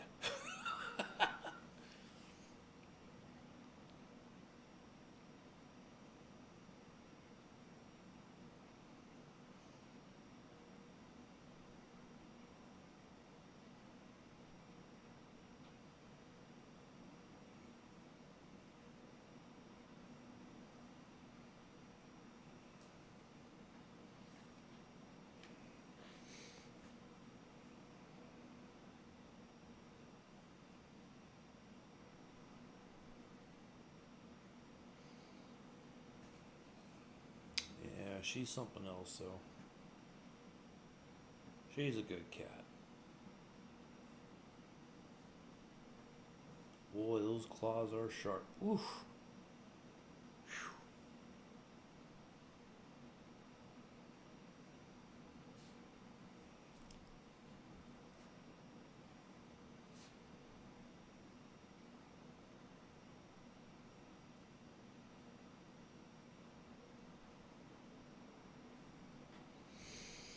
All right, let's see what our 47%. We're doing good on fuel. We got just under an hour to get there. Just cruising right along.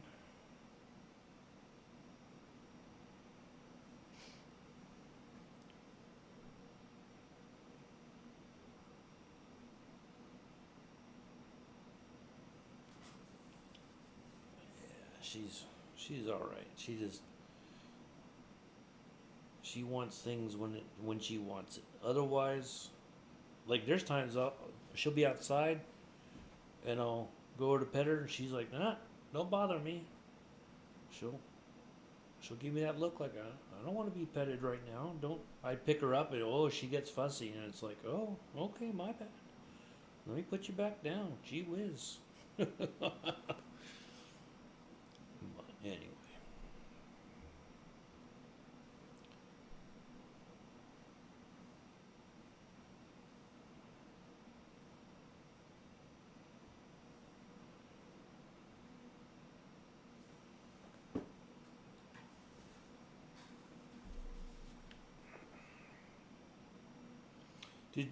Well, you can't download it yet. Are you gonna get the new DLC from ATS and all that, Mick? When you get your computer back up and running, I think they add some more. I think they like fixed a bunch of areas too.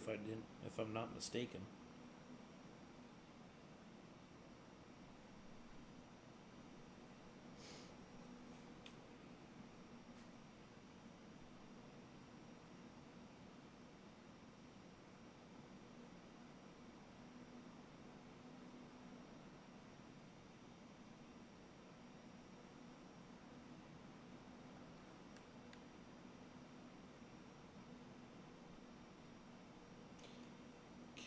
KSNS. That should be Salinas, if I'm not mistaken.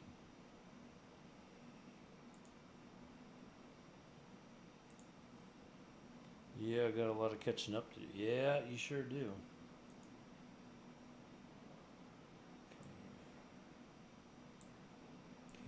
KSNS. Yep, that's Salinas. So we won't be right over Salinas. Still be kind of to the right of Salinas. Yeah, we're pretty.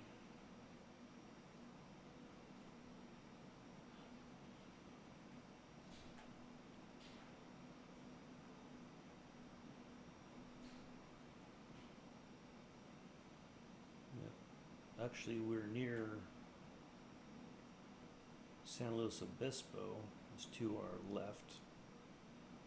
That's San Luis Obispo there. SBP is San Luis, not Santa Barbara. San Luis Obispo.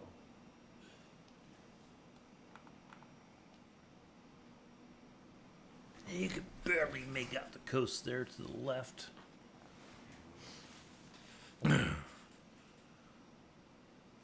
really nice area, San Luis Obispo. And then you go out there, then you go up the coast, and that takes you to where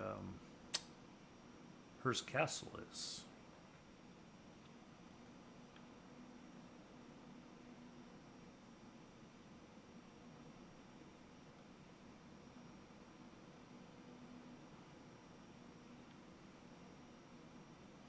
Yeah, not much to see out here in the valleys. Not unless you like farming a lot or something.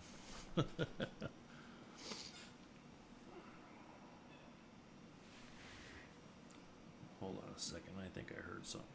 Be right back.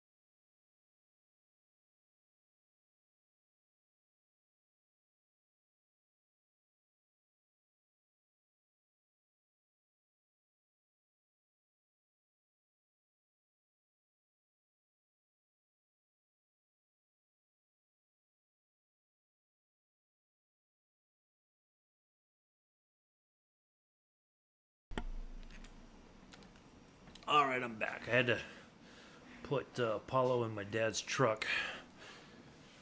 So he can't climb up in there on his own. Let's see how we're doing here.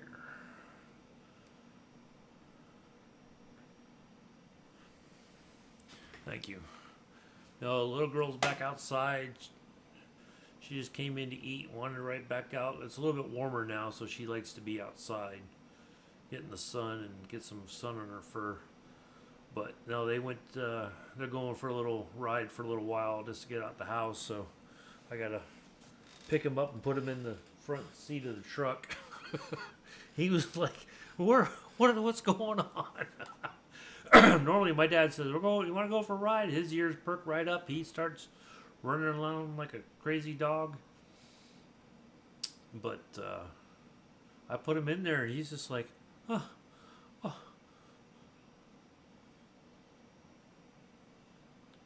So they're gonna go out for a little while.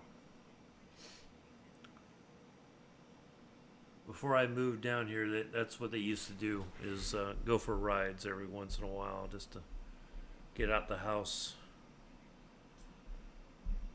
But Apollo, knowing him, he'll be sound asleep by the time they get to the end of the street.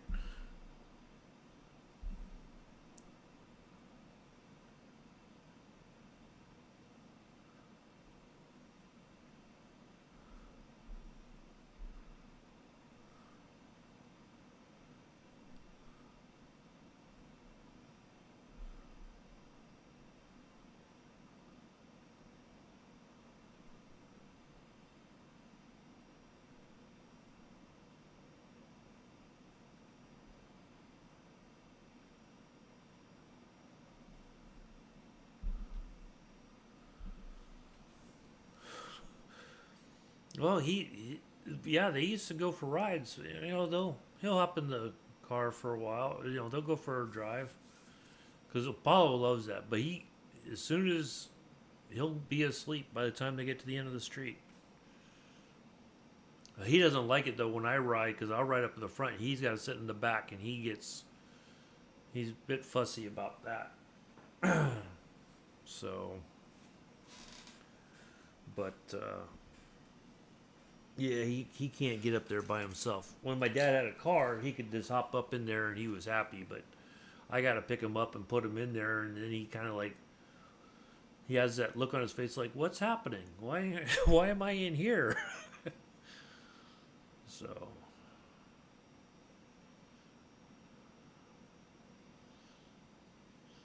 he gets a big thrill when my dad goes down to the cigarette store. The ladies working there they think Apollo's the greatest thing ever. They give him little treats and everything. My dad says, "You can have him. He'll eat you out of house and home, though." That dog, for his size, eats and eats and eats. It's like he's a bottomless pit.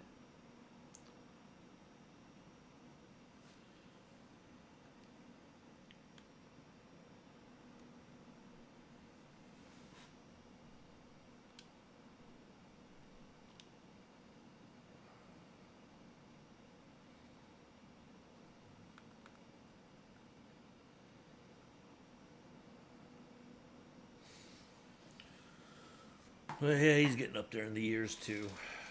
He's not as sharp as he was when I first moved down here. He's starting to kind of decline, I think.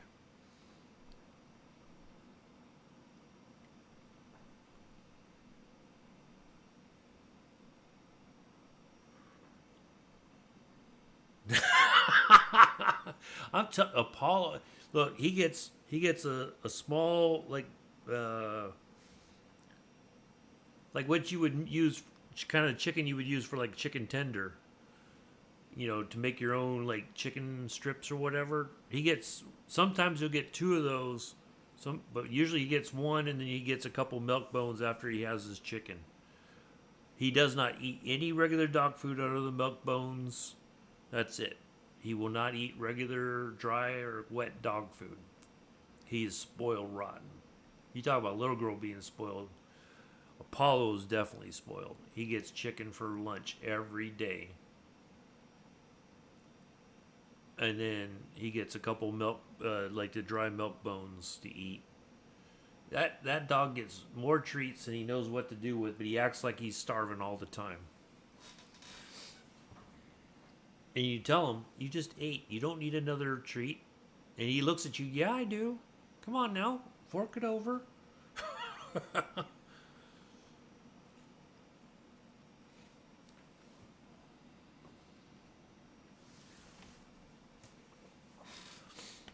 Yeah, he's a good dog when he wants to be. I always say, Apollo, you're a good dog when you're asleep. Now that sounds like Paul's. he does. He.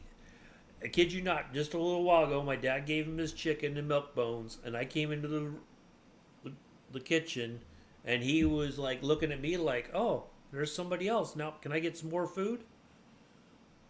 When we eat breakfast or dinner, or whatever, at the table, he gets treats.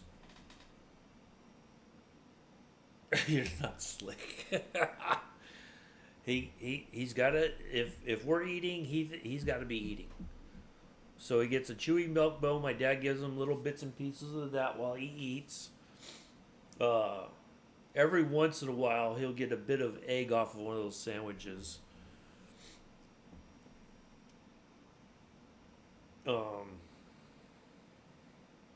But yeah, he's like a bottomless pit. But he'll eat until he overfills. Like he doesn't have like a limit. He'll overeat and then he'll get sick. Because not only does he eat, but then he just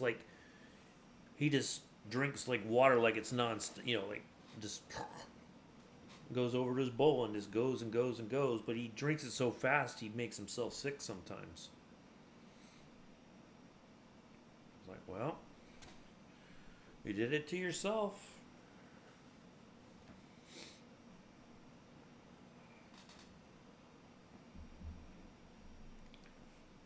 But little girl, I watched her yawn the other day, and she's definitely lost some teeth from her mouth. I don't know when it happened, but like her lower, like the bigger teeth usually, those are, one of them's gone, I think. So tomorrow when we go to Walmart, I'm going to try to get her some wet cat food so that she can try to eat that. She could do well with like the cheese because it's soft. So she can eat that pretty well, but the dry food that she normally eats, I think she has a hard time cracking it, like chewing it up. So I think her digestive system's not able to handle that. So I gotta get her try some different food for her. Hopefully she'll eat that. I gave her a little bit of the turkey on Thursday. She was pretty happy with that. So the softer food, I think she'll be okay with. But for a while, my dad said I tried to get her to eat it, and she wouldn't. So now that her teeth are starting to get bad, I think that's the only way she's going to be able to at least get some kind of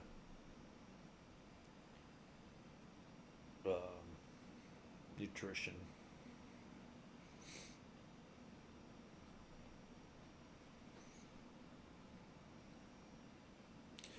I don't know what she is, to be honest. She's a stray, basically. Years ago, her mom gave birth to a whole bunch of kittens, and as far as my dad can tell, she's the last of her litter still alive. Um, they took her to a place, got her spayed, uh, and so she's not able to have kittens. So for her age, it's surprising that for being an outdoor cat, pretty much all the time, she's done pretty well for herself. But she knows, like if she comes here, she knows she's going to be able to have food and water. She has a place to sleep, especially in the winter. Lately, though, even during the summertime, towards the late end of summer, she was right by the back porch there. She never went very far. So I think she knows she's comfortable here for the most part. If she's in trouble, she knows she can come in here and she'll be okay. Uh, I'm only one of only my originally before I moved here. Only she only trusted my dad and my stepmom. She would sit. She would always go around neighbors, but she would never allow anybody else to pet her. And when I moved here, she was very standoffish with me.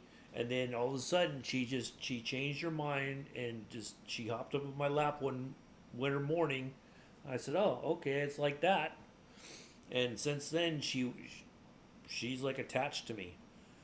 And I I can brush her hair sometimes when she's sitting there. She's very happy with that. She's very affectionate when she wants to be. But the rest of the time, she's just like, nah, can't be bothered with anybody. Don't touch me. Don't look at It's almost like don't even look at me, you know. But she's a good cat. She's just, I know she's in her declining years, and there's not much that can be done for her. It's just trying to make her comfortable, like women. I didn't want to say that, but yes. Uh, she can be very fussy, demanding, even. Like if we're sitting there in the living room watching TV, she'll put her paw on my chest like she wants me to kind of like lay down enough where she can lay on my chest. So I'm like, okay, but after a while, that stuff hurts my back. And I'm just like, all right, I gotta sit up now. So I just try to make her comfortable, you know, bundle her up if she needs to be, if she's really cold. But yeah, I don't know how much longer she's got in her, you know. So,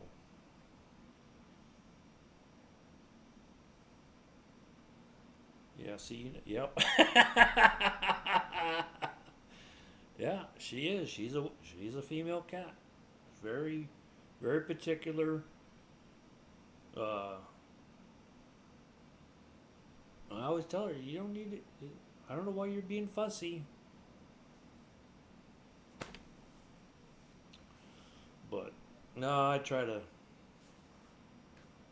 give her some attention, some affection, and everything. And but yeah, when she doesn't want it, she will let you know. There's times I picked her up thinking that's what she wanted. Nope, nope. She'll start squirming around. I'm like, okay, my bad. All right. Gee whiz. But the other cats can't stand her because she's fixed. She doesn't put off a scent, so they don't know what to think. So they treat her as a threat. And there's younger cats in the neighborhood that are always kind of looking for her, it seems. I try. Yeah.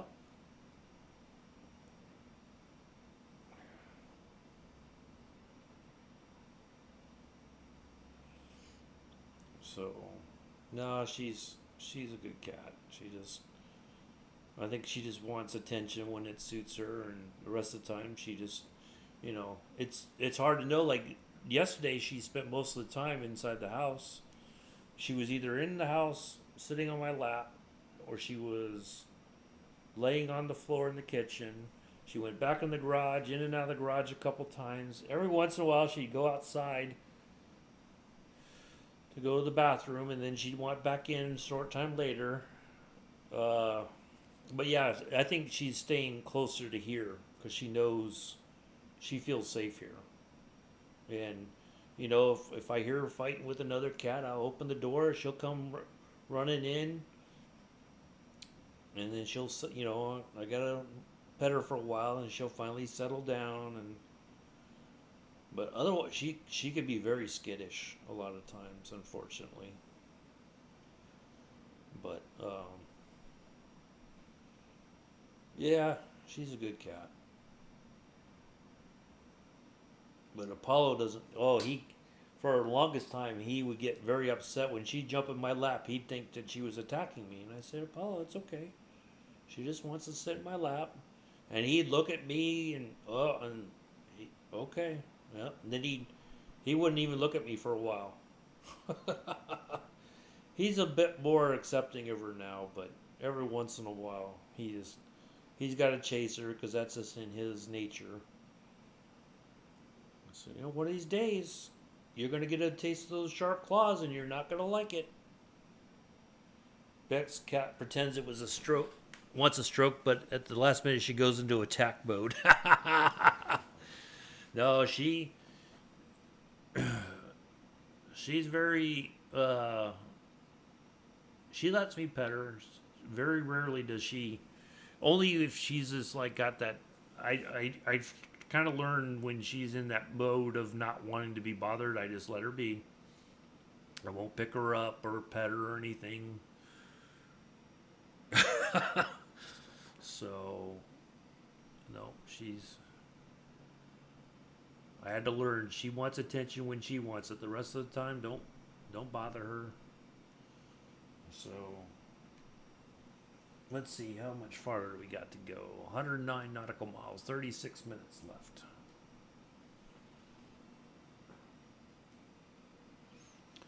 So yeah, it's but yeah, I just try to take care of her. And Apollo gets a little jealous sometimes, so I gotta pet him and tell him I love him too. He's a good boy, even though he's not always a good boy. I give him his medicine in the morning and the evening. I always tell him, if I didn't care about you, I wouldn't be doing this.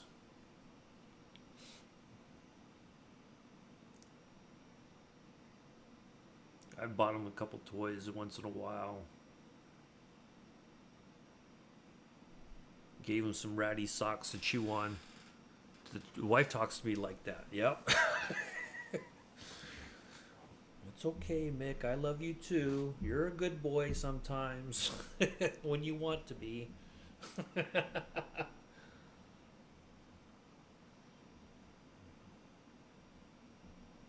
Well, animals should know that they're loved. I do believe that they know when they are, but I think they like to hear it as well. Not just how you treat them, but they're just like humans. They want to be known that they want to know that they're loved. Getting older on Tuesday. Who's getting older on Tuesday?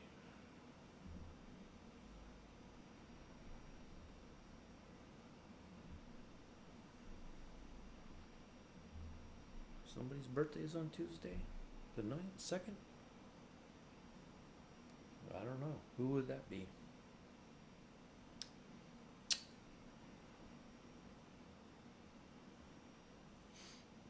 Oh! Well, happy early birthday. Tuesday, actually the 3rd. I don't know why I said the 2nd. The 3rd. Tuesday the 3rd. Well, happy early birthday.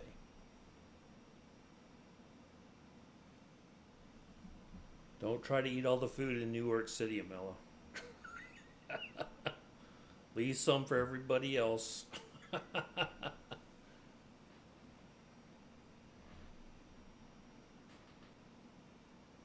You guys going anywhere special for your birthday?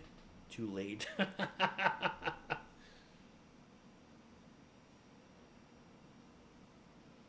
Any big plans?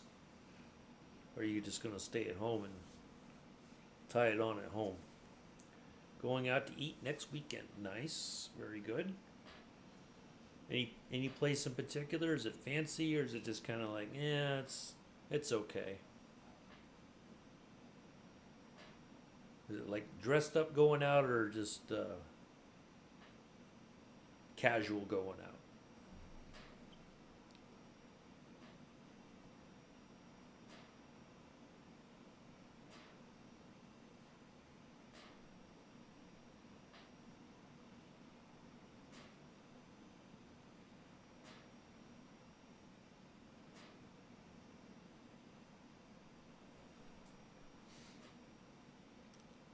Oh, nice. Sounds good.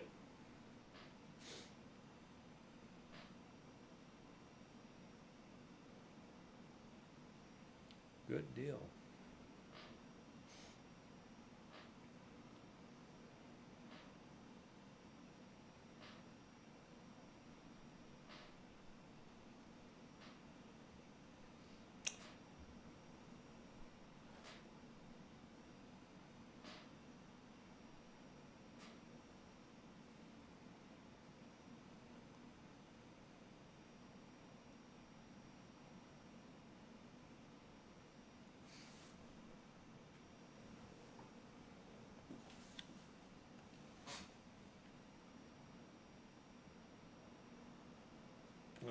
let's see.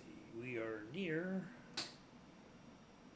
Okay, there's Salinas. Coming up on Salinas. We can already see San Jose International there. Once we get closer to that, let me zoom out or zoom in a little bit so I don't look too far ahead. Posh and Amilla don't match. I bet you Amilla could be posh when he wants to be.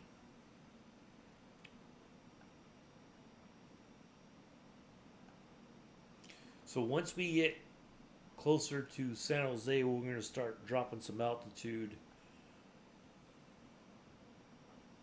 into the once we come into the Bay Area there.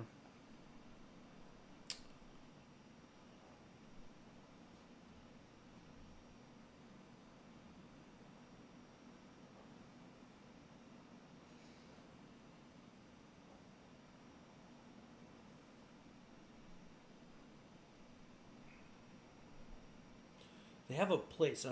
One of these days I'm going to try it up there at the posh shopping area called the Summit. What's hold on? I got to look up the name of this restaurant. It kind of catches my eye every time I go up there to go to Barnes and Nobles. I got to pull up the Summit first and find the restaurant list.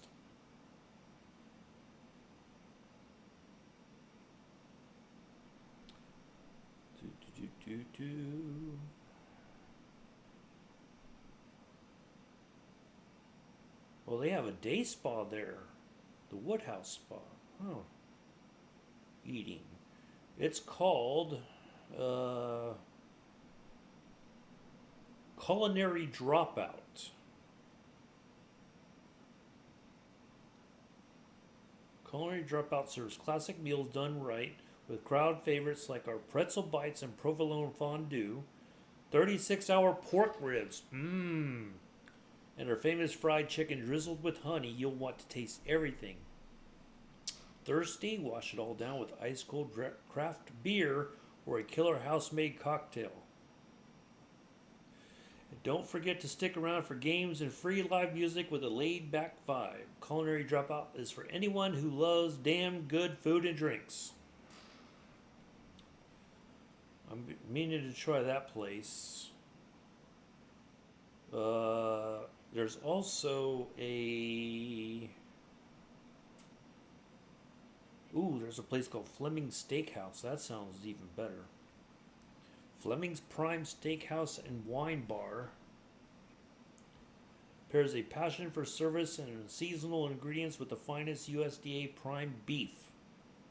We focus on every detail so that you'll savor every bite. Ooh, private dining rooms that can easily accommodate any size group. Ooh, that sounds good.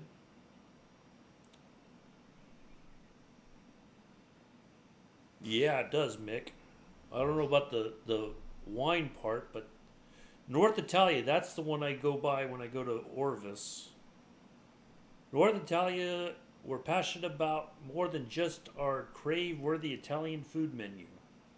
We put our all into every detail, creating an environment that lets you know you're in for something special. The other day when I was over there, it's usually a bunch of ladies going in there for lunch. Every day there's a new delicious favorite made from scratch, like our chef's daily pizzas, waiting to be discovered and devoured. A tempting assortment of wines, beer, and house-made cocktails give you endless ways to treat yourself. From the moment you walk through our doors to your last scoop of Bodino at the end of a satisfying meal, you will know you're in good hands. So join us. We invite you to sit back and savor every bite, sip, and moment. I should be paid to read this stuff. That sounds fantastic, doesn't it?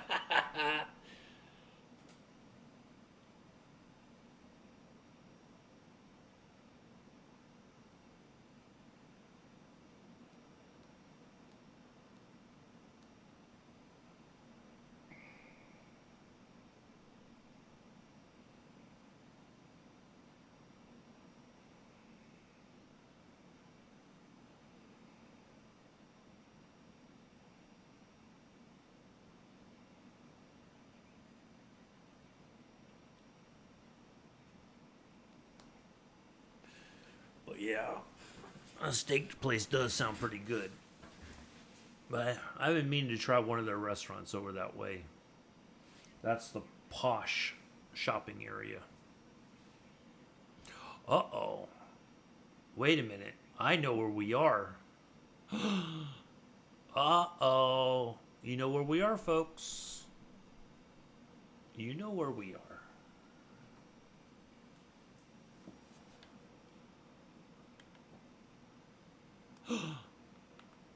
Yep. We're there. We're near there. You know where we're near. Rendered salutes. There we go.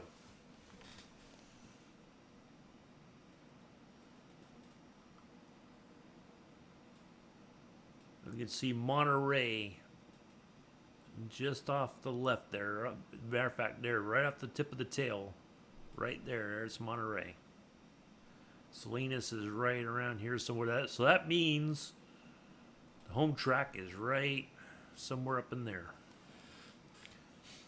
I miss Laguna Seca. I miss going down there. Always had a great time.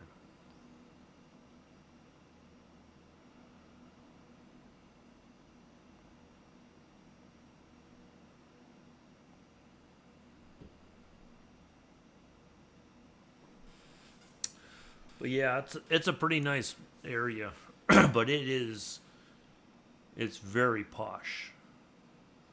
Uh,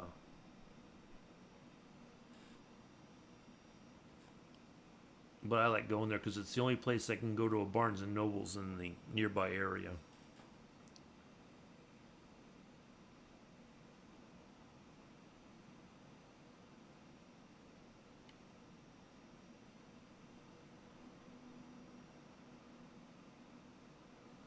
Where's my little shadow across the ground?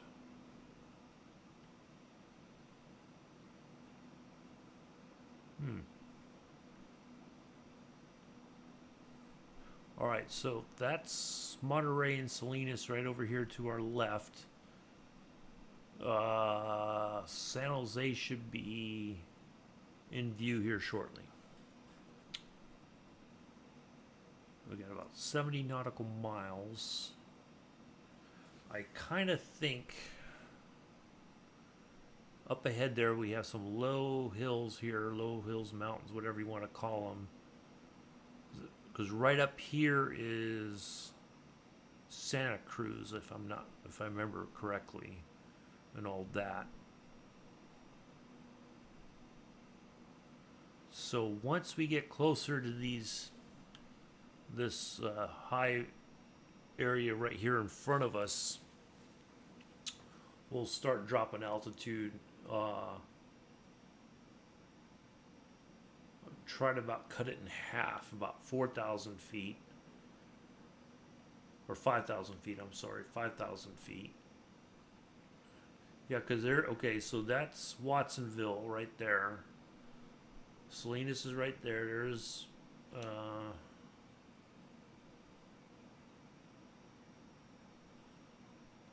okay, so 100 nautical miles out, I can see San Jose.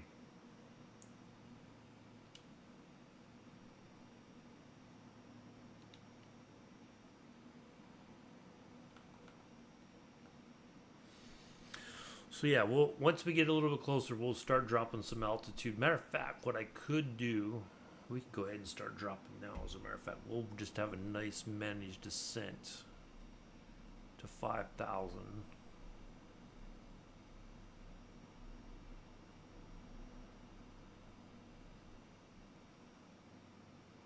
We'll just do about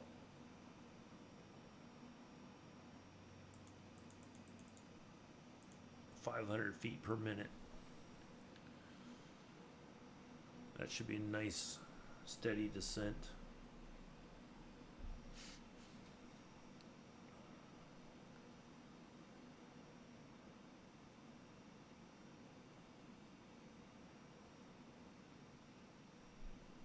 I think we're all those names right there that are clumped ahead of us. I think that should be San Francisco right there.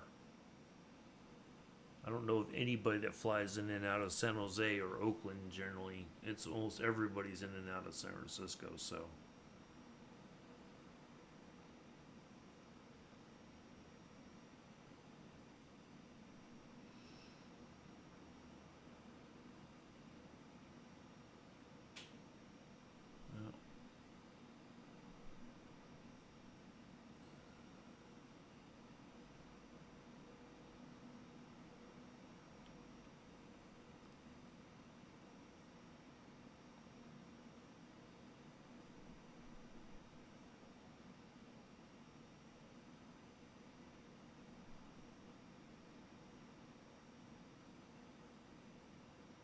So we should be, let's see. That's Salinas, that's Monterey.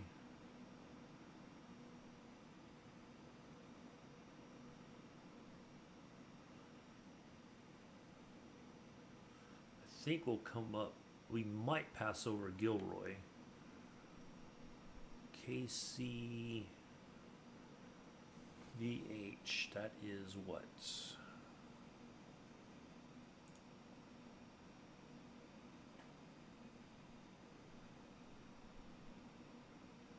That's Hollister. Okay, yep. We know where Watsonville is. So yeah, we'll come up. Yeah, we might see part of Gilroy to the right. That's where the Garlic Festival. Well, I don't know if they hold it anymore, but Gilroy used to host every year a massive garlic festival. If you ever drive through, if going through there, you could smell the garlic.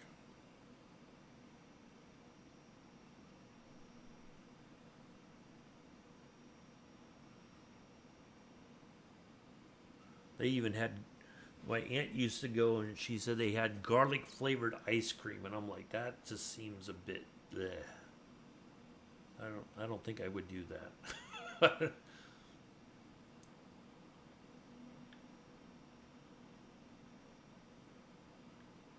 Yeah, because I think this is the way I used to go.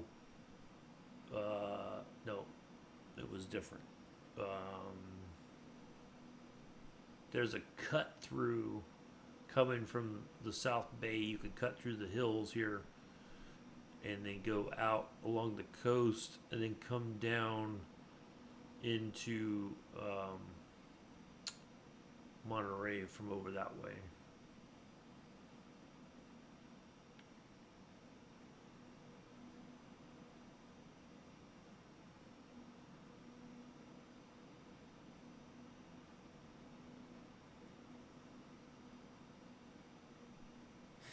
That's how I used to, when I lived in the Bay Area, I'd drive down and try to find the easiest ways to get down to the racetrack for the weekend.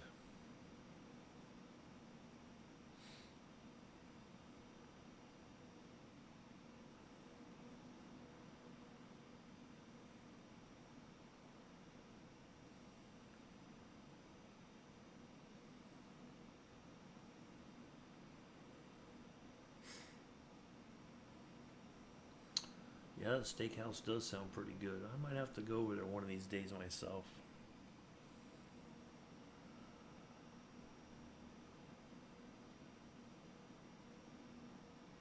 But that Italian place sounds pretty good too.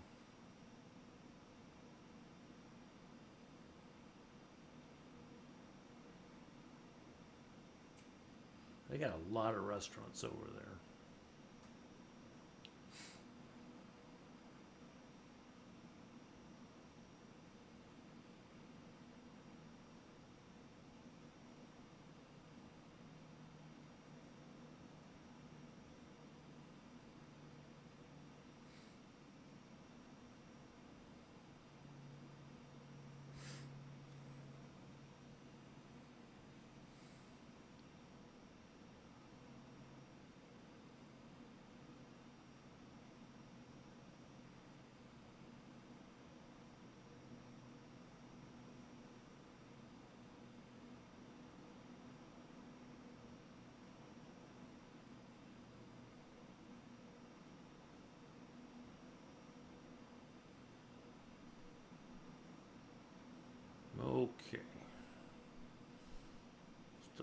nice steady to drop in altitude.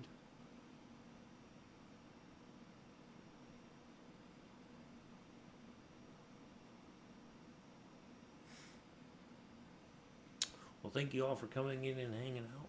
Appreciate it. Nice to see everybody here.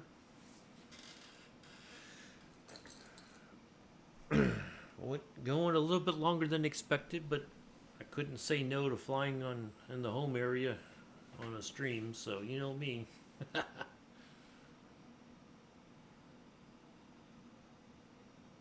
almost started at 7:30. I was about ready to go at 7:30, but I thought, let me wait just a little bit longer. So I figured about 7:45 I was get started so we can get these flights knocked out.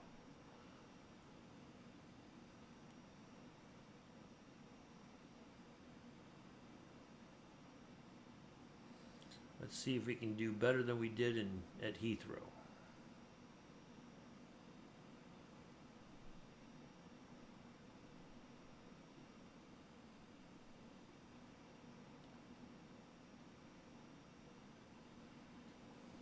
Let's see, actually, can we even talk to San Francisco yet? San Jose. Moffett, Salinas, Palo Alto. We've got to be on the second or third page.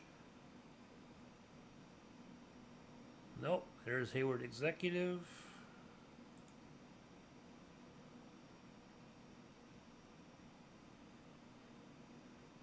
Carmel Valley, what?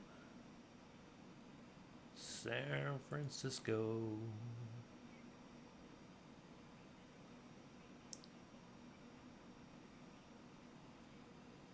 There we go.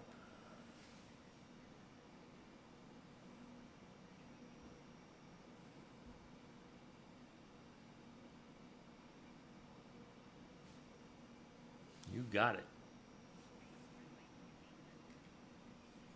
We can do that. We have the technology. Still. All right, what's our final, what altitude do we need to be at? So we have to be at 3,100 feet. Let's go ahead and dial that in now. Since we're managing our altitude very well. I like it. I approve. Very good, Mick. I have yet to find a place that does fish and chips very well here yet. Although,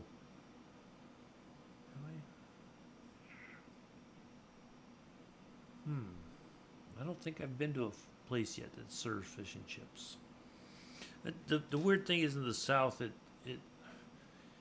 anything that's not like fried anything, a lot of people are kind of like, not,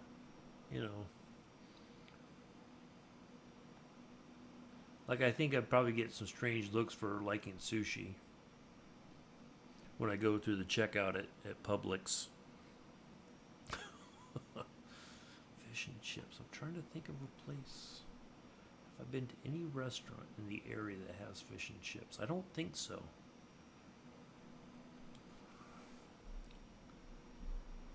I don't believe we have gone to a place that offers that. All right, here's the South Bay. What's left? So that means Gilroy is, I think we're right near Gilroy, as a matter of fact. I think Gilroy is over that way. Yep. We're on the westernmost part of the South Bay. That should be San Jose right there. Matter of fact, I see the lights. That should be San Jose International. There's only 2 runways there.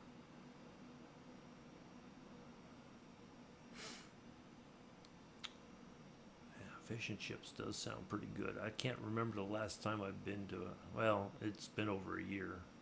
Wait, no.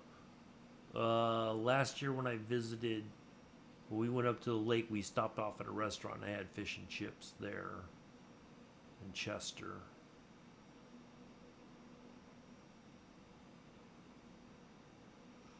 Yeah. Boy, I want some fish and chips now.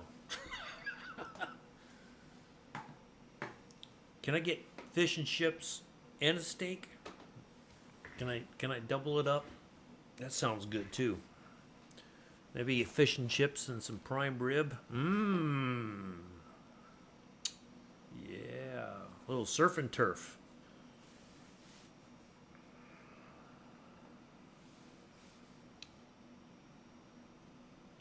Okay, so there's the very south part of the bay. So let's level off at 3,100 feet first, and then we're gonna. Oh, that's Moffett right there. That's San Jose over here. That's Moffett right there. So where all that conglomeration of names is, that's San Francisco. So we need to get out over the water. Actually, I'm gonna forego the 3,100 feet shenanigans. We're gonna have to do a couple things real quick here.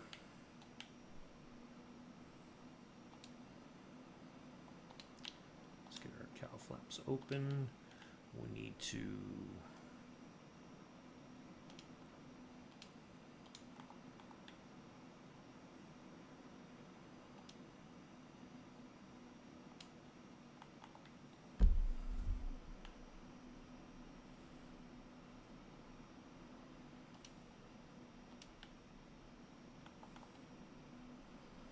so we're going to kind of head over towards Moffett here, and then we're going to turn back in towards our runway.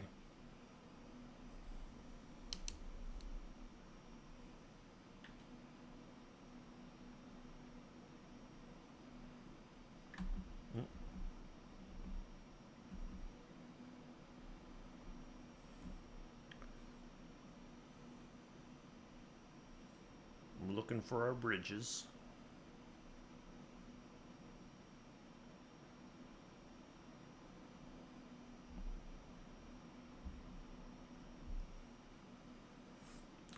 Fish and chips and a prime rib. Boy.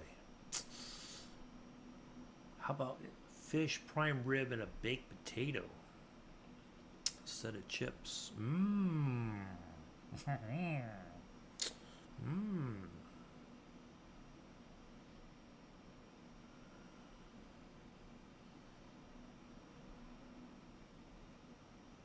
That sounds delicious too. Yep, there's old Moffett.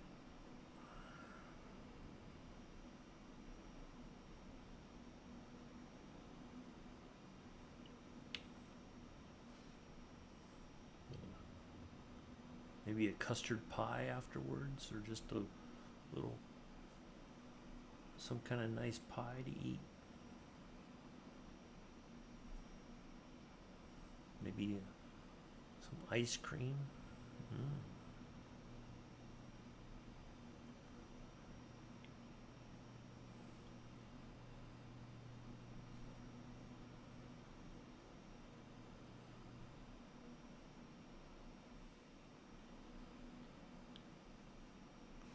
Right near Moffett. Matter of fact, it's kind of over, somewhere over in here. It's not right next to the airfield, but it's like right over here somewhere. It's Shoreline Amphitheater. I've seen Jimmy Buffett there. Salted caramel cheese. Ooh, nice.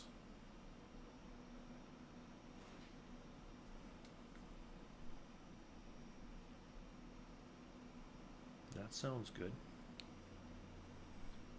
You're getting spoiled, Mick. Somebody must want the credit card.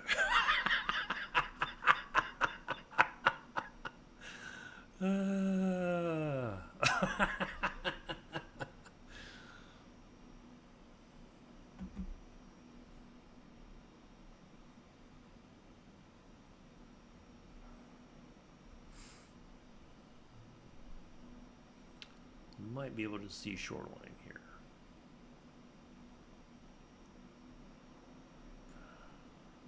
Yep, saw Jimmy Buffett there, saw Robert Plant there, saw Dave Matthews Band there.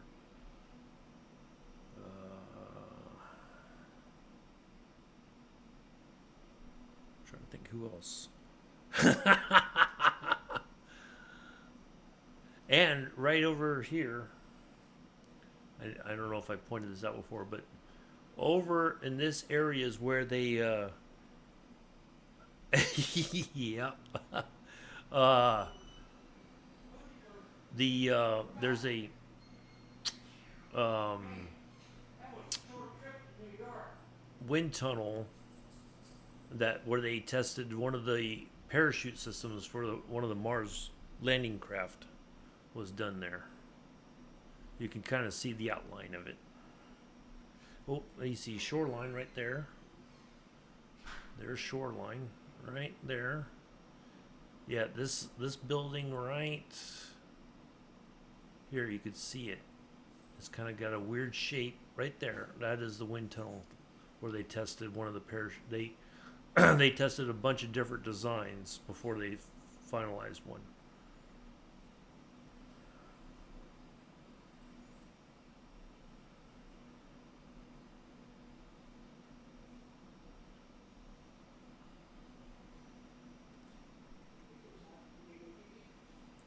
All right. Oops.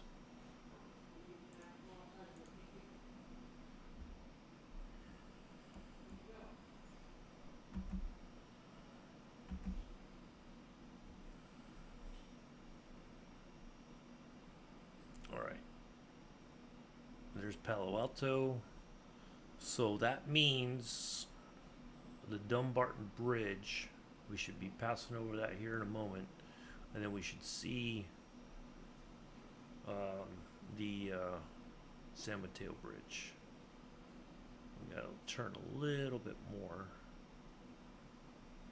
So yeah, Dumbarton's right here. There, you can see it's faint. That's Dumbarton right there.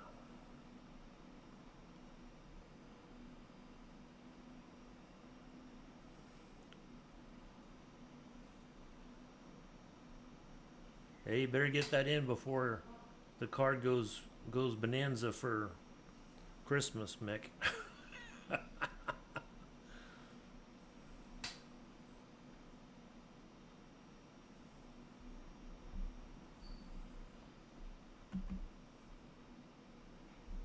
right, let's get the gear down. Yep, there's Dumbarton right there.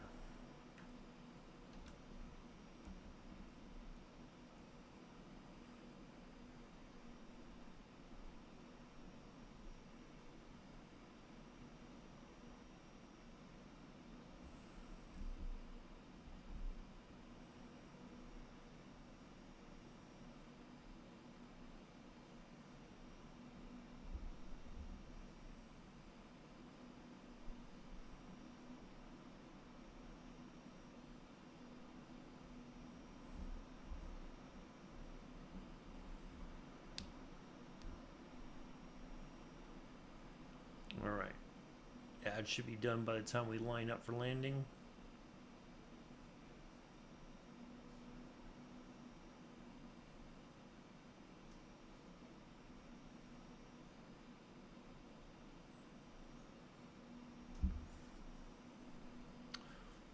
Used to work right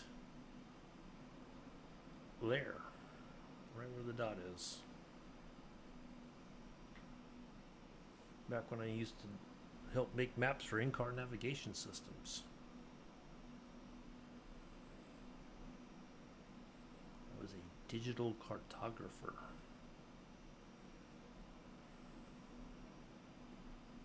All right, there's one bridge. So San Mateo should be coming up. We kind of see the hint of it right here, should be. And it comes over right about there.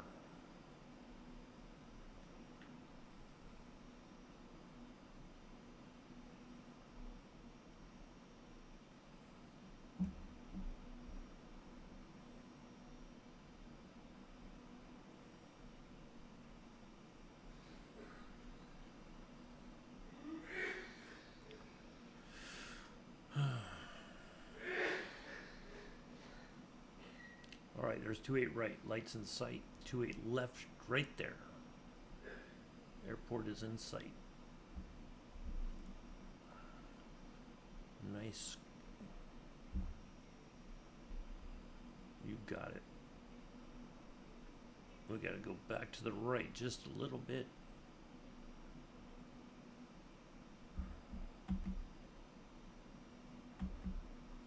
Last bit of flaps are down.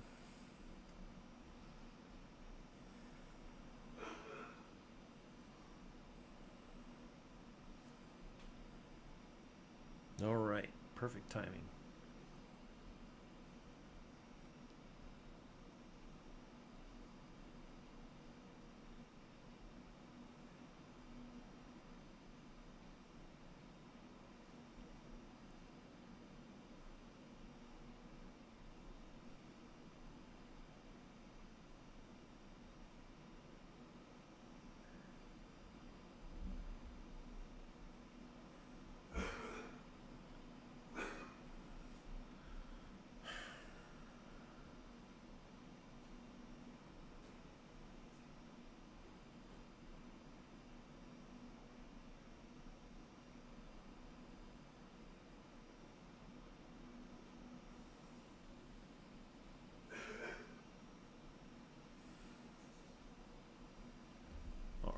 We'll turn back to the left here in just a minute.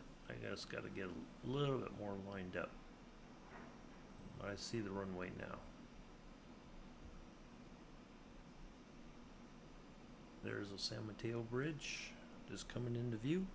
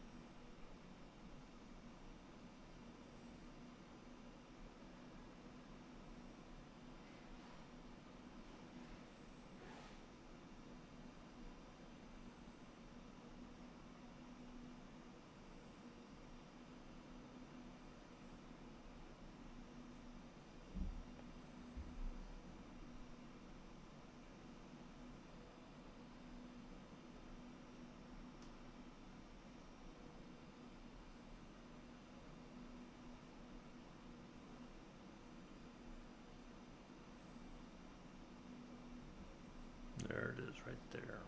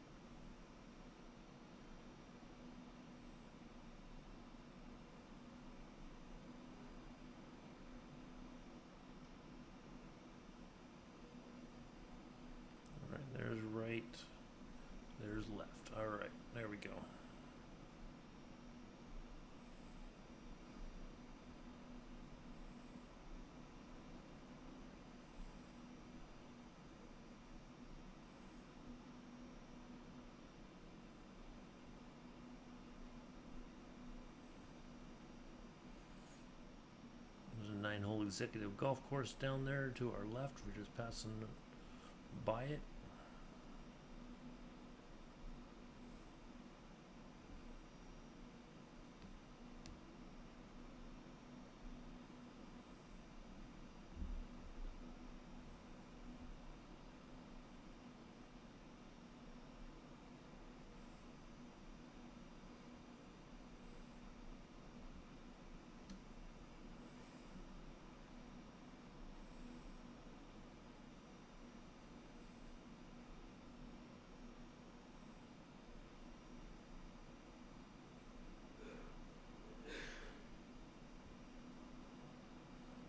Is this the 9 hole? I think this, no, the other one should be the 9 hole.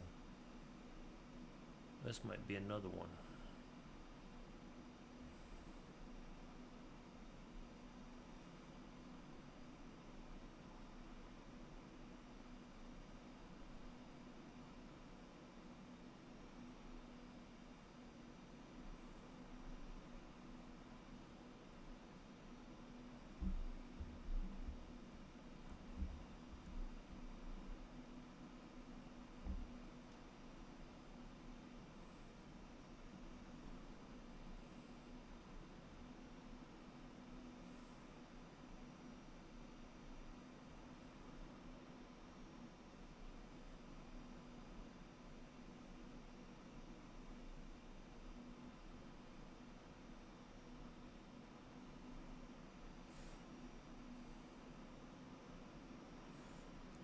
You gotta come in a little bit flatter.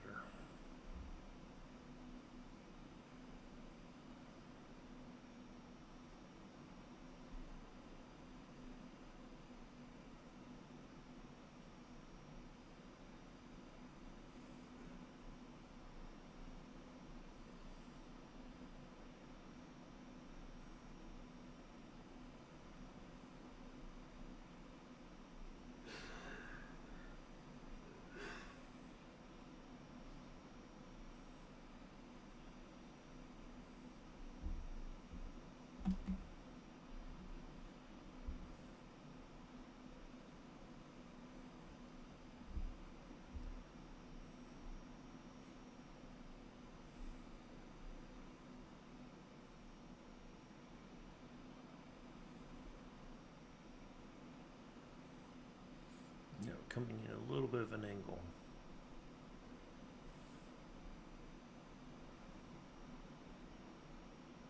I should have flattened out a long time ago, but that's okay. We're going to make it work.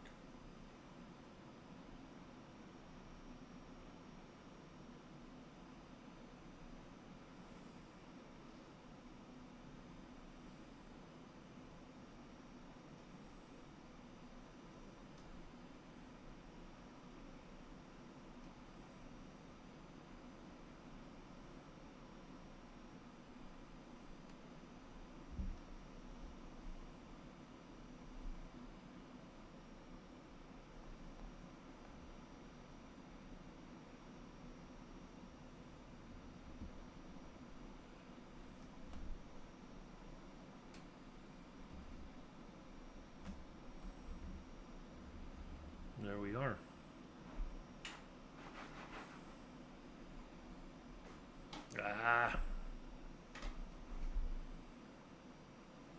I can never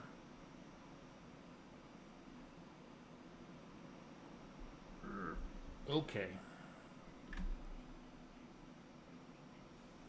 Let's see how well we did on that one.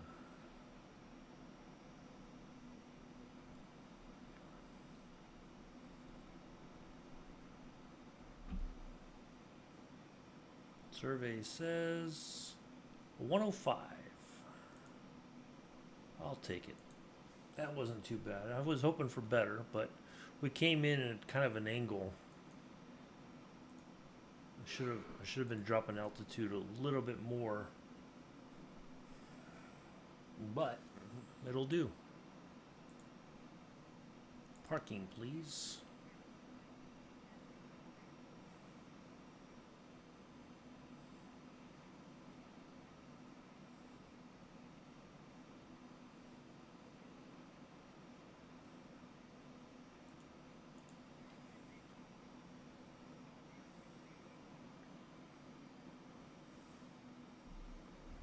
Oh my God. Phew. Why do I feel like I just went around in a big circle?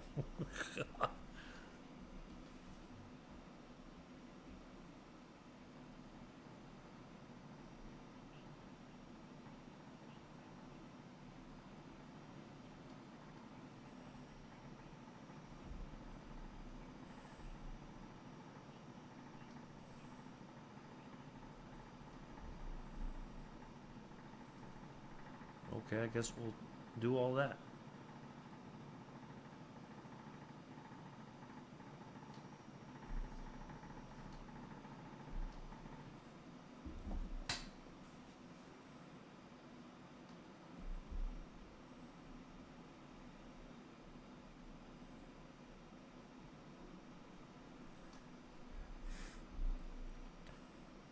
Yeah, it was pretty darn good. I'm pretty happy with the flights today.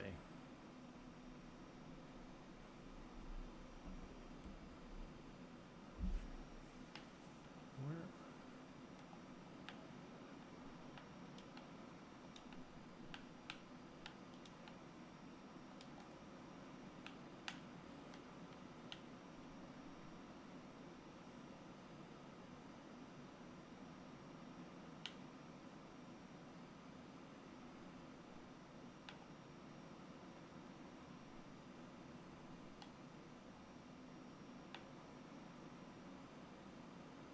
Okay.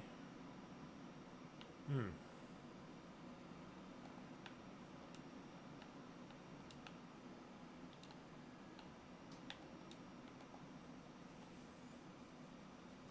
Thank you, Mick. Appreciate that.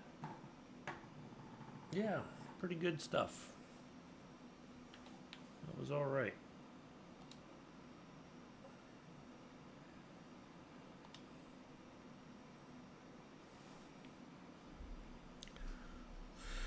I can go eat some more lunch, take a load off. We're back next Saturday. We'll do the daily medium aircraft TBD. Don't know where it'll be going. Oh, thank you, Mel. You're welcome. Do what I can. You know, you got two for the price of one today.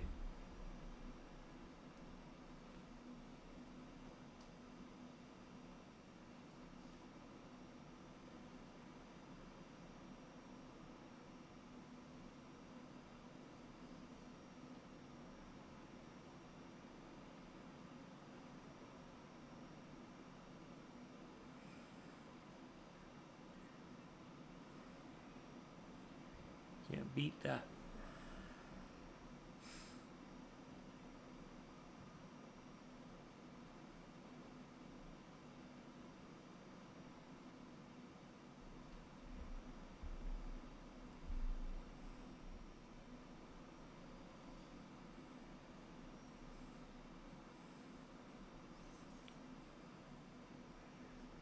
Yeah, we'll see where we're going to be going next Saturday. We'll do the mediums next couple Saturdays, but I'm going to shoot for, unless something else crazy happens, we're going to shoot for the 4th of January for the new sim. And we'll get going in that. But we will always have this as a backup in the off chance that things go south again. We know we can fly in this. So I'm not going to delete it off my hard drive anytime soon. At least for the next couple of years, for sure.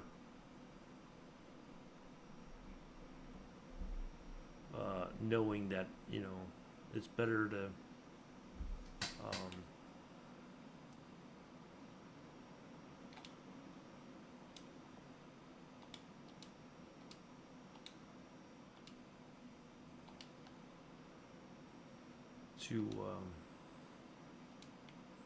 have that available. Yeah, I think they're finally getting a handle on things, and once things settle down, I still got to work up the mapping and everything, but the group that now who basically owns Air or Honeycomb now, they're putting out a driver within the next couple weeks, so hopefully that will fix a lot of the issues regarding mapping and all that.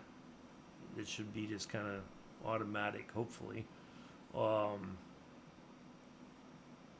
so once that's all sorted, we'll get in the new sim, do the flight schooling and all that, and we'll just work our way through all that, and then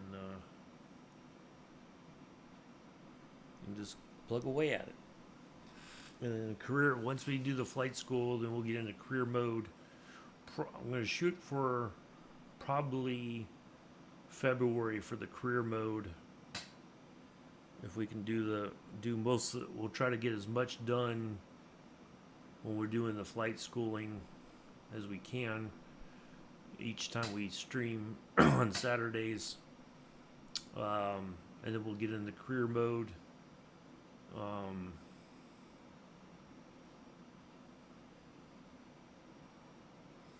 So yeah, we'll give that a go. Now, see, I don't know. One of the things that I don't know if this is the case or not, but so let's say Mick's doing his career mode, but he starts in, say, somewhere near where he lives. You can't start at the big airport, so it's not like I can pick San Francisco or Oakland or whatever. You got to pick a smaller airport to begin your career. But if we're on different airports, are you going to still get the same missions? That's the only thing I don't know. But we'll have fun with it, because I think career is more, like everybody has their own goals of what they want to do for a career as a pilot.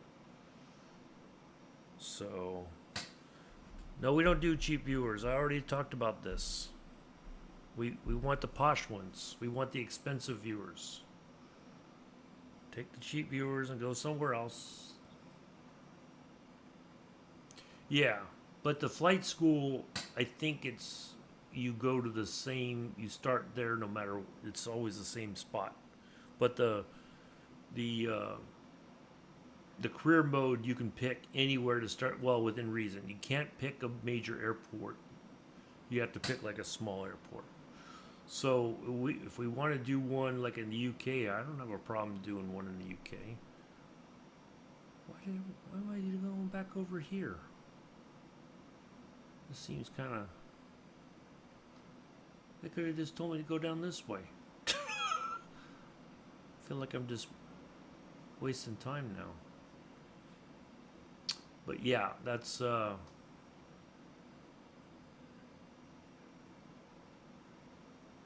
Somebody's taking off in a 747.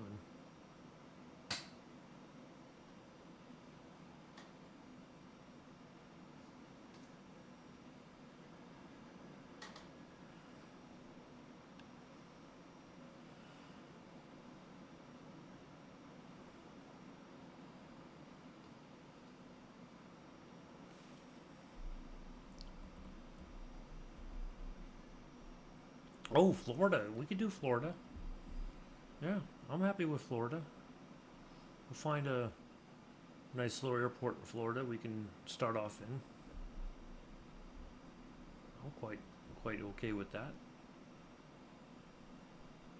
I don't think I've ever parked over this way.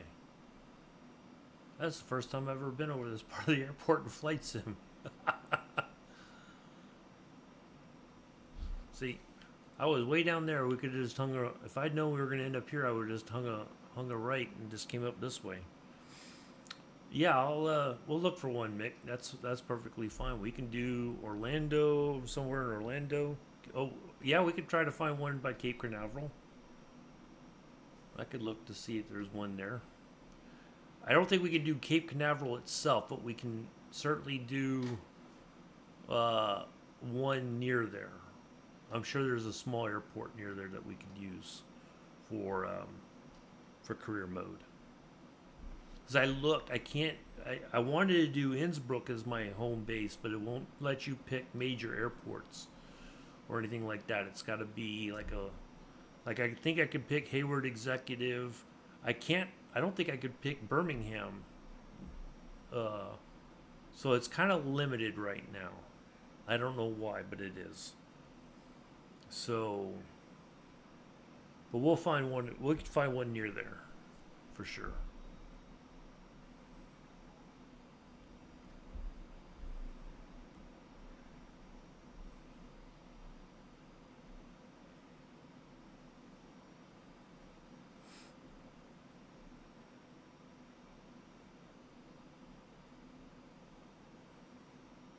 All right, almost to the park. Yeah, I don't think I've ever parked over here.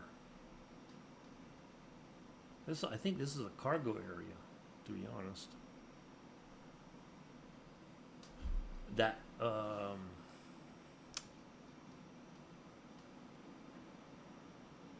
let's see. That parking structure right there is where all of the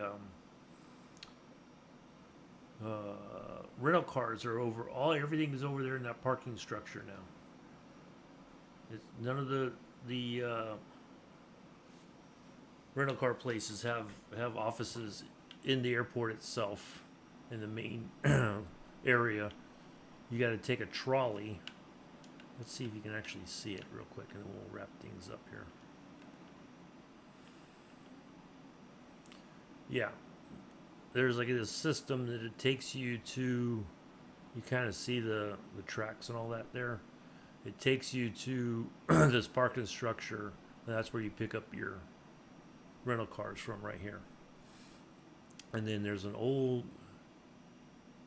it's not modeled very well, but this used to be a maintenance area for one of the major airlines. I think it was TWA, or it was Pan Am. I know that it's had different names over the years.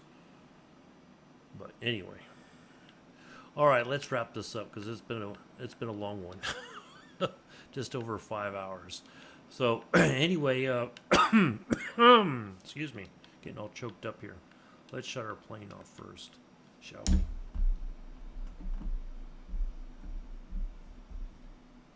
So better to make sure everything's turned off.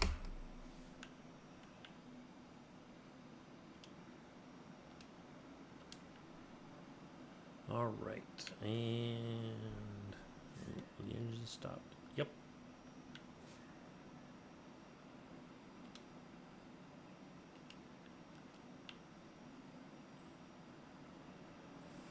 All right. There we go. 1 hour 46 minutes in the air. See, I don't know why it's compressed like that. That's weird. Anyway, that's going to do it for today, folks. Let me get out of here before the ads start rolling in. Thank you all for coming in and hanging out. Hopefully you enjoyed it. I will see you next Saturday. Destination, flight, and all that kind of stuff. TBD. I'll post something in the Discord once I know what it's going to be. Do enjoy the rest of your Saturday afternoon, evening, early Sunday already for some folks around the world. Thank you, Mela.